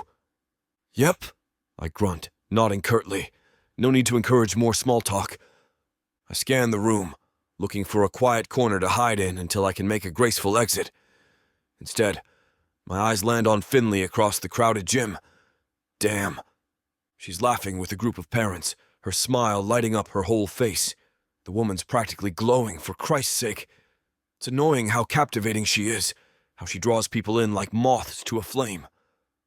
Mr. Sullivan! A high-pitched voice snaps me out of my Finley-induced trance. June bounds up to me, all gangly limbs and enthusiasm. Did you see the woodworking display? My birdhouse is there. I can't help but soften a bit. The kid's got talent, even if she did insist on painting the thing hot pink. Yeah, kid. It looks good. June beams, then grabs my hand, tugging me towards the display. Come on, you have to see it up close. As I let myself be dragged across the gym, I catch Finley's eye. She gives me a little wave, her smile somehow growing even brighter. I nod back, doing my best to ignore how good she looks right now. I'm standing there trying to listen to June's explanation of her birdhouse's feng shui, or whatever the hell she's calling it, when I catch snippets of a conversation nearby. A group of teachers are huddled together, their voices rising with each passing second. What do you mean it's not working? Mr. Baker, the music teacher, hisses. The performances start in 20 minutes. I tune out June's chatter, focusing on the growing panic in the staff's voices. I've tried everything, Mr. Guzman, the tech guy, says. The sound system's completely dead. We're screwed. Language, Carlos! Mrs. Harris chides, but her voice is strained. What are we going to do? We can't cancel the performances. The kids have worked so hard. I sigh internally. I know I'm going to regret this, but I can't just stand here and watch this show unfold. June, I interrupt. Why don't you go find your mom? I need to check on something. She nods and scampers off, leaving me free to approach the frantic group. As I get closer, I see Finley's already there, her brow furrowed in concentration. Have you checked all the connections? She asks Mr. Guzman. Maybe something just came loose during setup. Twice, he replies, running a hand through his hair. It's like the whole system just died. I clear my throat and they all turn to look at me. Mind if I take a look? Mrs. Harris blinks in surprise. Oh, Beck, do you know something about sound systems? I shrug. I've dealt with similar setups for some of the store's events. Can't hurt to have another pair of eyes. Finley gives me a grateful smile that does funny things to my insides. I push that feeling aside and focus on the task at hand. Show me where the main controls are, I tell Mr. Guzman. He leads us to a table near the stage covered in a mess of wires and equipment. I crouch down, examining the connections. Finley, I say, not looking up. Can you check the power strip under the table? Make sure everything's plugged in properly. On it, she replies, dropping to her knees beside me. The warmth of her shoulder brushing against mine is distracting, but I force myself to concentrate. Huh? Finley mutters after a moment. One of these cords feels loose. I lean over to look, and sure enough, there's a power cord barely hanging onto its socket. Good catch, I say, reaching past her to push it in firmly. Our hands brush, and I pull back quickly, ignoring the spark of electricity that has nothing to do with the equipment. All right, I stand up, addressing Mr. Guzman. Try it now. Mr. Guzman hits the power button, but instead of hearing the familiar hum of speakers coming to life, we're met with deafening silence. Well, I mutter, running a hand through my hair. That should have done it. Finley's brow furrows, her optimism dimming for a split second before bouncing back like a damn rubber ball. Okay, no worries, we've got this. What else could it be? I grunt, already scanning the mess of wires again. Could be a blown fuse, faulty connection somewhere we can't see. Hell, maybe a family of mice decided to make a nest in the speaker box. She laughs, the sound light and infectious. Now that would be a showstopper. Imagine tiny mice doing their own performance. Despite myself, I feel the corner of my mouth twitch. Focus, Finley. We've got about... I check my watch. 15 minutes before this place turns into a riot of disappointed kids and pissed-off parents. Right. She nods, all business now. I'll check the connections on the speakers themselves. You take another look at the control board? I nod, already reaching for my multi-tool. As I start unscrewing the panel, I can't help but notice how seamlessly we've fallen into a rhythm. Finley's darting between speakers, her movements quick and purposeful, while I methodically work through the control board's guts. Hey, Beck, she calls out. This cable looks a little frayed. Could that be our culprit? I look up, watching as she gently tugs on a worn-looking wire. Could be. Let's swap it out and see. She grins, clearly pleased with herself. I'll grab a replacement from the supply closet. Back in a flash. As she dashes off, I find myself smiling. Her enthusiasm is annoying as hell, but damn if it isn't effective. I shake my head, refocusing on the task at hand. Finley returns moments later, new cable in hand. All right, let's do this. We work in tandem, me guiding her through the replacement process while I finish reconnecting everything on my end. Our hands brush occasionally, sending little jolts through my system that I steadfastly ignore. Okay, I say, closing up the panel. Moment of truth. Hit it. Finley crosses her fingers dramatically as she flips the switch. For a heart-stopping second, nothing happens. Then, suddenly, the speakers crackle to life, filling the gym with the opening notes of some peppy pop song. Finley's eyes light up like a kid on Christmas morning. "We did it!" she exclaims, her voice barely audible over the music. Before I can react, she throws her arms around me, enveloping me in a hug that smells like lavender and acrylic paint.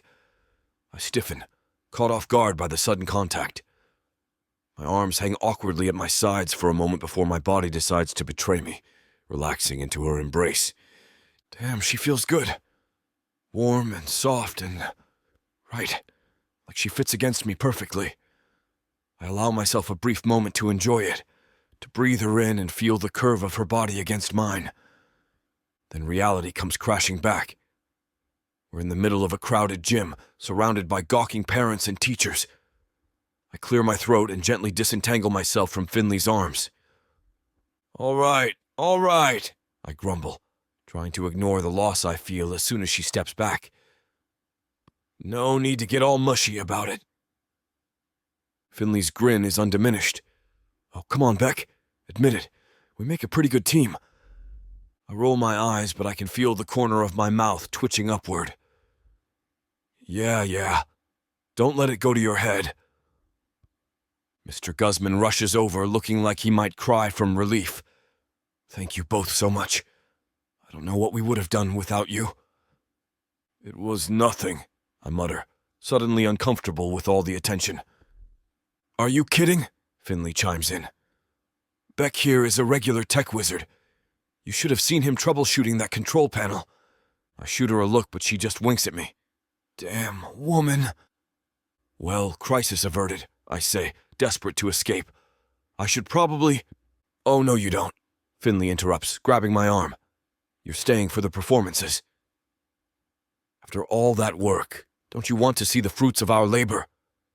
I open my mouth to protest, but June chooses that moment to appear, tugging on Finley's sleeve. Mom, did you fix it? Can we start now? Her eyes are wide with excitement.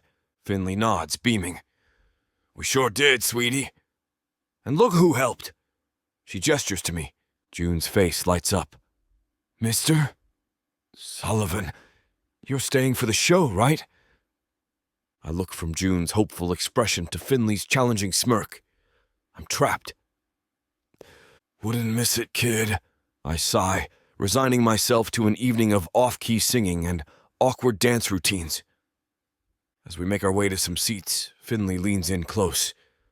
Thanks for staying, she whispers, her breath warm against my ear. It means a lot to June. I grunt non-committally, but I can't lie.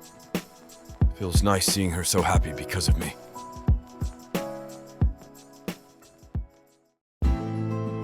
You ever think about that one person? Yeah, that one. The one that got away. Or maybe the one who never really left your heart. They broke it once, but what if they're the only one who can fix it? Who, baby? Now we're talking second chances. 8 full-length audiobooks. Dozens of hours of longing, regret, and the kind of love that refuses to stay buried. And because healing your heart shouldn't break the bank, you get all of this for 70% off. Use the YouTube exclusive code VIXA40 and get an additional 40% off. The Second Chance Romance Audiobook Bundle. It's not too late. Vixavon Romance.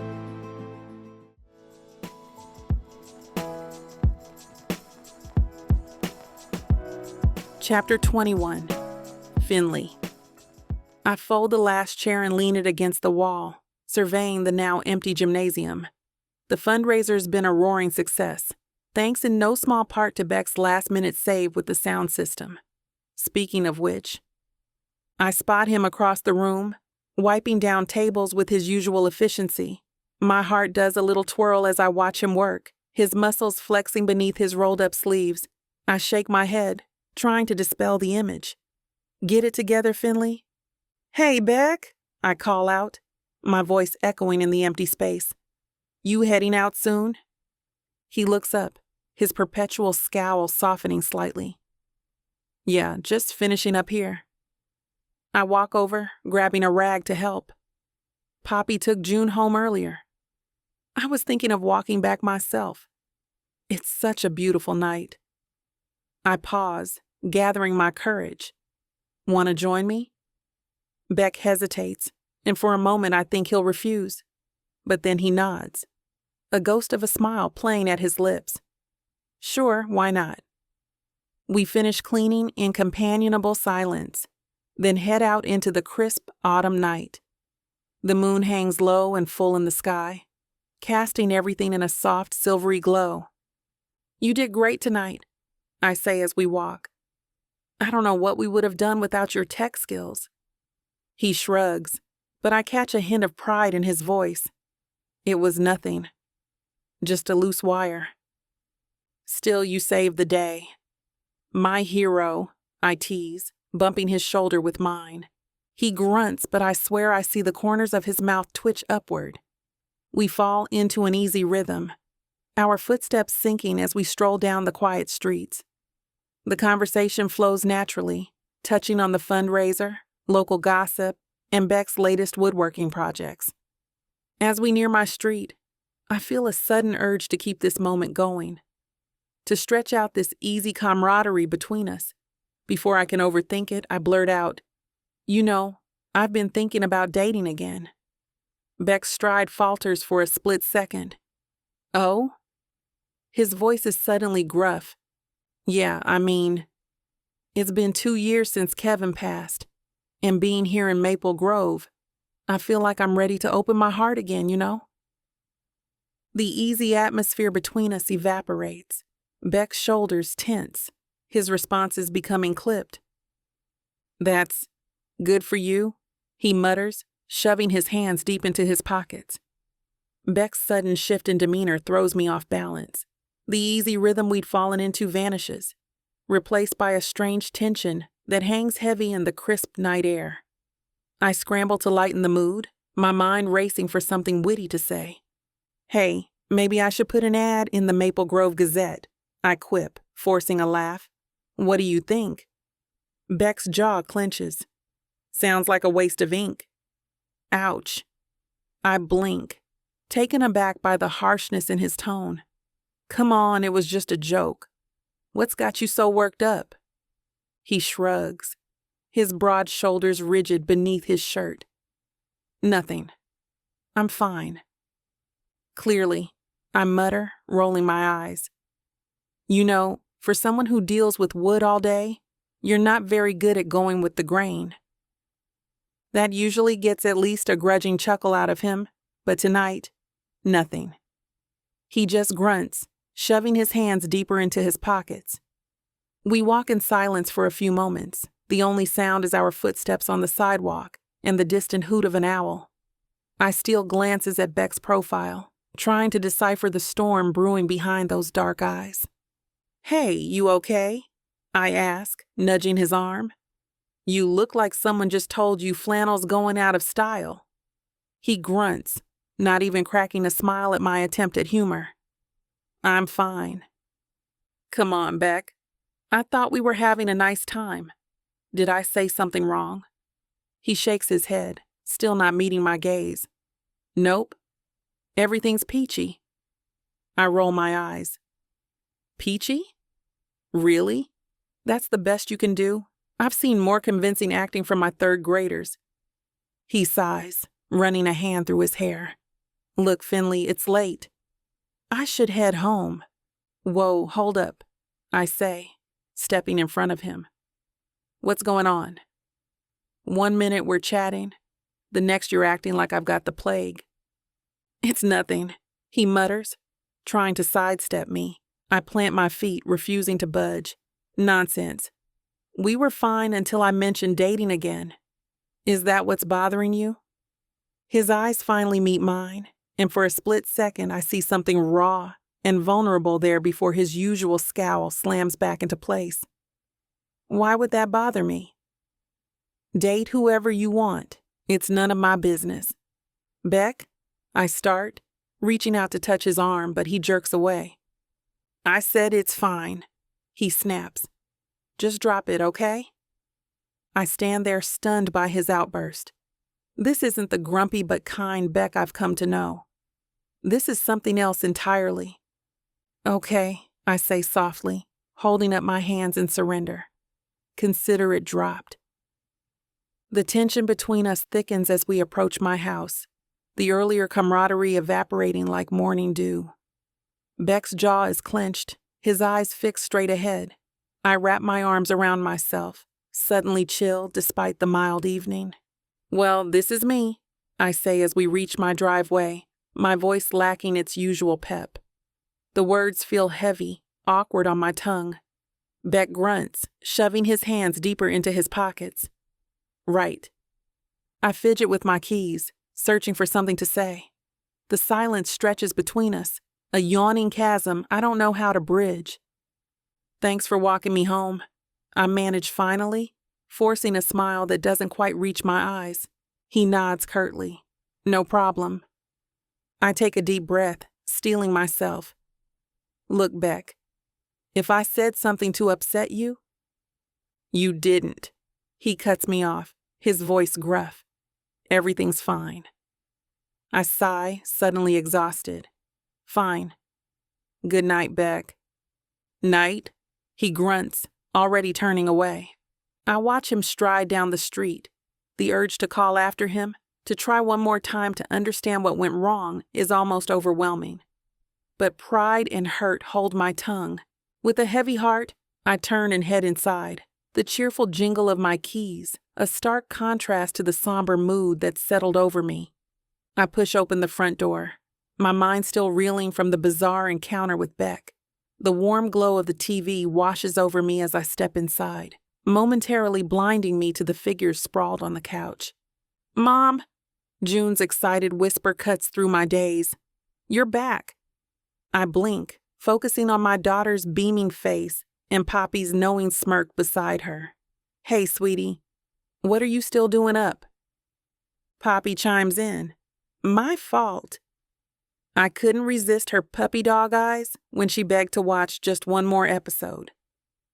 I shake my head, unable to keep the smile from my face. All right, Missy. Time for bed. Say goodnight to Aunt Poppy. June pouts but obeys, giving Poppy a quick hug before padding towards her room. I follow, mouthing a thank you to Poppy over my shoulder. In June's room, I help her into bed, tucking the covers around her. As I smooth her wild curls, so like her father's, a familiar ache blooms in my chest. Mom? June's voice is soft, sleepy. Did you have fun at the fundraiser? I pause, memories of the evening flashing through my mind. Beck's rare smile as we fixed the sound system, the warmth of his body as we walked home, the sudden chill in his eyes when I mentioned dating. Yeah, sweetie, it was interesting. June yawns, her eyes drifting closed. Good. I like it when you're happy. I lean down, pressing a kiss to her forehead. I like it when you're happy too, baby girl. As I watch her drift off, Kevin's face floats in my mind, his kind eyes, his gentle laugh. For a moment, the grief threatens to overwhelm me, but then I think of June's words, of the life we've built here in Maple Grove, of Beck's gruff kindness and Poppy's unwavering support. I realize that moving forward doesn't mean forgetting. It means carrying the past with us, letting it shape our future without defining it. With a soft sigh, I slip out of June's room, closing the door quietly behind me. Poppy's waiting in the hallway, her eyebrows raised in silent question. So, she drawls, how was your walk home with Mr. Grumpy Pants? I shrug, aiming for nonchalance. Fine. Nothing special. Poppy's eyes narrow. Uh-huh, and I'm the Queen of England. Spill girl. I laugh, but it sounds hollow even to my own ears. Really, Poppy. It was just a walk. She studies me for a moment, then nods. All right, keep your secrets. But remember, I'm here if you need to talk. I know, I say, giving her a quick hug. Thanks for watching, June. Good night, Poppy. As I watch her leave, I lean against the wall, exhaustion suddenly hitting me like a tidal wave. My mind races, replaying every moment with Beck, trying to understand what went wrong. But the truth is, I don't know how I'm feeling. Confused, hurt, hopeful? It's all a jumble, as messy and colorful as one of my paintings. With a sigh, I push off the wall and head to my own room. Tomorrow's another day, and maybe, just maybe, it'll bring some clarity. Chapter 22. Beck, I throw myself into work, determined to push thoughts of Finley out of my mind. The hardware store becomes my refuge, a place where I can focus on inventory, sales, and customer service, instead of replaying that moonlit walk over and over again. Morning, Beck, Poppy chirps as I push through the door of Rise and Grind. The usual. Yeah, I grunt, avoiding her gaze. I can feel her eyes on me, searching for clues about my mood. She's known me too long not to notice when something's off. Coming right up, she says, her tone suspiciously cheerful. So how's the fall festival planning going? I shrug, pretending to be engrossed in my phone. Fine. Uh-huh, Poppy drawls, sliding my coffee across the counter. And how's Finley doing with all that? My head snaps up. How the hell should I know? Poppy raises an eyebrow. Whoa, easy there, Tiger. I just figured since you two were working on it together. We're not. I cut her off. I mean, not anymore. She's got it handled. Right, Poppy says slowly. And that has nothing to do with why you look like someone pissed in your Cheerios this morning? I scowl at her. I don't eat Cheerios. Not the point, Beck. She sighs. Look, whatever's going on between you two... There's nothing going on, I snap, grabbing my coffee. And I'd appreciate it if you'd keep your nose out of my business. Poppy holds up her hands in surrender. All right. Just remember, I'm here if you want to talk. I grunt in response and head for the door. As I push it open, I hear Poppy mutter, stubborn ass. Back at the store, I throw myself into restocking shelves, pointedly ignoring the little wooden figure Finley painted for me that sits on my desk. She's interested in dating, I remind myself. Not interested in me, and I was the idiot that let that bother me. The bell over the door chimes, and I straighten up, plastering on my best customer service face. Welcome to Sullivan's. How can I help you?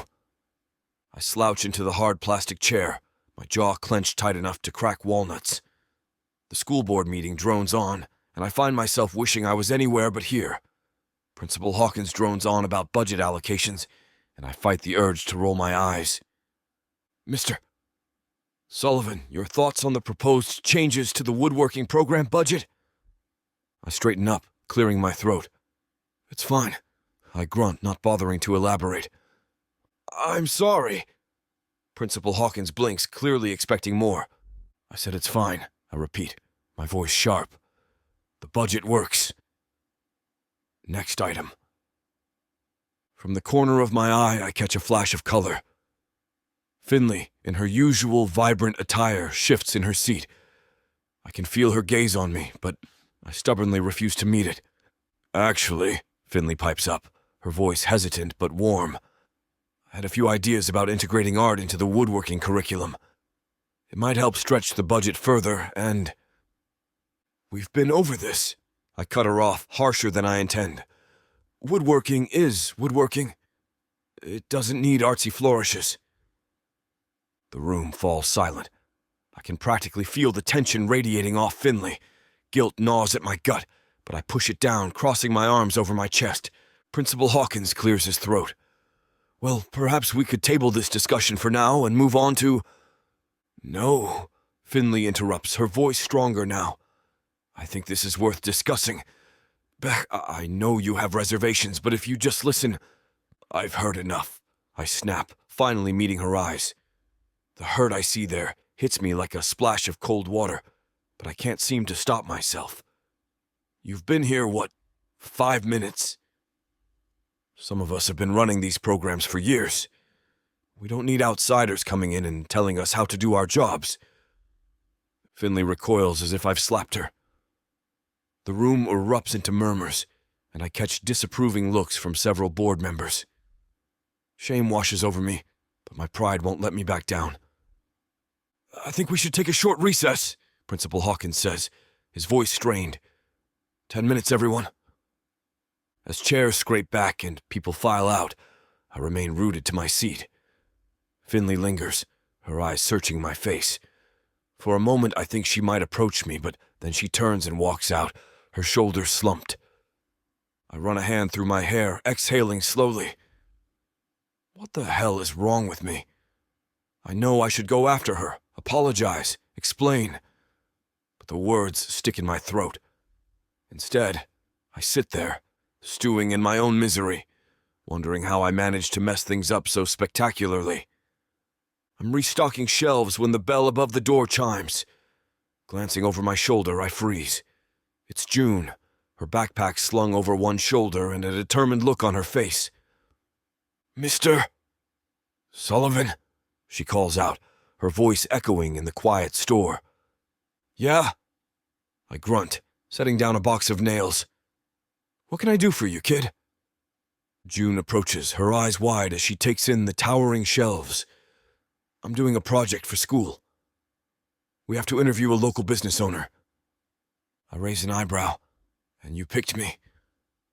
She nods, a hint of a smile playing at her lips. "Mom says you know everything about hardware." The mention of Finley sends a pang through my chest. I push it aside, focusing on June. "All right, shoot. What do you want to know?" June pulls out a notepad, all business. "How long has Sullivan's been here?" "Since my grandfather opened it in 1952, I answer, leaning against the counter. "Wow, that's old," June says, scribbling furiously. "Do you like running it?" I pause, considering. "Most days, yeah. It's a lot of work, but it's mine." June looks up, her eyes curious. "Mom says you're really good at woodworking, too. Do you teach that because you like it, or because you have to?" Her innocent question catches me off guard. I think about the satisfaction of creating something with my hands, of passing that knowledge on to others. "I like it," I admit. "It's calming." "That's how Mom feels about art," June says, her face lighting up. She says it makes her heart happy. The image of Finley, paint-splattered and beaming, flashes through my mind. I swallow hard. "Your mom's got a real talent for it." June nods enthusiastically. "She misses working with you on the festival stuff. Says it's not as fun without your grumpy input." I blink, surprised. "She said that?" "Uh-huh," June confirms. "She laughs a lot when she talks about you, even when she's pretending to be annoyed." A warmth spreads through my chest, followed quickly by a wave of guilt. I've been avoiding Finley, pushing her away, and for what? Because I'm too damn scared to admit how I feel? "Mr. Sullivan?" June's voice pulls me back to the present. "Are you okay?" I clear my throat. "Yeah, kid. I'm fine. Any more questions?" As June continues her interview, I find myself seeing her in a new light. She's got Finley's curiosity, her warmth. Damn it if I don't miss them both more than I'd care to admit. I flip the sign to closed and lock the door, the familiar routine doing little to calm the storm in my head. The shop falls silent, save for the hum of the old refrigerator in the back. I should head home, grab a beer, and forget this whole mess. Instead, I find myself rooted to the spot, staring at the goddamn sign. Finley's handiwork stares back at me, all vibrant colors and flowing script. It's beautiful, I'll give her that. The old wood grain peeks through in places, a perfect blend of old and new. Just like us, I think, then immediately curse myself for the sappy thought. I reach out, my calloused fingers tracing the curves of the letters. The paint is smooth under my touch, a stark contrast to my rough hands. For a moment, I let myself remember the feeling of Finley's soft skin against mine, the way her eyes lit up when she laughed. "Damn," I mutter, snatching my hand away like I've been burned. The sign seems to mock me, its cheerful facade a reminder of everything I'm pushing away. I've spent my whole life in this town, in this store. It's safe, predictable. Finley is anything but. "You're being a goddamn idiot, Sullivan," I growl at my reflection in the window. The truth of it hits me like a sucker punch. I'm scared of how she makes me feel, of the way she and June burrowed into my existence. The thought of letting them in, of risking it all. It's terrifying. But the thought of losing them? That's worse. I pull out my phone, thumb hovering over Finley's name in my contacts. The urge to call her, to hear her voice, is almost overwhelming. But what would I even say? "Sorry, I've been an asshole. Want to grab coffee?" With a frustrated grunt, I shove the phone back in my pocket. I'm not ready. Not yet. But as I take one last look at the sign before heading to my truck, I can't help but feel like something shifted. Like maybe, just maybe I'm not as opposed to change as I thought. Chapter 23. Finley. I stare at the stack of papers in front of me, the red pen in my hand hovering indecisively over an essay about the Renaissance. The words blur together, my mind anywhere but on the task at hand. The buzz of rise and grind fades into background noise as I try to focus. "Earth to Finn!" Poppy's voice cuts through my haze. I look up to see her sliding into the seat across from me, a steaming mug in each hand. "You look like you could use this." "Thanks," I mumble, accepting the coffee gratefully. The warmth seeps into my hands, grounding me. Poppy leans forward, her bright eyes studying me. "All right, spill. What's going on with you and Mister? Grumpy pants?" I force a laugh, but it sounds hollow even to my ears. "Who, Beck?" "Nothing's going on." "Why would you think that?" "Oh, I don't know," Poppy drawls, her eyebrows arching. "Maybe because you two went from joined at the hip to avoiding each other like the plague." I fidget with my pen, avoiding her gaze. "We're not avoiding each other. We're just busy." "Uh-huh." Poppy's tone drips with disbelief. I sigh, pushing the papers aside. "It's complicated, Poppy." "Isn't it always?" She takes a sip of her coffee, her eyes never leaving my face. "Come on, Finn. This is me you're talking to. What happened?" I open my mouth, then close it again. How can I explain something I don't even understand myself? I don't know.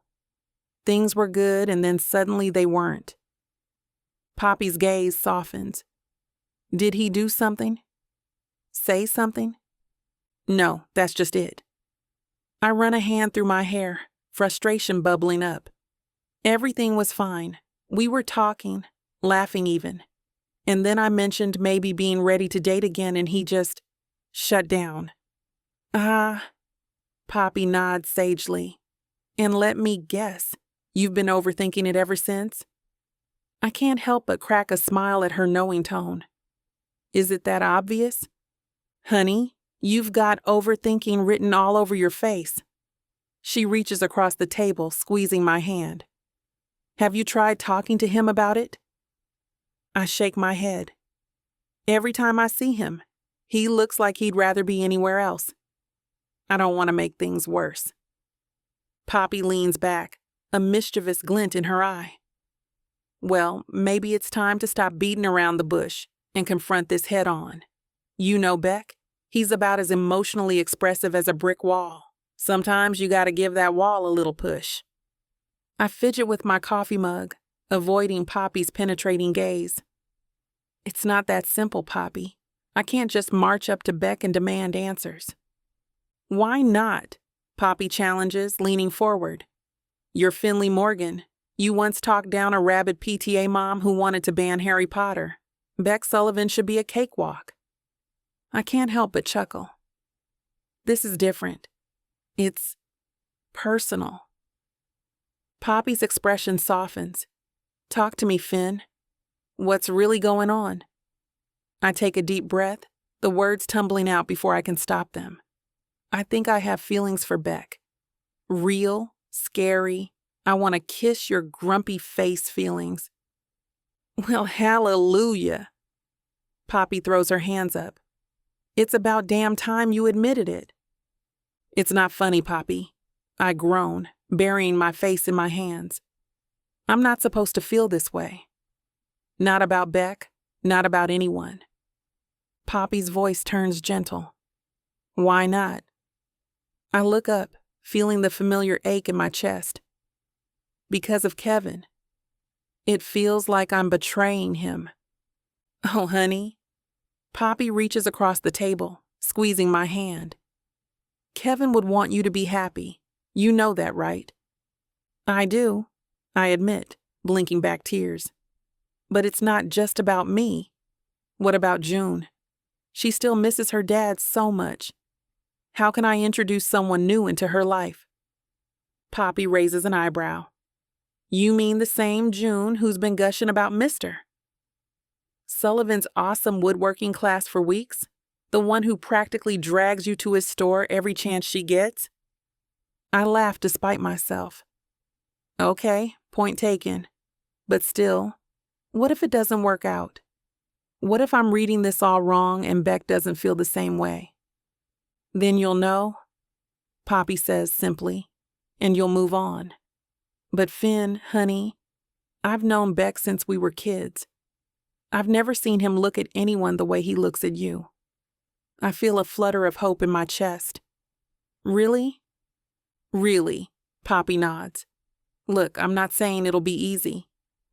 Beck's got more walls than a medieval castle, but if anyone can break through them, it's you.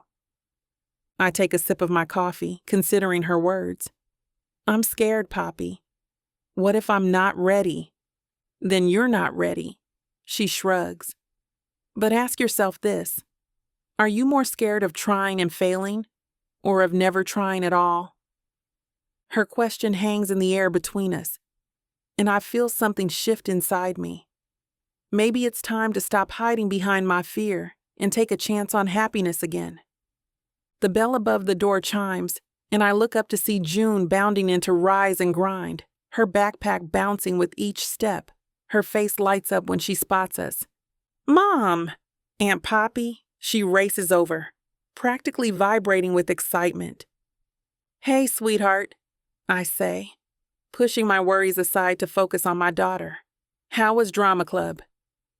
June plops down next to me, her words tumbling out in a rush. It was amazing. Mr. Sullivan came by to help us with the set design for our fall play. Did you know he used to do theater in high school? I blink, surprised. Beck? In theater? Poppy snorts into her coffee. Oh yeah, I've got some stories about that. June's eyes widen. Really? Tell me. Maybe another time, kiddo. Poppy winks. So what's this play about?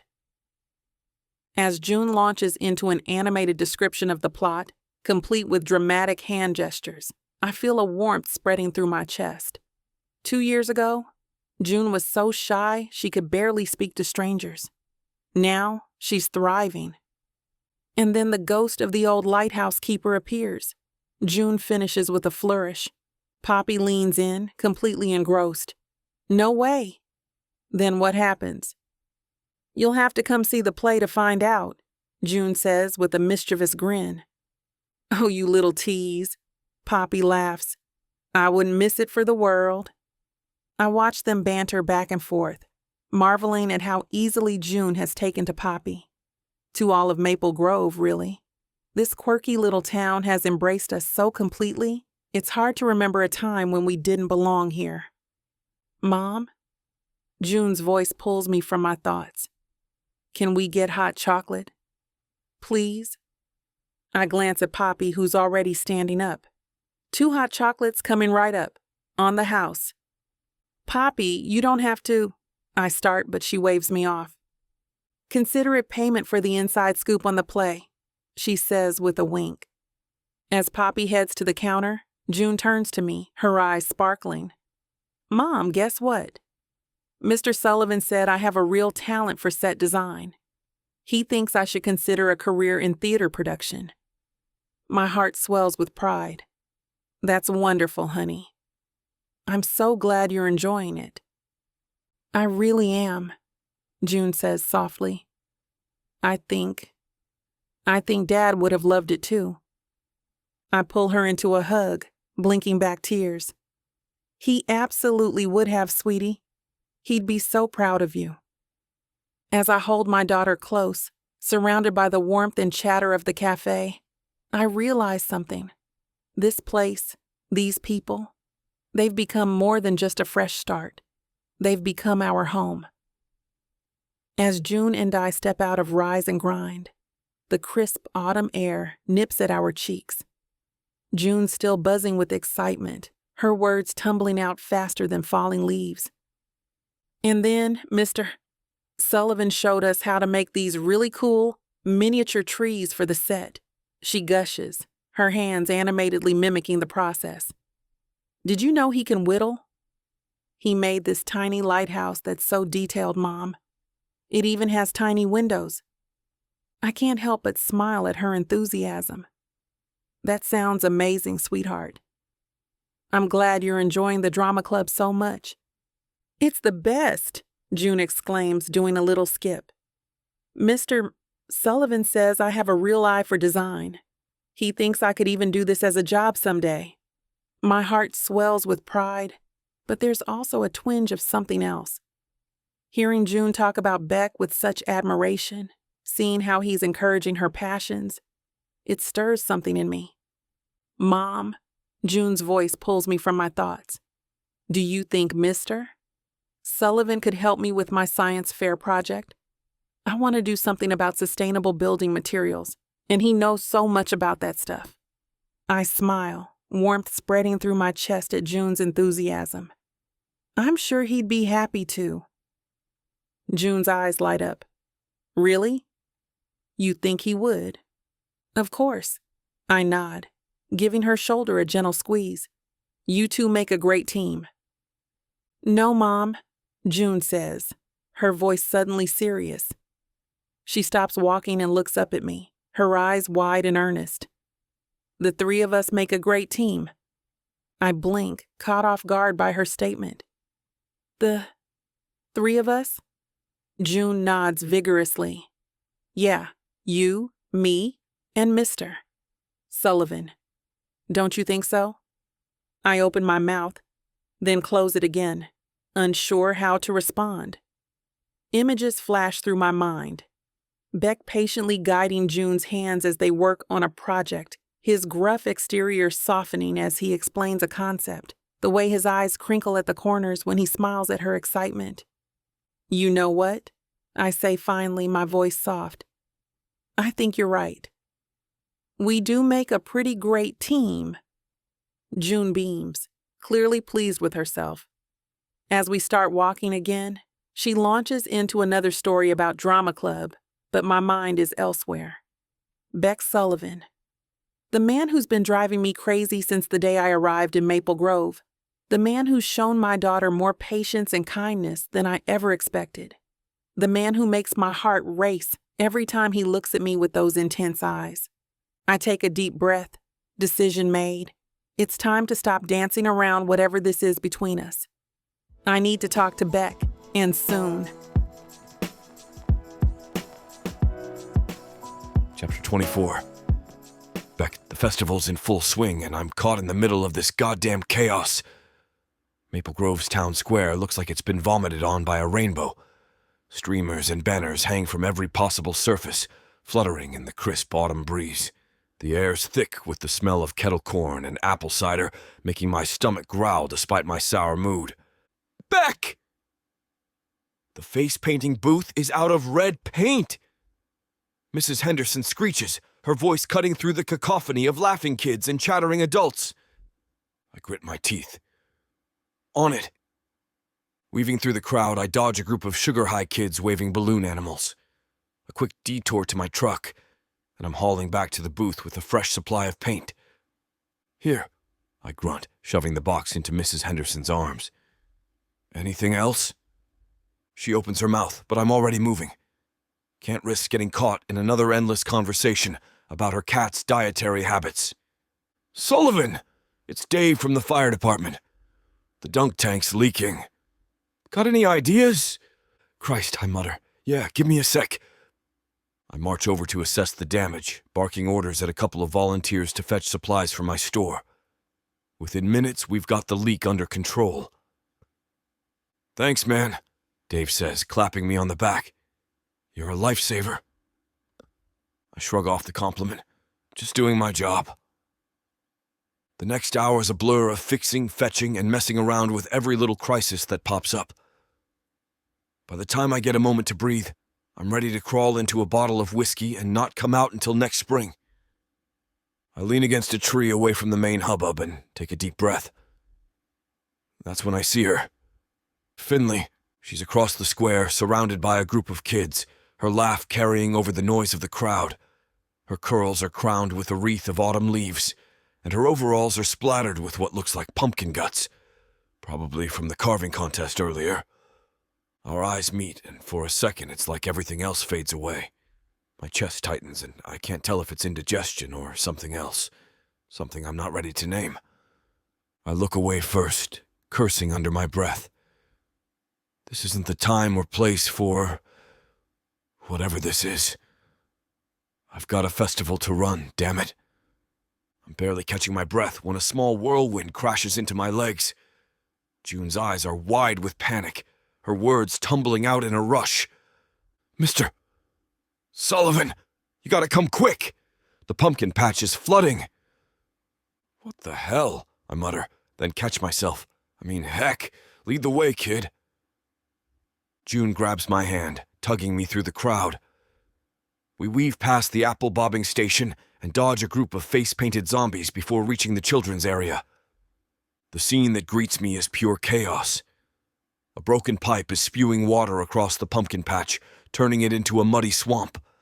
Kids are squealing, half in delight, half in distress, as their carefully decorated pumpkins bob and float away.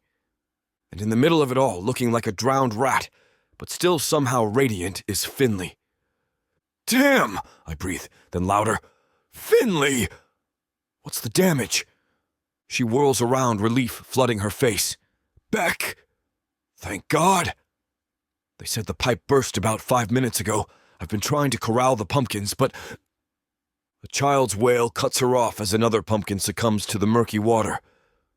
Right, I say, rolling up my sleeves. First things first. We need to shut off the water main. Finley nods, all business despite her bedraggled appearance. Where is it? Behind the porta-potties. I'll handle that. You start getting the kids to higher ground. We move in sync, no awkwardness in sight. As I sprint to the water main, I hear Finley's voice ring out, clear and commanding. All right, pumpkin pals. Who wants to play Rescue the Jack-o'-lanterns? By the time I get back, Finley's got the kids organized into a bucket brigade, passing salvaged pumpkins to dry land. She catches my eye and grins, that sunshine smile knocking the wind out of me. Water's off, I grunt, wading into the muck. Let's see what we can save. We work side by side, passing pumpkins and reassuring kids. Our hands brush as we reach for the same gourd, and I feel that familiar jolt. But there's no time to dwell on it. You know, Finley says, handing me a particularly slippery pumpkin. I didn't have impromptu mud wrestling on my festival bingo card. I can't help the chuckle that escapes. Speak for yourself. I always come prepared for pumpkin-related emergencies. She laughs, the sound warming me more than I care to admit. Of course you do. Mr. Boy Scout himself. Hey, don't knock it. My preparedness just saved your ass. Your pumpkins. We share a look, and for a moment, it's like nothing's changed between us. Then reality crashes back in as a kid slips in the mud, sending us both scrambling to help. As the last pumpkin finds its way to safety, I stand knee-deep in muddy water, surveying the damage. Finley's there, looking like a drowned rat, but still somehow managing to radiate that infernal sunshine of hers. It catches me off guard how much I've missed this. Missed her. "Well," she says, pushing a soggy curl from her face, "I think that's the last of them. Unless you're hiding any more in those pockets of yours." I snort, patting my soaked jeans. Fresh out of emergency pumpkins, I'm afraid. Her laugh rings out, clear and bright, and something in my chest tightens. "You know," she says, wading closer, "for someone who claims to hate fun, you sure know how to throw one hell of a party." "This wasn't exactly part of the plan," I grumble, "but there's no heat in it." She grins, all mischief and warmth. "No?" Could have fooled me. I thought the Great Pumpkin Flood was the main event. I roll my eyes, fighting the urge to smile. Right, because nothing says fall festival like destroyed decorations and traumatized children. "Oh, please," she scoffs, gesturing to where the kids are gleefully splashing in the puddles. "Does that look traumatized to you?" I watch as June leads a charge through the deepest part of the water, sending up a spray that has the other kids shrieking with laughter. Despite myself, I feel the corners of my mouth twitch up. "All right, you win," I concede. Finley's smile softens and she takes another step closer, close enough that I can see the flecks of gold in her eyes. "Beck," she starts, and there's something in her voice that makes my stomach flip. I dash. "Mr. Sullivan." June's voice cuts through the moment like a knife. "Can we use the hoses to make a slip and slide?" I tear my gaze away from Finley, clearing my throat. "Absolutely not," I call back, my voice rougher than I'd like. "Your mom would kill me." When I look back, Finley's watching me with an expression I can't quite read. The urge to apologize, to explain myself, rises up like bile in my throat. But the words stick, caught somewhere between my pride and my fear. Instead, I gesture vaguely at the mess around us. "We should probably, Yeah." She nods. "And is it my imagination? Or does she look disappointed? We should get this cleaned up." As we start to wade back to shore, I can't shake the feeling that I've missed something important, that I'm still missing it, even now. The festivities are drawing to a close and the bonfire crackles to life, casting a warm glow over the crowd gathered in the town square. I stand back, arms crossed, watching as the flames lick higher into the night sky. The scent of wood smoke mingles with the lingering aromas of the festival, caramel apples, cinnamon, and that distinct autumn air. My eyes are drawn to Finley, standing across the circle. The firelight dances across her features, highlighting the curve of her cheek, the sparkle in her eyes. She's laughing at something June's saying, her head thrown back in that carefree way of hers. "Quite a sight, isn't it?" Poppy sidles up next to me, following my gaze. I grunt noncommittally. "Fire's not bad. Should keep the kids entertained for a while." Poppy snorts. "That's not the sight I meant, and you know it." I shoot her a glare, but she just grins, unperturbed. "You know, Beck," she continues, her voice low, "life's too short for maybes and what-ifs. Sometimes you gotta take a leap." "I don't know what you're talking about," I mutter, but my eyes drift back to Finley. She must feel my gaze because she looks up, catching my eye across the flames. For a moment, everything else fades away. The noise of the crowd, the crackling fire. It's just us, locked in this moment. Then June tugs on her hand, breaking the spell. Finley smiles at her daughter, but her eyes flick back to me, a question in them that I'm not sure how to answer. "Nonsense," Poppy says, jarring me back to reality. "You know exactly what I'm talking about. Question is, what are you gonna do about it?" I open my mouth to tell her to mind her own damn business, but the words die in my throat. Because she's right, isn't she? I've been dancing around this thing with Finley for weeks now, telling myself it's better to keep my distance. But standing here, watching her in the firelight, I'm not so sure anymore. "I don't know," I admit, the words barely audible over the noise of the crowd. Poppy pats my arm. Well, figure it out quick. 'Cause opportunities like this, they don't come around often. With that, she melts back into the crowd, leaving me alone with my thoughts in the warmth of the fire. I watch as Finley leads a group of kids in some kind of silly dance around the bonfire. Her laughter carries over the crackling flames, and something in my chest tightens. I realize, with a clarity that's both terrifying and exhilarating, that I'm tired of standing on the sidelines of my own life. It's time to make a decision. Time to take that leap. Chapter 25. Finley. My heart races faster than the crackling flames of the bonfire as I approach Beck.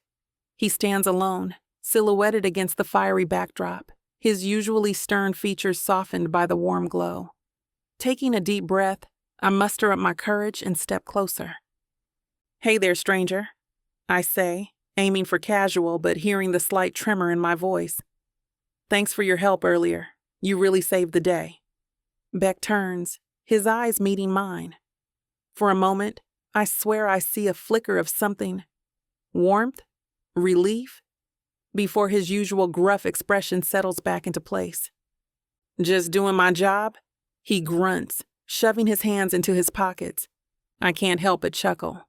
"Always the modest hero, aren't you?" I tease, nudging his arm playfully. "Come on, admit it. You enjoyed playing the knight in shining flannel." A ghost of a smile tugs at the corner of his mouth. "Flannel's more practical than armor. And much more fetching," I quip before I can stop myself. Heat rises to my cheeks, and I quickly look away, focusing on the dancing flames. We stand in silence for a moment, the crackle and pop of the fire filling the air between us. I search for something to say, anything to break this tension that's been building. "So," I start, gesturing to the festival around us. "What do you think? Was all this worth the hassle?" Beck surveys the scene, his gaze sweeping over the laughing children, the bustling food stalls, the couple swaying to the distant music. "It's not terrible," he admits grudgingly. I gasp in mock shock. "High praise indeed from the town grump. Should we alert the media?" He rolls his eyes, but I catch the hint of amusement in his voice when he replies, "Don't push it, Finley." "Oh, come on," I press, emboldened by this small victory. "Admit it. You're having fun. You might even be enjoying my company." Beck turns to face me fully, his expression unreadable in the flickering light. "And what if I am?" he asks, his voice low and intense.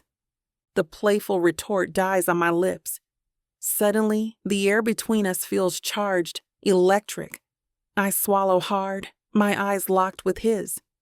I take a deep breath, the crisp autumn air filling my lungs. "Beck, Finley, listen."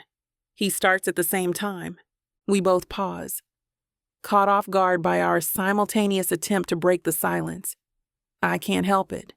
A giggle escapes my lips, bubbling up from somewhere deep inside. It's ridiculous, this dance we've been doing, and suddenly it all seems so absurd. Beck's lips twitch, fighting against the smile I can see trying to break free. "Something funny, Finley?" "Oh, come on," I say, my laughter growing. "You have to admit this is pretty comical. Here we are, two grown adults, tiptoeing around each other like teenagers at their first dance." He raises an eyebrow, but I can see the amusement in his eyes. "Speak for yourself." "I've never tiptoed a day in my life." "No, you're more of a stomper, aren't you?" I tease, mimicking his usual heavy-footed gait. "Christ, Finley," he grumbles, but there's no heat in it. "You're impossible, you know that?" I grin, feeling the tension between us start to dissolve. "I prefer delightfully persistent. Thank you very much." Beck shakes his head, but I catch the smile he's trying to hide. "All right, delightfully persistent one. You want to go first, or should I?" "Such a gentleman," I say, placing a hand dramatically over my heart. Please, good sir, proceed. He rolls his eyes, but his voice is softer when he speaks. I've been an ass. Well, that's not news, I quip, unable to help myself. Damn it, Finley, I'm trying to apologize here. He growls, but there's no real anger behind it. I hold up my hands in surrender. Sorry. Please, continue with your very eloquent apology. Beck runs a hand through his hair, messing it up in a way that's annoyingly attractive. What I'm trying to say is, I'm sorry for pushing you away. I got scared, and I handled it like an idiot. The vulnerability in his admission catches me off guard. I reach out, placing a hand on his arm. Hey, it's okay. I wasn't exactly forthcoming either. He shakes his head, his eyes meeting mine. You have nothing to apologize for. No, but I have a lot of explaining to do, I admit, my usual sunny smile faltering slightly. The warmth of the bonfire can't quite chase away the chill that settles in my chest as I prepare to bare my soul. Beck's eyes are fixed on me, patient and attentive. It's a far cry from his usual gruff demeanor, and it gives me the courage to continue. The intensity of his gaze makes my heart skip a beat, and I can't help but fidget with the hem of my shirt. It's strange seeing him like this, all soft edges and quiet understanding. For a moment, I almost miss his trademark scowl. Almost. But this version of Beck, the one who's waiting for me to bare my soul, is quickly becoming my favorite. You remember I told you about Kevin? I start, my voice barely above a whisper. He nods, his expression softening. Your late husband. Yeah, I say, swallowing hard. The lump in my throat feels like it's growing with each passing second. When we moved here, I thought I was ready to start fresh, to leave the past behind and focus on June. But then I met you and suddenly all these feelings started bubbling up, and I trail off, searching for the right words. You felt guilty, Beck finishes for me, his voice uncharacteristically gentle. I nod, blinking back tears. It's like every time I catch myself smiling at you or enjoying your company, there's this voice in my head saying, I'm betraying Kevin's memory, and I know it's ridiculous, but I can't seem to shake it. Beck shifts closer, his presence solid and reassuring. It's not ridiculous, Finley. Grief doesn't play by any rules. His understanding catches me off guard, and I find myself chuckling despite the heaviness in my chest. Look at you, being all wise and sensitive. Who are you, and what have you done with the town grump? He rolls his eyes, but there's a hint of a smile playing at the corners of his mouth. Don't get used to it. Remember, I've got a reputation to maintain. I laugh, feeling some of the tension dissipate. Heaven forbid anyone think you're actually a decent human being. As my laughter fades, I feel the weight of what I need to say next settling on my shoulders. The thing is, Beck, I hesitate, the words sticking in my throat. In that moment of silence, I feel Beck's hand slowly, hesitantly reach for mine. His calloused fingers intertwine with my own, and the simple gesture nearly undoes me. The thing is, I continue, sobering slightly, I feel happy when I'm with you. And that scares the hell out of me. Because what if I'm forgetting Kevin? What if I'm betraying his memory by moving on? Beck is quiet for a moment, his thumb tracing gentle circles on the back of my hand. When he speaks, his voice is uncharacteristically soft. You loved him, Finley. That doesn't just go away, but loving someone new doesn't erase that. It just adds to it. Beck's words hang in the air between us, warm and comforting like the glow of the bonfire.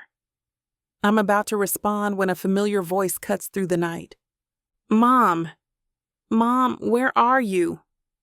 June's call snaps me back to reality. I turn my head towards her voice, but I can't bring myself to let go of Beck's hand just yet. Over here, sweetie, I call back, my voice a bit shakier than I'd like. I look back at Beck, finding his eyes still fixed on me. There's something different in his gaze now, a softness I've never seen before. I start, gesturing vaguely in June's direction. Beck nods, but doesn't release my hand. Yeah, of course. We stand there for a moment, neither of us moving. The crackling of the bonfire fills the silence between us. Finley, Beck says, his voice low and urgent. Can we talk more later? My heart does a little flip in my chest. The hopeful look in his eyes is almost too much to bear. It's like seeing the sun peek out from behind storm clouds, unexpected and breathtakingly beautiful. I'd like that, I reply, unable to keep the smile from spreading across my face. I'd like that a lot. Good, he says, a hint of his usual gruffness returning. Because we've got a lot more to figure out. I can't help but laugh. Always straight to the point, aren't you?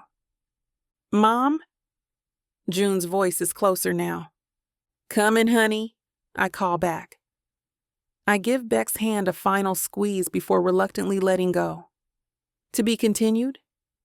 He nods, the ghost of a smile playing at the corners of his mouth. To be continued. As I turn to go, I feel Beck's eyes on me, and for once I don't mind the scrutiny. My heart feels lighter than it has in years, full of a cautious hope that maybe, just maybe, there's room for new love alongside the old. Chapter 26. Beck, the festival's dying embers cast long shadows as Finley and I make our way down the leaf-strewn sidewalk. The crisp autumn air nips at our faces, but I barely notice, too aware of her presence beside me. I still can't believe, Mrs. Parker won the pie contest, Finley says, breaking the comfortable silence. I was sure Mr. Woods' apple crumble had it in the bag.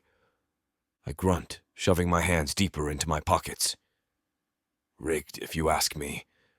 Parker has been bribing the judges with her secret recipe peach cobbler for years. Finley's laughter rings out, clear and bright in the night. Oh, come on, you're not still bitter about last year's chili cook-off, are you? Bitter?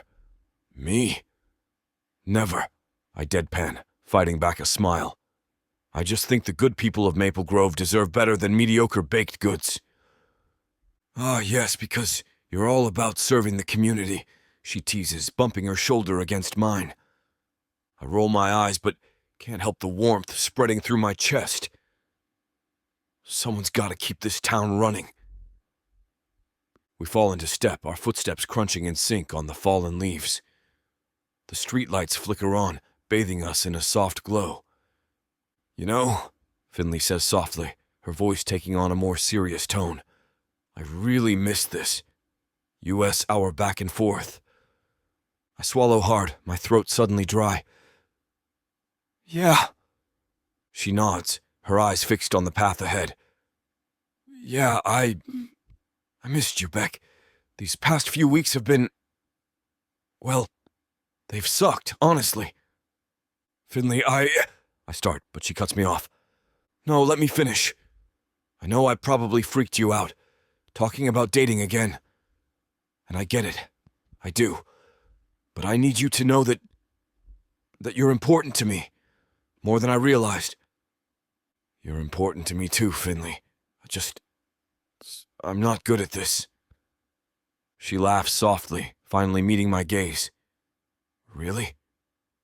I hadn't noticed.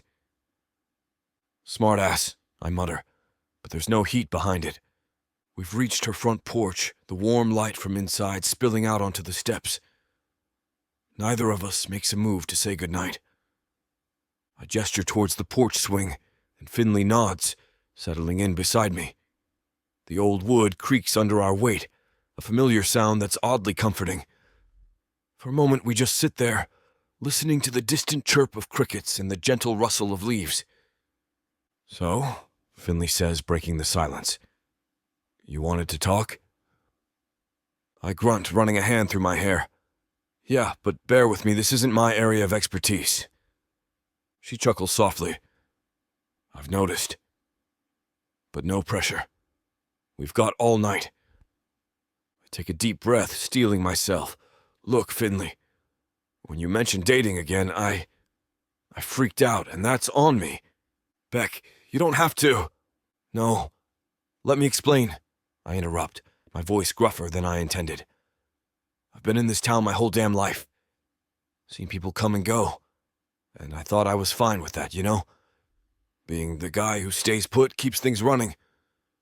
Finley nods, her eyes never leaving my face. It's unnerving how she can see right through me sometimes.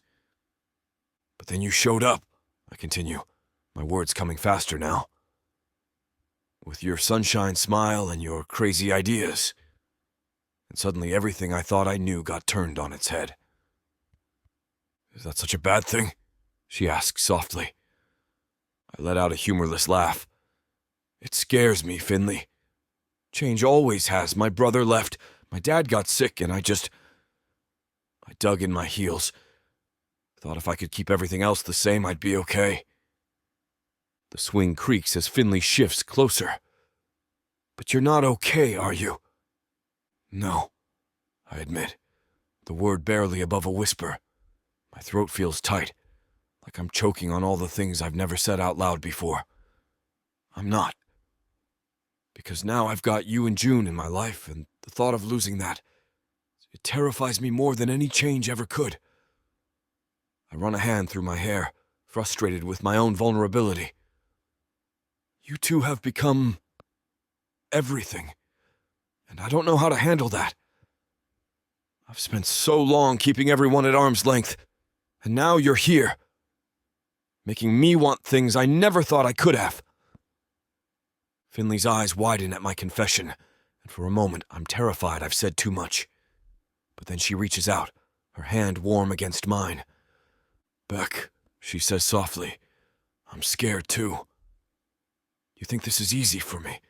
Moving to a new town, raising June alone, trying to figure out how to honor Kevin's memory, while also falling for the grumpiest hardware store owner in New England.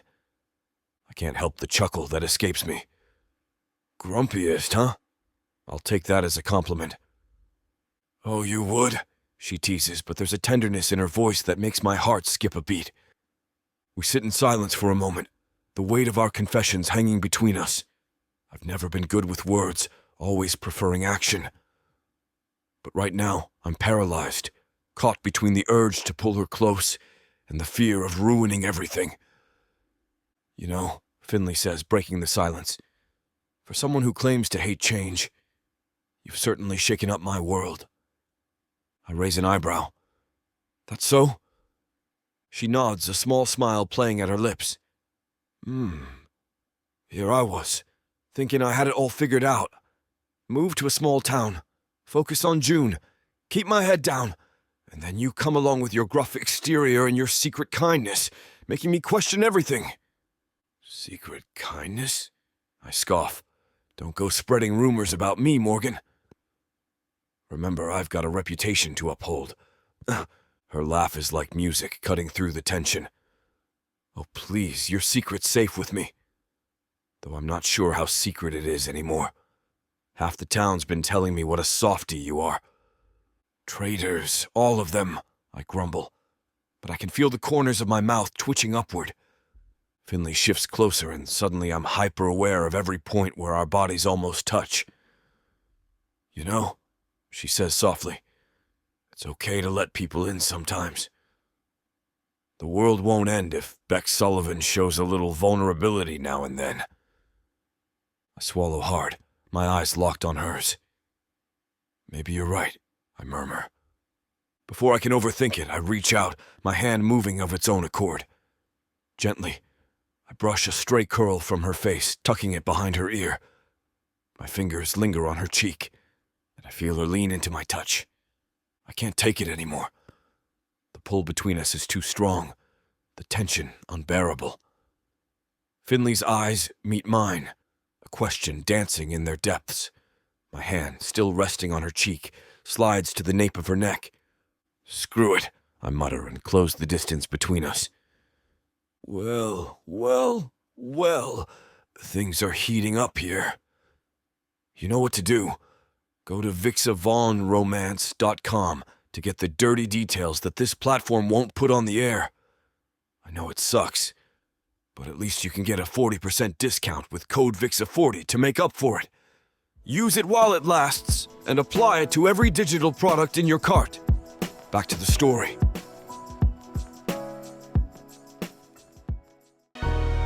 Oh, honey, subtle is not on the menu. This bundle, it's big, it's bold, it's extra as hell, just like you deserve. 9 full-length audiobooks, 12-pack abs, billion-dollar bank accounts, and a whole lot of filthy, over-the-top love. We're talking possessive bad boys, jealous billionaires, growling alpha males who act like you hung the damn moon. And the steam? Baby, it's off the charts. These men don't flirt. They claim. And guess what? This beautifully chaotic romance buffet is already 70% off. Use the YouTube exclusive code VIXA40. Click the link, use the code, and dive into the messy, crazy, all-consuming love you've always dreamed of. The over-the-top romance audiobook bundle, because too much is never enough. Vixavon Romance.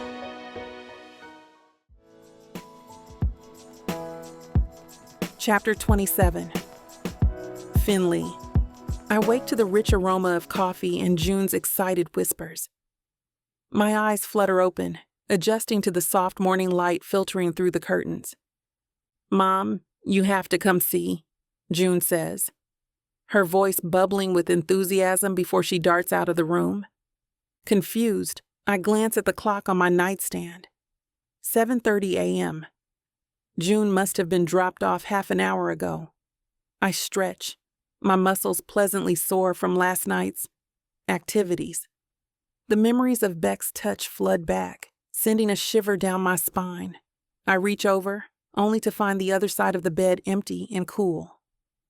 Throwing on my robe, I pad out of the bedroom, following the sounds of clattering pans and muffled laughter.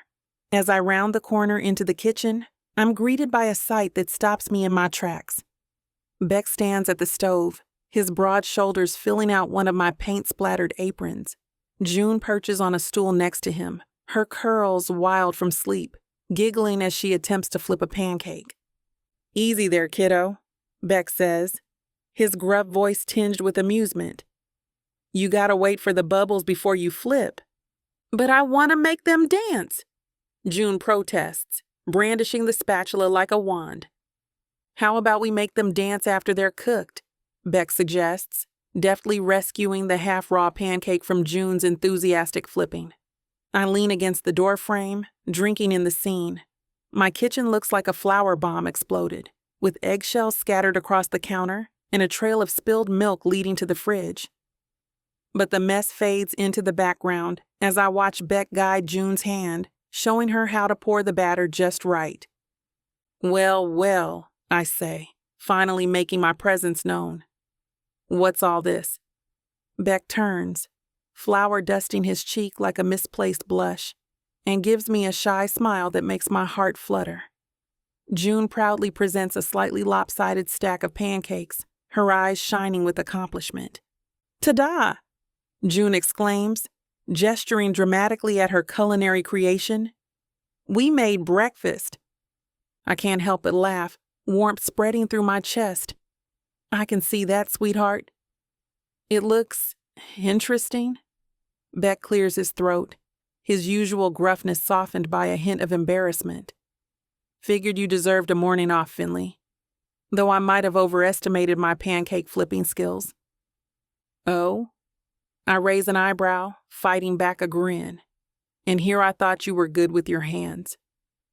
His eyes darken at the innuendo, and I feel a thrill run through me. June, oblivious to the tension, pipes up. "Mr. Sullivan showed me how to make faces in the pancakes. Look, this one's supposed to be cider." I peer at the misshapen blob she's pointing to. "Ah, yes." I can definitely see the whiskers. Beck snorts, crossing his arms. Hey, I'd like to see you do better with batter and a 7-year-old sous chef. Is that a challenge, Sullivan? I step closer, enjoying the way his breath catches. Because I'll have you know, I make a mean Mickey Mouse pancake. Prove it, he growls, low enough for only me to hear. June tugs at my robe, breaking the moment. Can we eat now? I'm starving. I ruffle her hair, grateful for the distraction. Of course, sweetie. Why don't you go set the table? As June scampers off, I turn back to Beck. He's watching me with an intensity that makes my skin tingle. So, I say, aiming for casual and probably missing by a mile. You stayed.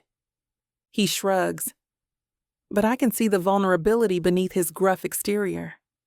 Seemed like the right thing to do. Unless you wanted me to leave? I reach out, brushing the flour from his cheek. No, I murmur, letting my hand linger.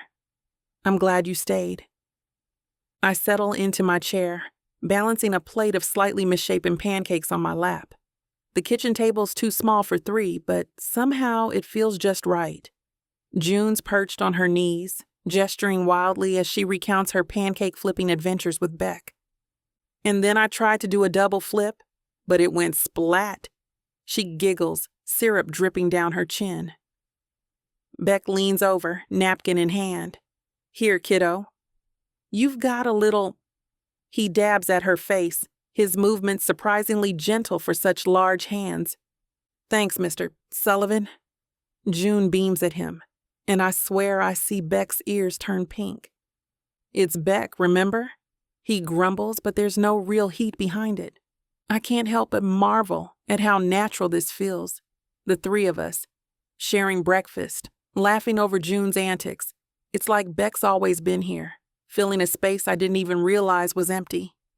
So, Finley, Beck says, turning those intense eyes on me. What's on the agenda for today? I swallow a mouthful of pancake, buying time. Well, I've got some lesson plans to finish up, and June's got soccer practice later. Soccer, huh? Beck raises an eyebrow at June. You any good? June puffs out her chest. I scored 3 goals last game. No kidding? Beck looks impressed. Maybe you could show me some moves sometime. Really? June's eyes light up. Can we go to the park after practice? Please, Mom. I hesitate, glancing at Beck. He gives a slight nod, and I feel a warmth spread through my chest. Sure, sweetie, if Beck's not too busy. I think I can pencil in some soccer time, he says, his lips quirking into that rare smile.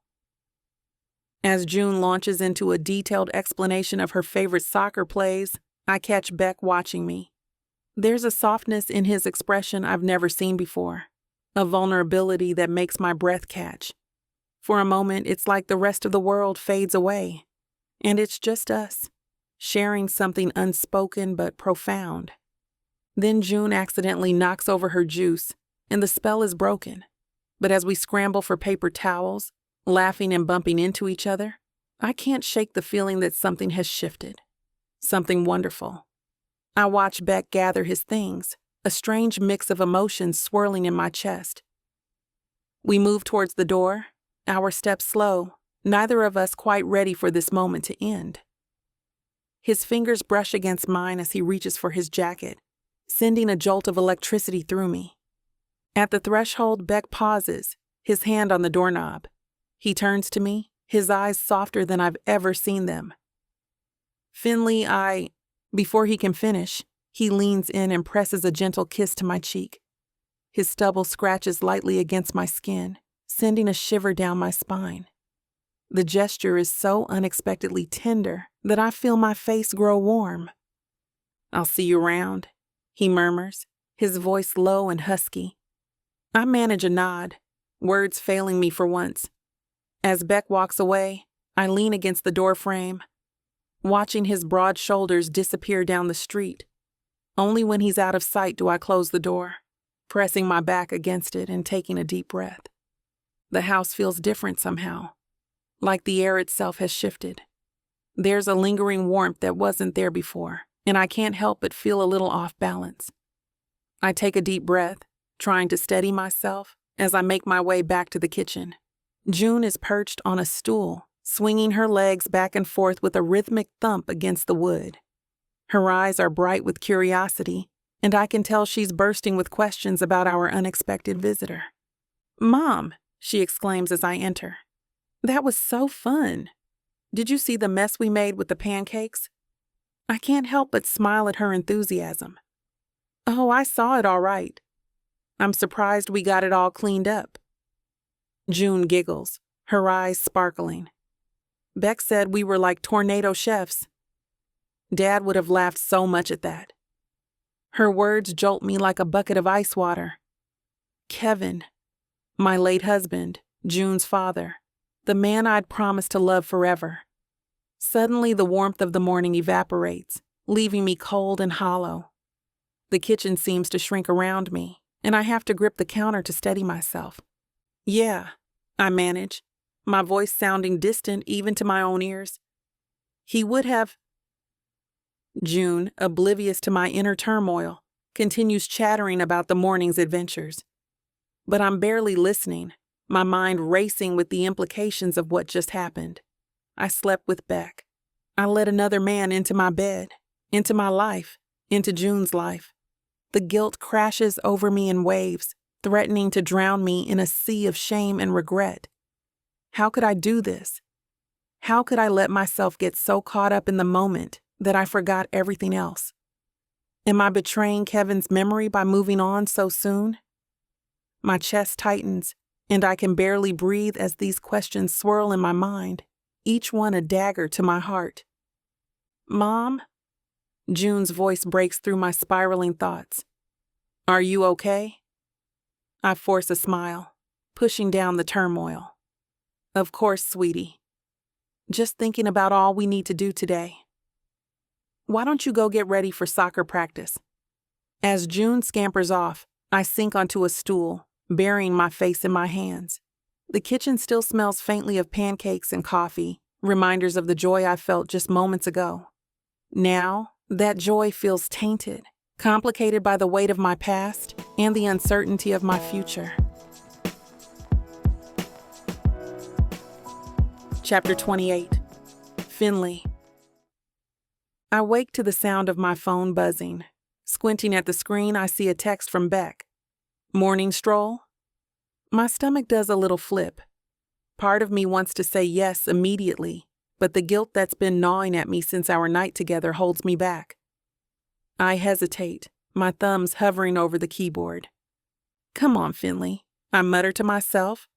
"It's just a walk." I type out a quick, "Sure, give me 15, before I can change my mind.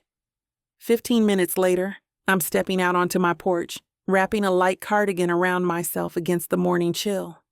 Beck's waiting at the bottom of the steps, hands shoved in his pockets, looking unfairly handsome in the soft morning light. "Morning," he says, his voice a low rumble that sends a shiver down my spine. "Hey," I manage, trying for a smile that doesn't quite reach my eyes. We start walking, the silence between us thick with unspoken words. Suddenly, Beck reaches out and takes my hand in his. The gesture catches me off guard, and I nearly stumble. "This okay?" he asks, his eyes searching mine. I nod, not trusting my voice. His hand is warm and calloused, and despite my reservations, I can't deny how right it feels. As we make our way through town, I become acutely aware of the attention we're attracting. Mrs. Henderson, watering her roses, does a double take. The group of joggers passing by slow their pace, openly staring. Even Mr. Collins, sweeping the sidewalk in front of his bakery, raises an eyebrow at our joined hands. The whispers start, carried on the morning breeze. Is that Finley Morgan? With Beck Sullivan? Well, I'll be damned. Never thought I'd see the day. Each comment is like a dagger to my heart.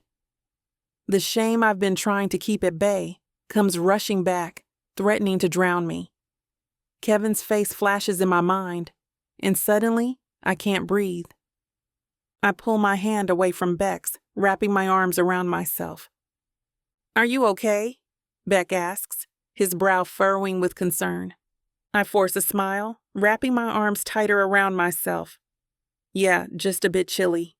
I lie, hoping he can't see through my facade. Beck's eyes narrow slightly, but he doesn't push. "How about we grab some coffee to warm you up?" I nod, grateful for the suggestion. That sounds perfect. We make our way to Rise and Grind, the familiar scent of freshly ground beans enveloping us as we step inside. Poppy's behind the counter, her bright smile faltering for just a moment when she sees us together. Well, look what the cat dragged in," she teases, recovering quickly. "The usual for you two?" Beck nods, then excuses himself to use the restroom. As soon as he's out of earshot, Poppy leans across the counter, her voice low. "Finn, honey, you doing all right?" I sigh, running a hand through my hair. "I don't know, Poppy. It's complicated." She reaches out, squeezing my hand. I hate to be the bearer of bad news, but the town's talking, and not all of it's nice. My stomach drops. "That bad, huh?" Poppy nods, her expression sympathetic. "You know how small towns are? Everyone's got an opinion, and they're not shy about sharing it." I close my eyes, feeling the weight of judgment pressing down on me. I don't know if I'm ready for this. For any of it. "Hey," Poppy says softly, drawing my attention back to her. "What matters is how you feel. Do you care about Beck?" I think about his gruff exterior, the way it melts when he's with June, the unexpected tenderness in his touch. Yeah, I admit. I do. "Then screw what anyone else thinks," Poppy declares, her eyes flashing with determination. "You deserve happiness, Finn. Don't let anyone tell you otherwise." I feel a surge of affection for my friend, grateful for her unwavering support. "Thanks, Poppy. I needed to hear that." As Beck returns, I catch his eye and feel a flutter in my chest. Maybe Poppy's right. Maybe it's time to stop worrying about what everyone else thinks and focus on what feels right for me. I'm walking down the school hallway, my mind still reeling from the morning's events, when I hear hushed voices around the corner.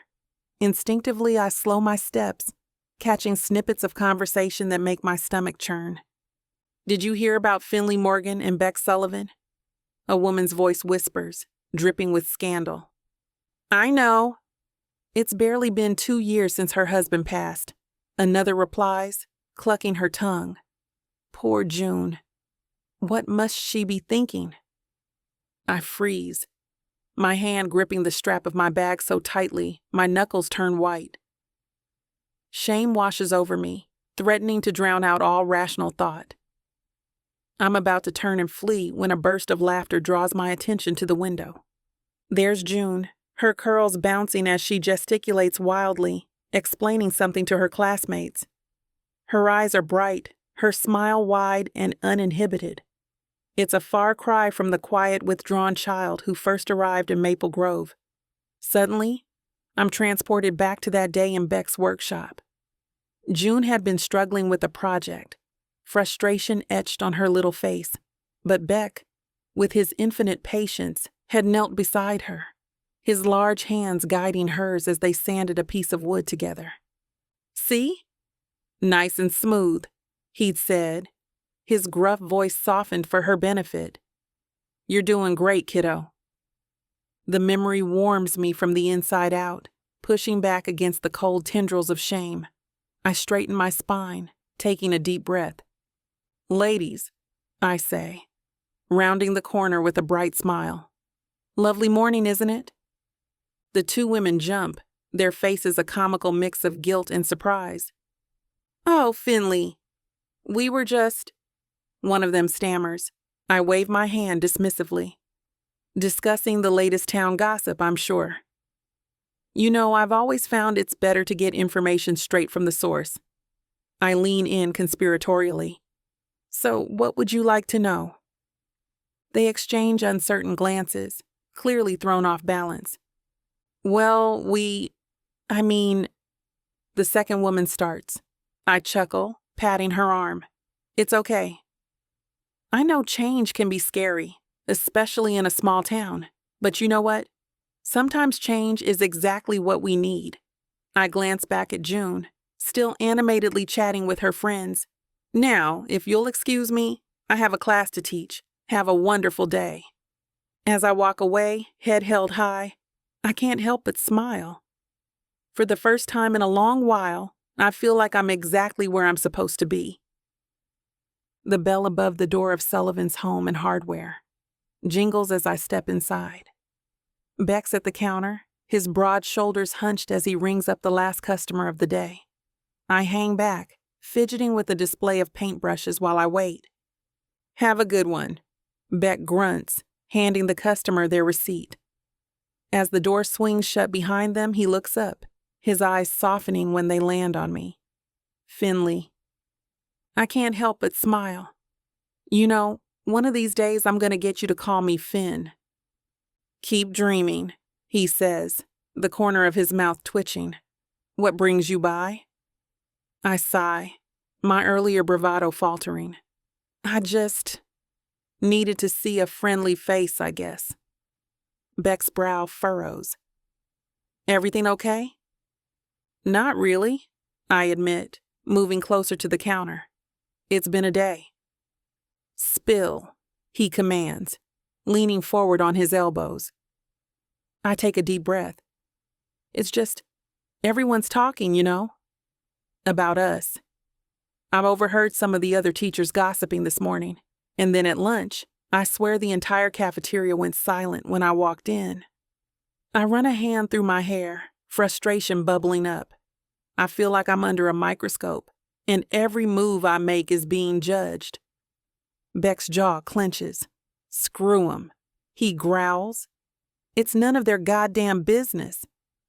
I can't help but laugh. Easy for you to say, mister. Grumpy pants. You've got the whole town scared of you already. Want me to scare 'em for you? He offers, only half joking.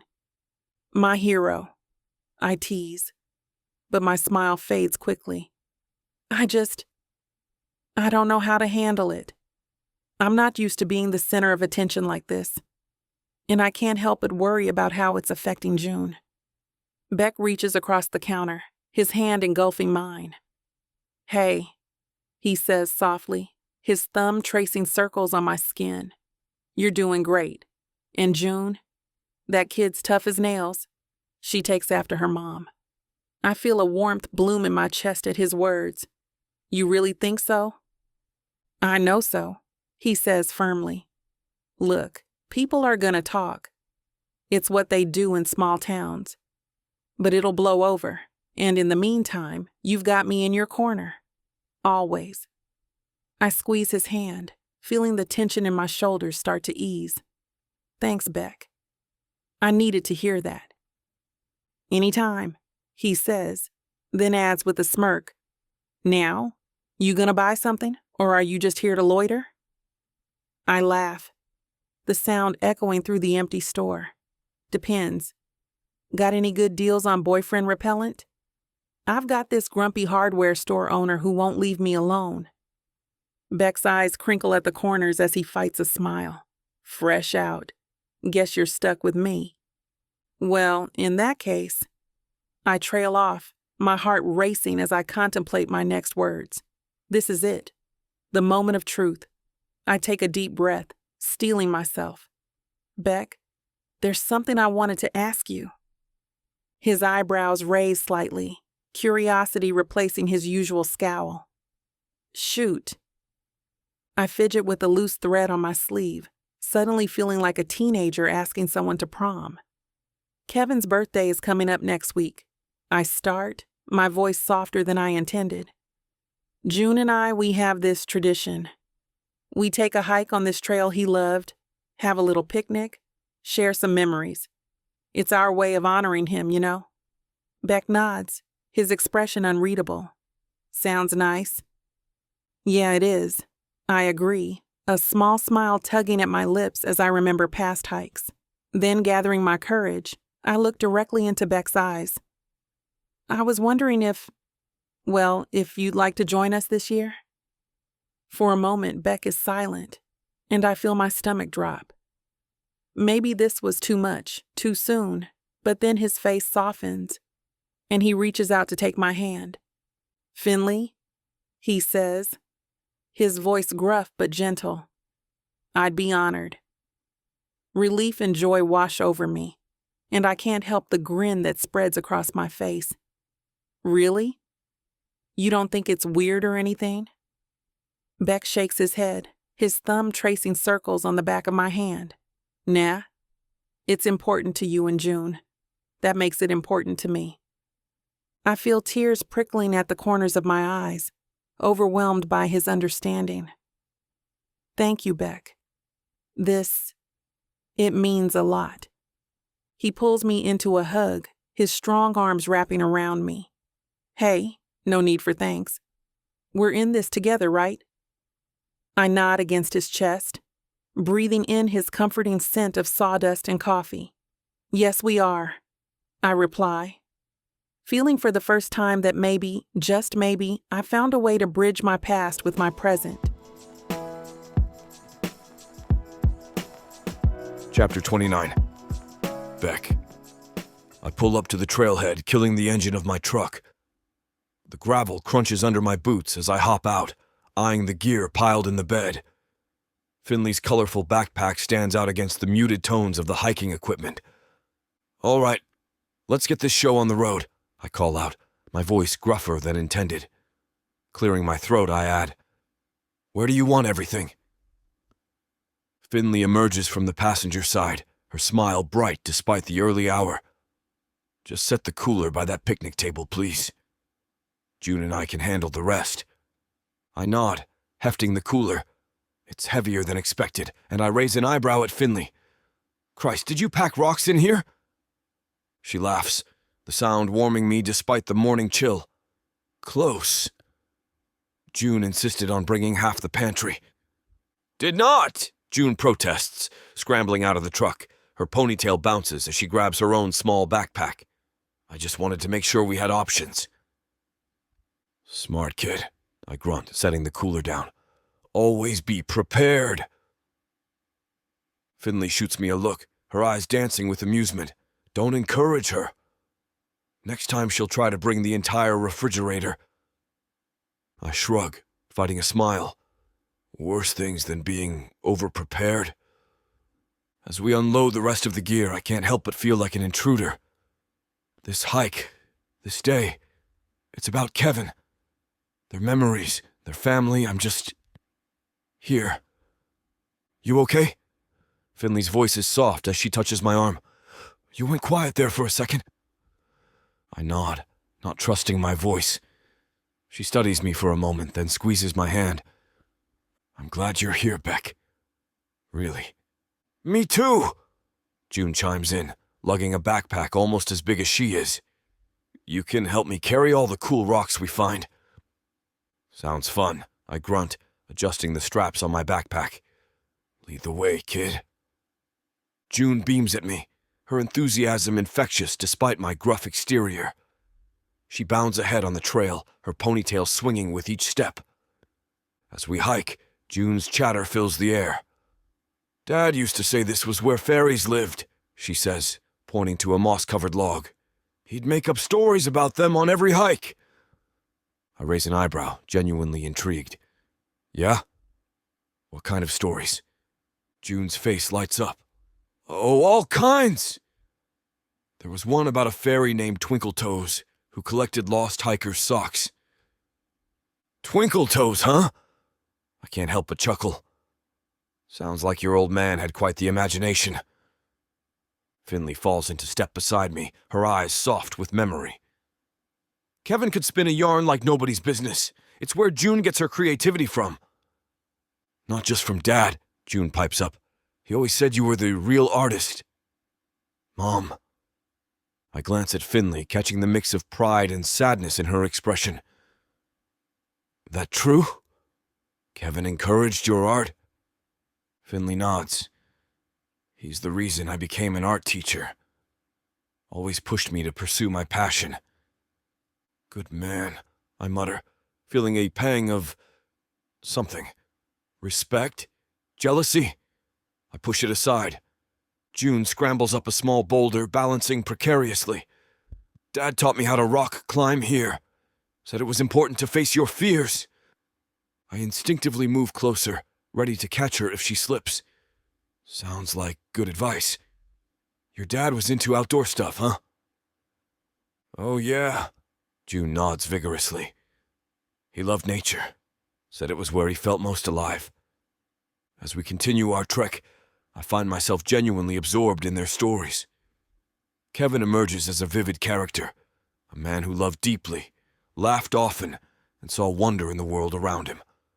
I begin to understand the depth of what Finley and June lost, and why this hike means so much to them. He sounds like he was a hell of a guy, I say softly as we pause for a water break. Finley's hand finds mine, squeezing gently. He was. And he'd be happy. We're here, making new memories while honoring the old ones. I nod, words failing me. For the first time, I don't feel like an intruder on this day. Instead, I feel privileged to be part of keeping Kevin's memory alive. The summit greets us with a breathtaking view, the valley sprawling beneath us like a patchwork quilt. I hang back, giving Finley and June space as they approach the edge.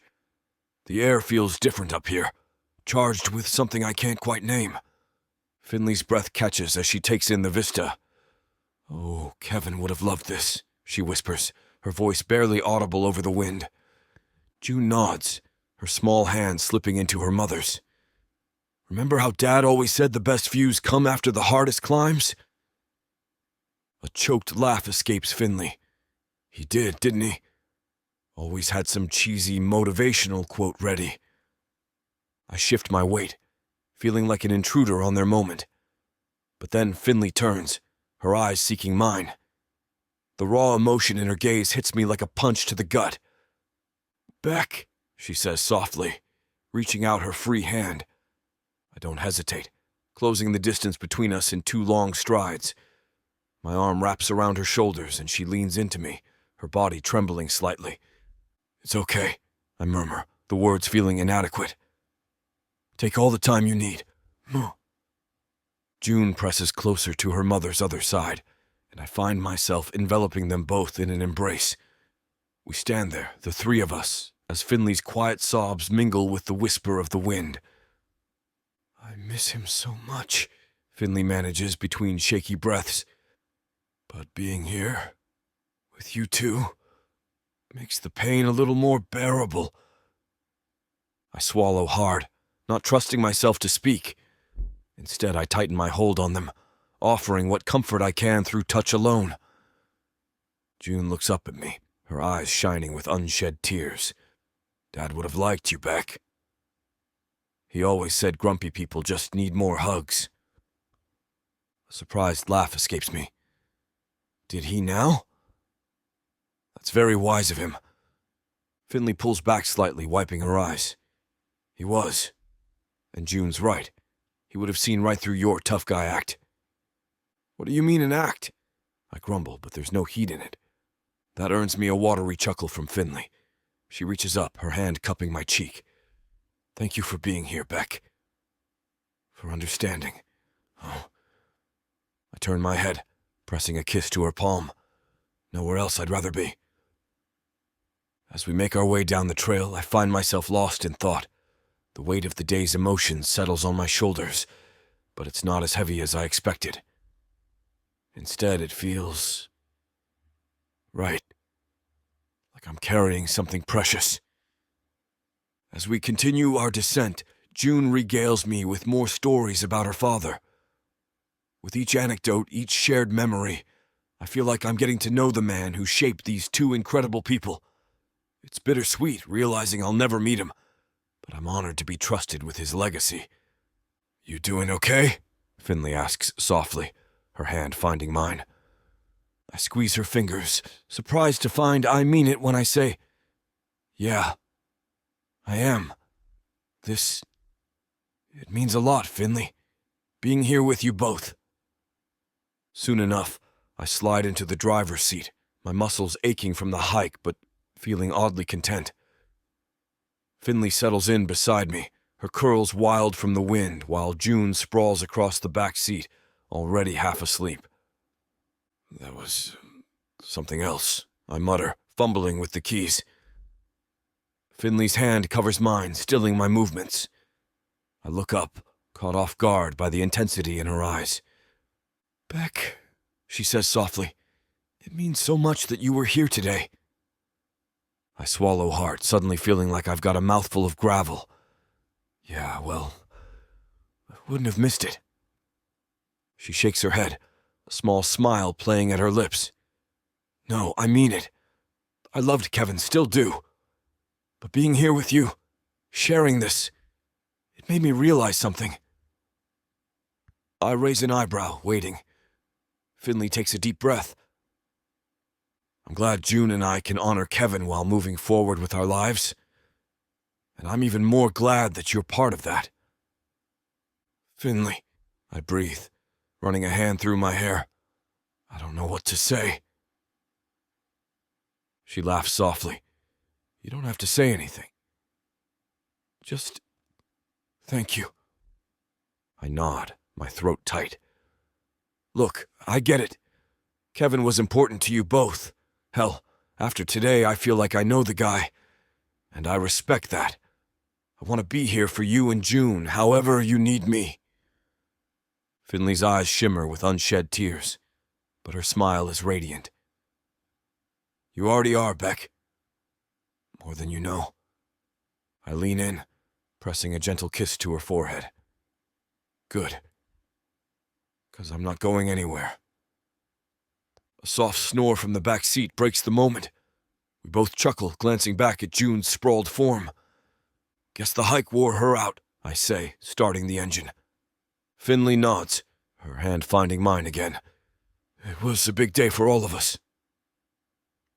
As we pull out of the parking lot, I can't help but feel like something's shifted. The weight of the day settles around us, but it's not oppressive. Instead, it feels like the start of something new, something real. Chapter 30. Beck, I double-checked the picnic basket for the 100th time. Sandwiches, check fruit. Check those ridiculous juice boxes June loves. Check, damn it, did I forget the... Beck, honey, relax. Finley's voice cuts through my mental inventory. Everything's going to be fine. I grunt, not looking up from my task. Just making sure we've got everything. We do, she says, her hand settling on my arm. And even if we forgot something, it's not the end of the world. I finally meet her eyes, seeing the amusement dancing there. Easy for you to say. You're not the one who planned this whole thing. Finley laughs, the sound warming me despite my nerves. And whose fault is that? I offered to help, remember? Yeah, well... I trail off, running a hand through my hair. I wanted it to be a surprise. Her expression softens. And it is. A wonderful one. June's practically vibrating with excitement. On cue, June's voice rings out from upstairs. Are we leaving yet? In a minute, kiddo. I call back, then turn to Finley. See? Can't keep her waiting. Gotta make sure everything's perfect. Finley steps closer, her hands coming to rest on my chest. Beck, listen to me. It doesn't have to be perfect. It'll be fun as long as we're all together. That's what matters. I let out a long breath, feeling some of the tension leave my shoulders. You're right. I know you're right. I want this to be good for you both. It already is, she says softly, stretching up to press a kiss to my cheek. Now, are you ready to go? Or do you need to count the grapes one more time? I narrow my eyes at her teasing tone. Watch it, Finley. I might just leave you behind. She grins, unperturbed. No, you won't. You'd miss me too much. Damn it, I mutter, unable to hide my smile. When did you get so good at reading me? Oh, about 5 minutes after we met, she quips. Now come on, Grumpy. Adventure awaits. As if on cue, June thunders down the stairs, a whirlwind of energy and excitement. Finally! Can we go now? Please? I can't help but chuckle at her enthusiasm. All right. Let's hit the road. I guide the truck down the winding country road, stealing glances at Finley and June. Their excitement is contagious, even for a grump like me. As we round the final bend, the orchard comes into view, rows of apple trees stretching as far as the eye can see. June's squeal of delight pierces the air. Beck! Look at all the apple trees. Can we pick from all of them? I chuckle, pulling into a parking spot. Slow down, kiddo. Let's get settled first. Finley's hand finds mine as we climb out of the truck. This is perfect, Beck. Thank you. I grunt, trying to hide how much her words affect me. Don't thank me yet. I might trip and fall into a bushel of apples. Now that I'd pay to see, she teases, nudging me with her shoulder. We find a spot to spread our blanket, June practically vibrating with excitement. As soon as the basket touches the ground, she's off like a shot. June, Finley calls. Don't go too far! I squeeze her hand. I've got her. You relax. Before Finley can protest, I'm jogging after June. I catch up to her between two trees, her eyes wide as she takes in the bounty around us. All right, Squirt, I say, hands on my hips. Think you can find a bigger apple than me? June's eyes narrow, a competitive glint I recognize all too well. You're on, old man. Old man? I sputter. I'll show you, old man. We take off in opposite directions, the sound of Finley's laughter following us. I scan the trees, looking for the perfect specimen to put June in her place. A flash of red catches my eye, and I reach up, fingers closing around a monster of an apple. Ha! I crow, turning to show off my prize. Beat that, short stuff! June emerges from behind a tree, struggling to hold an apple nearly the size of her head. What was that, Beck? I stare, mouth agape. No way. Where the hell did you find that thing? She grins, triumphant. Secret! I win! I can't help but laugh, ruffling her hair. All right. You win this round, but I'll get you next time. We head back to Finley, June skipping ahead to show off her prize. I watch them together, a warmth spreading through my chest that has little to do with the autumn sun. I lean back against the old oak tree, savoring the crunch of my sandwich. The orchard stretches out before us, a patchwork of reds and greens under the autumn sky. Finley sits cross-legged on the blanket, her eyes closed as she enjoys the warmth of the sun on her face.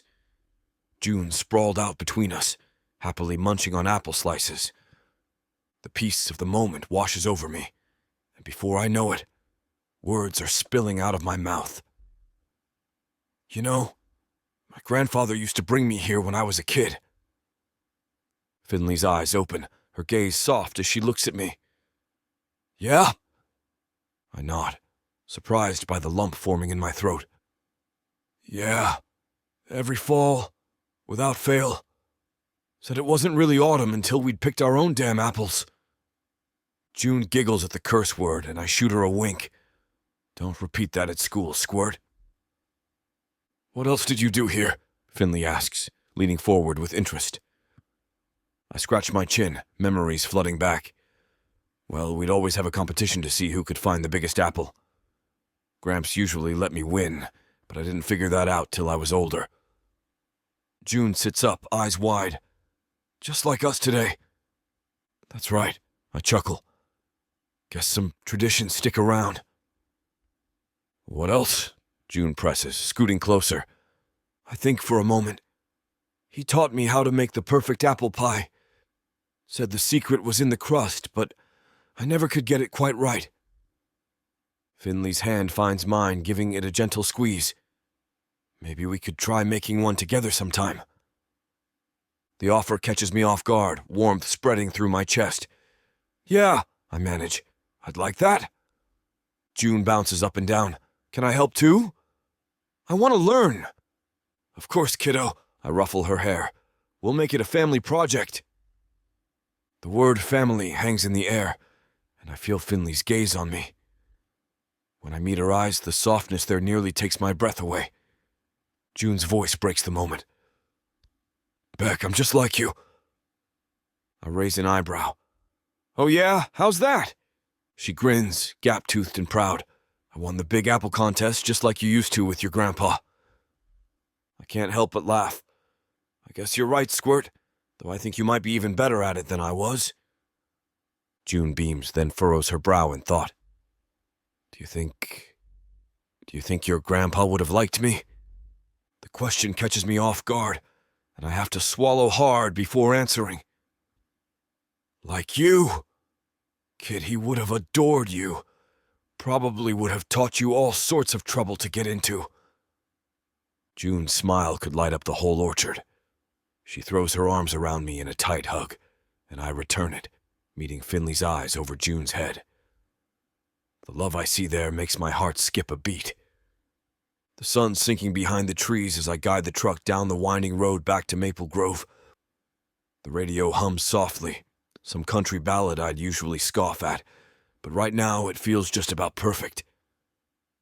I glance in the rearview mirror, catching sight of June sprawled across the back seat, dead to the world.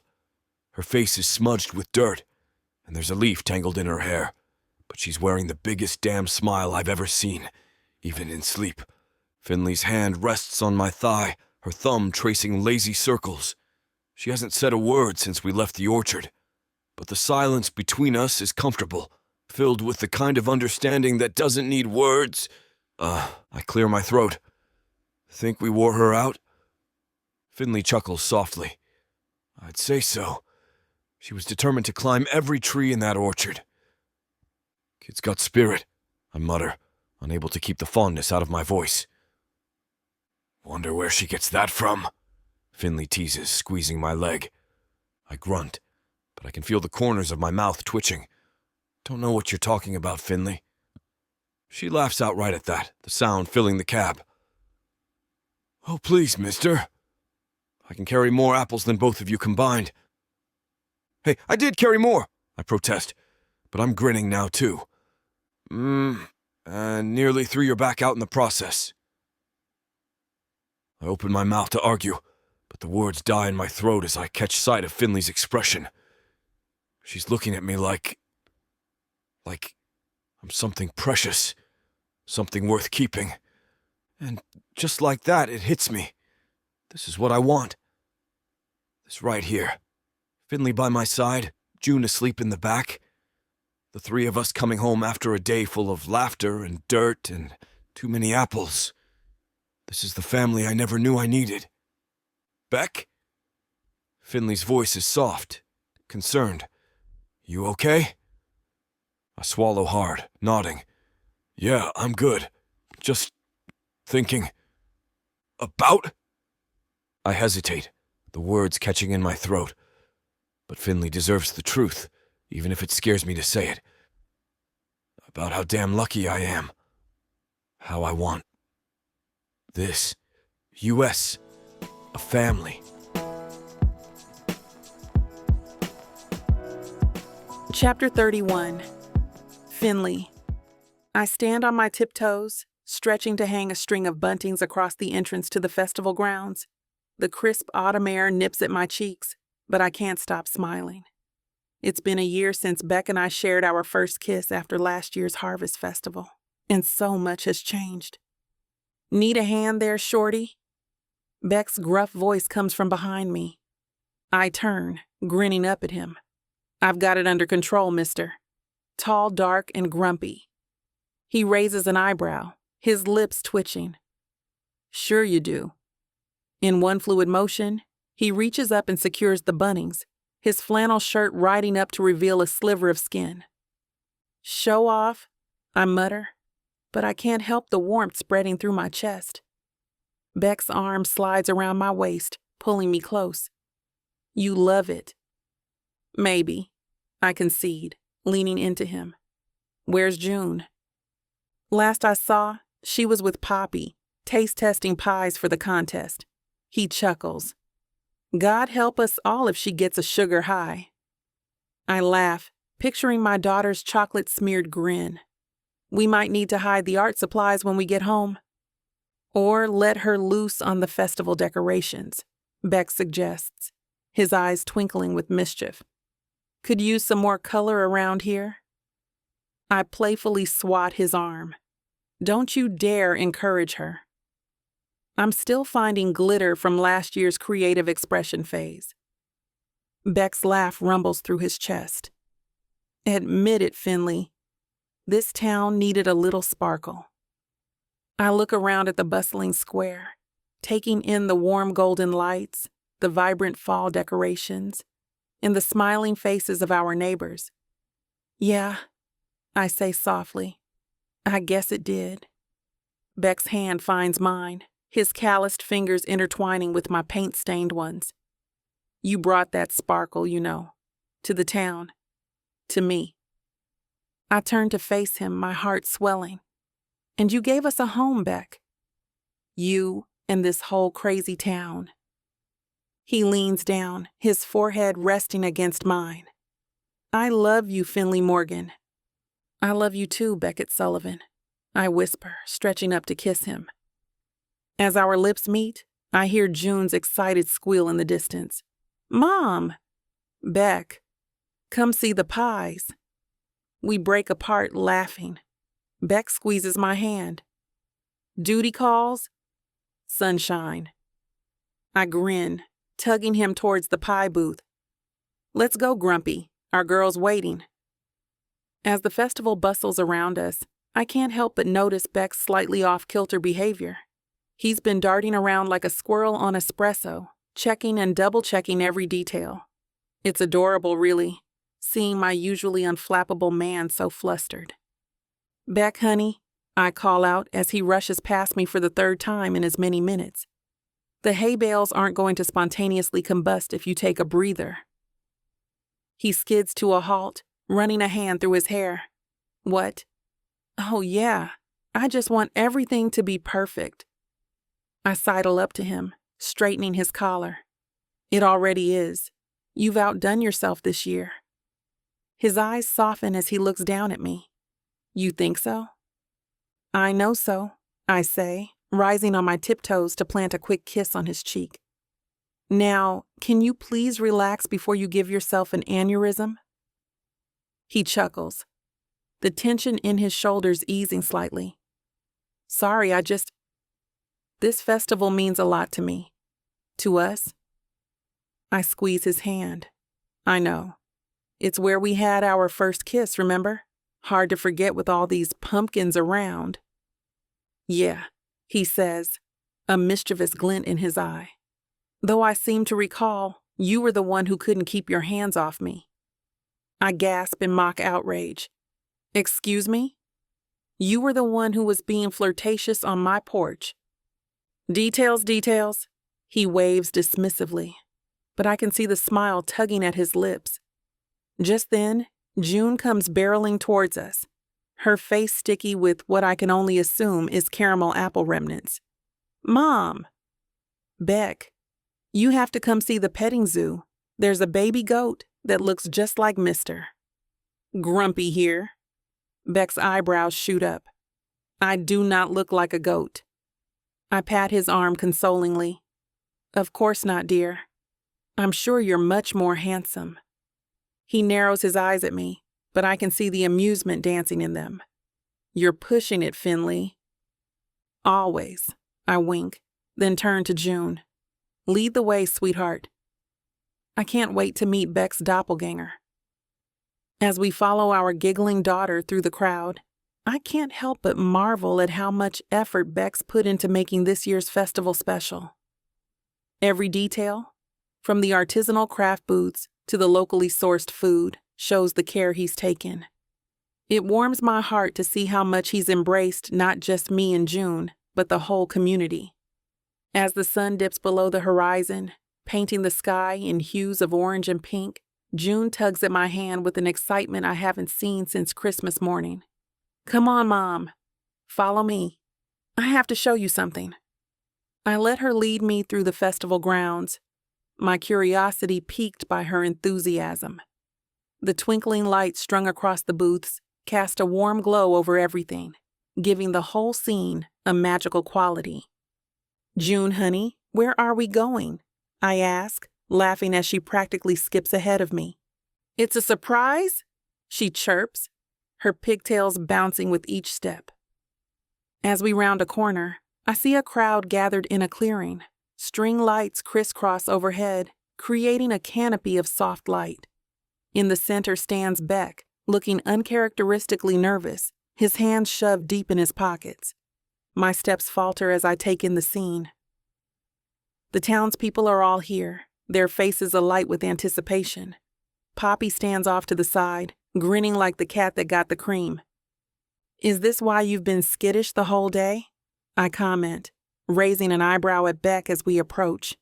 He clears his throat, a sheepish grin playing at the corners of his mouth. "Skittish? Me? I don't know what you're talking about, Finley." "Oh, please," I scoff, but I can't keep the smile off my face. "You've been bouncing around like a caffeinated squirrel all afternoon." "Spill it, Sullivan. What's going on?" Beck takes a deep breath, his eyes never leaving mine as he steps closer. "Finley Morgan, you waltzed into this town 2 years ago with your sunshine smile and your paint-splattered overalls, and you turned my whole world upside down." My heart starts racing as I begin to realize what's happening. "Beck?" He holds up a hand, silencing me gently. "Let me finish, or I might lose my nerve." He takes my hands in his touch warm and familiar. "You and June, you've become my family. You've shown me what it means to open my heart, to embrace joy and laughter and, yes, even a little chaos." I can feel tears pricking at the corners of my eyes as Beck continues, his voice growing stronger with each word. "I love you, Finley. I love your optimism, your creativity, your strength. I love the way you've made this town brighter just by being in it. And I want to spend the rest of my life trying to be worthy of that love." With that, Beck drops to one knee, pulling 2 small boxes from his pocket. The crowd around us gasps in unison, and I can hear June's excited squeal somewhere behind me. My breath catches in my throat as Beck opens the first box, revealing a stunning engagement ring. The delicate gold band holds a modest but brilliant diamond, flanked by 2 smaller sapphires that catch the light of the string lights above us. "Finley Morgan," Beck says, his voice rough with emotion. "Will you marry me?" Before I can even process the question, he opens the second box. Inside is a smaller ring, a perfect miniature version of mine, with a tiny diamond nestled between 2 sapphires. "And June," he continues, looking past me to where my daughter stands, "will you accept this ring as a promise that I'll always be there for you, as your dad?" I whirl around to face June, my heart pounding. Her eyes are as wide as saucers, darting between Beck and me. "Mom," she whispers, her voice trembling with excitement and uncertainty. I kneel down beside her, taking her small hands in mine. "What do you think, sweetheart? Do you want Beck to be part of our family?" June bites her lip, considering for a moment that feels like an eternity. Then, a grin spreads across her face, lighting up her eyes. "Yes?" she shouts, launching herself at Beck. He catches her with a laugh, hugging her tight. "Is that a yes from both of you?" he asks, looking at me over June's head. I realize I'm crying, tears of joy streaming down my face. "Yes," I manage to choke out. "Yes, you stubborn, wonderful man." Of course it's a yes. The crowd around us erupts in cheers as Beck slips the rings onto our fingers. June admires hers, holding it up to the light. "It's just like yours, Mom." "That's right, kiddo," Beck says, ruffling her hair, "because we're going to be a family. All of us." I throw my arms around both of them, overwhelmed with love and happiness. "I can't believe you planned all this," I murmur into Beck's chest.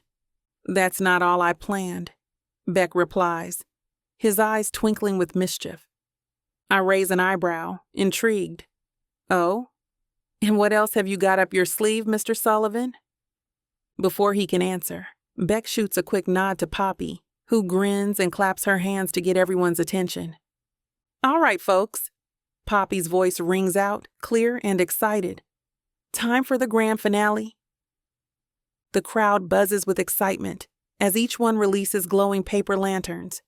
They float upward, carried by the gentle autumn breeze, their warm light pushing back the darkness of the night sky. It's a breathtaking sight, dozens of lanterns rising in unison, like earthbound stars seeking to rejoin their celestial brethren. "Oh, Beck," I breathe, watching the lanterns climb higher. "It's beautiful." He pulls me closer, pressing a kiss to my temple. "Just like you, Finley." June tugs on our hands, her eyes wide with wonder. "Look, they're dancing." And she's right. The lanterns seem to waltz across the sky, swaying and twirling in an ethereal ballet. It's a moment of pure magic, and I find myself tearing up again. "You okay?" Beck asks softly. I nod, wiping my eyes with my free hand. "More than okay.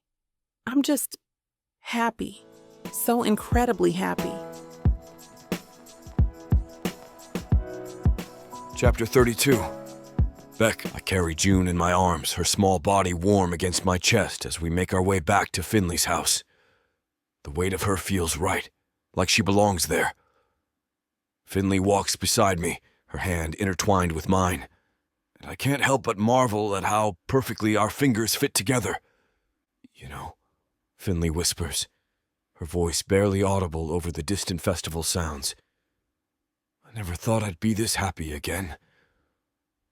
I grunt softly, not wanting to wake June. "Yeah? Well, get used to it, Finley. I plan on making you happy for a long damn time." As we walk the rest of the way to Finley's house, I can't help but feel like everything in my life has led to this moment. The grumpy hardware store owner, the sunny art teacher, and the little girl who brought us together. We're a family now, and I'll be damned if I ever let anything come between us. I carefully place June on her mattress, taking care not to disturb her sleep. Once I'm sure she's settled, I creep out of her room on my toes, easing the door shut and praying she doesn't stir. In the corridor, Finley stands by, anticipating my exit. I follow Finley into her bedroom, my heart pounding like a damn teenager's.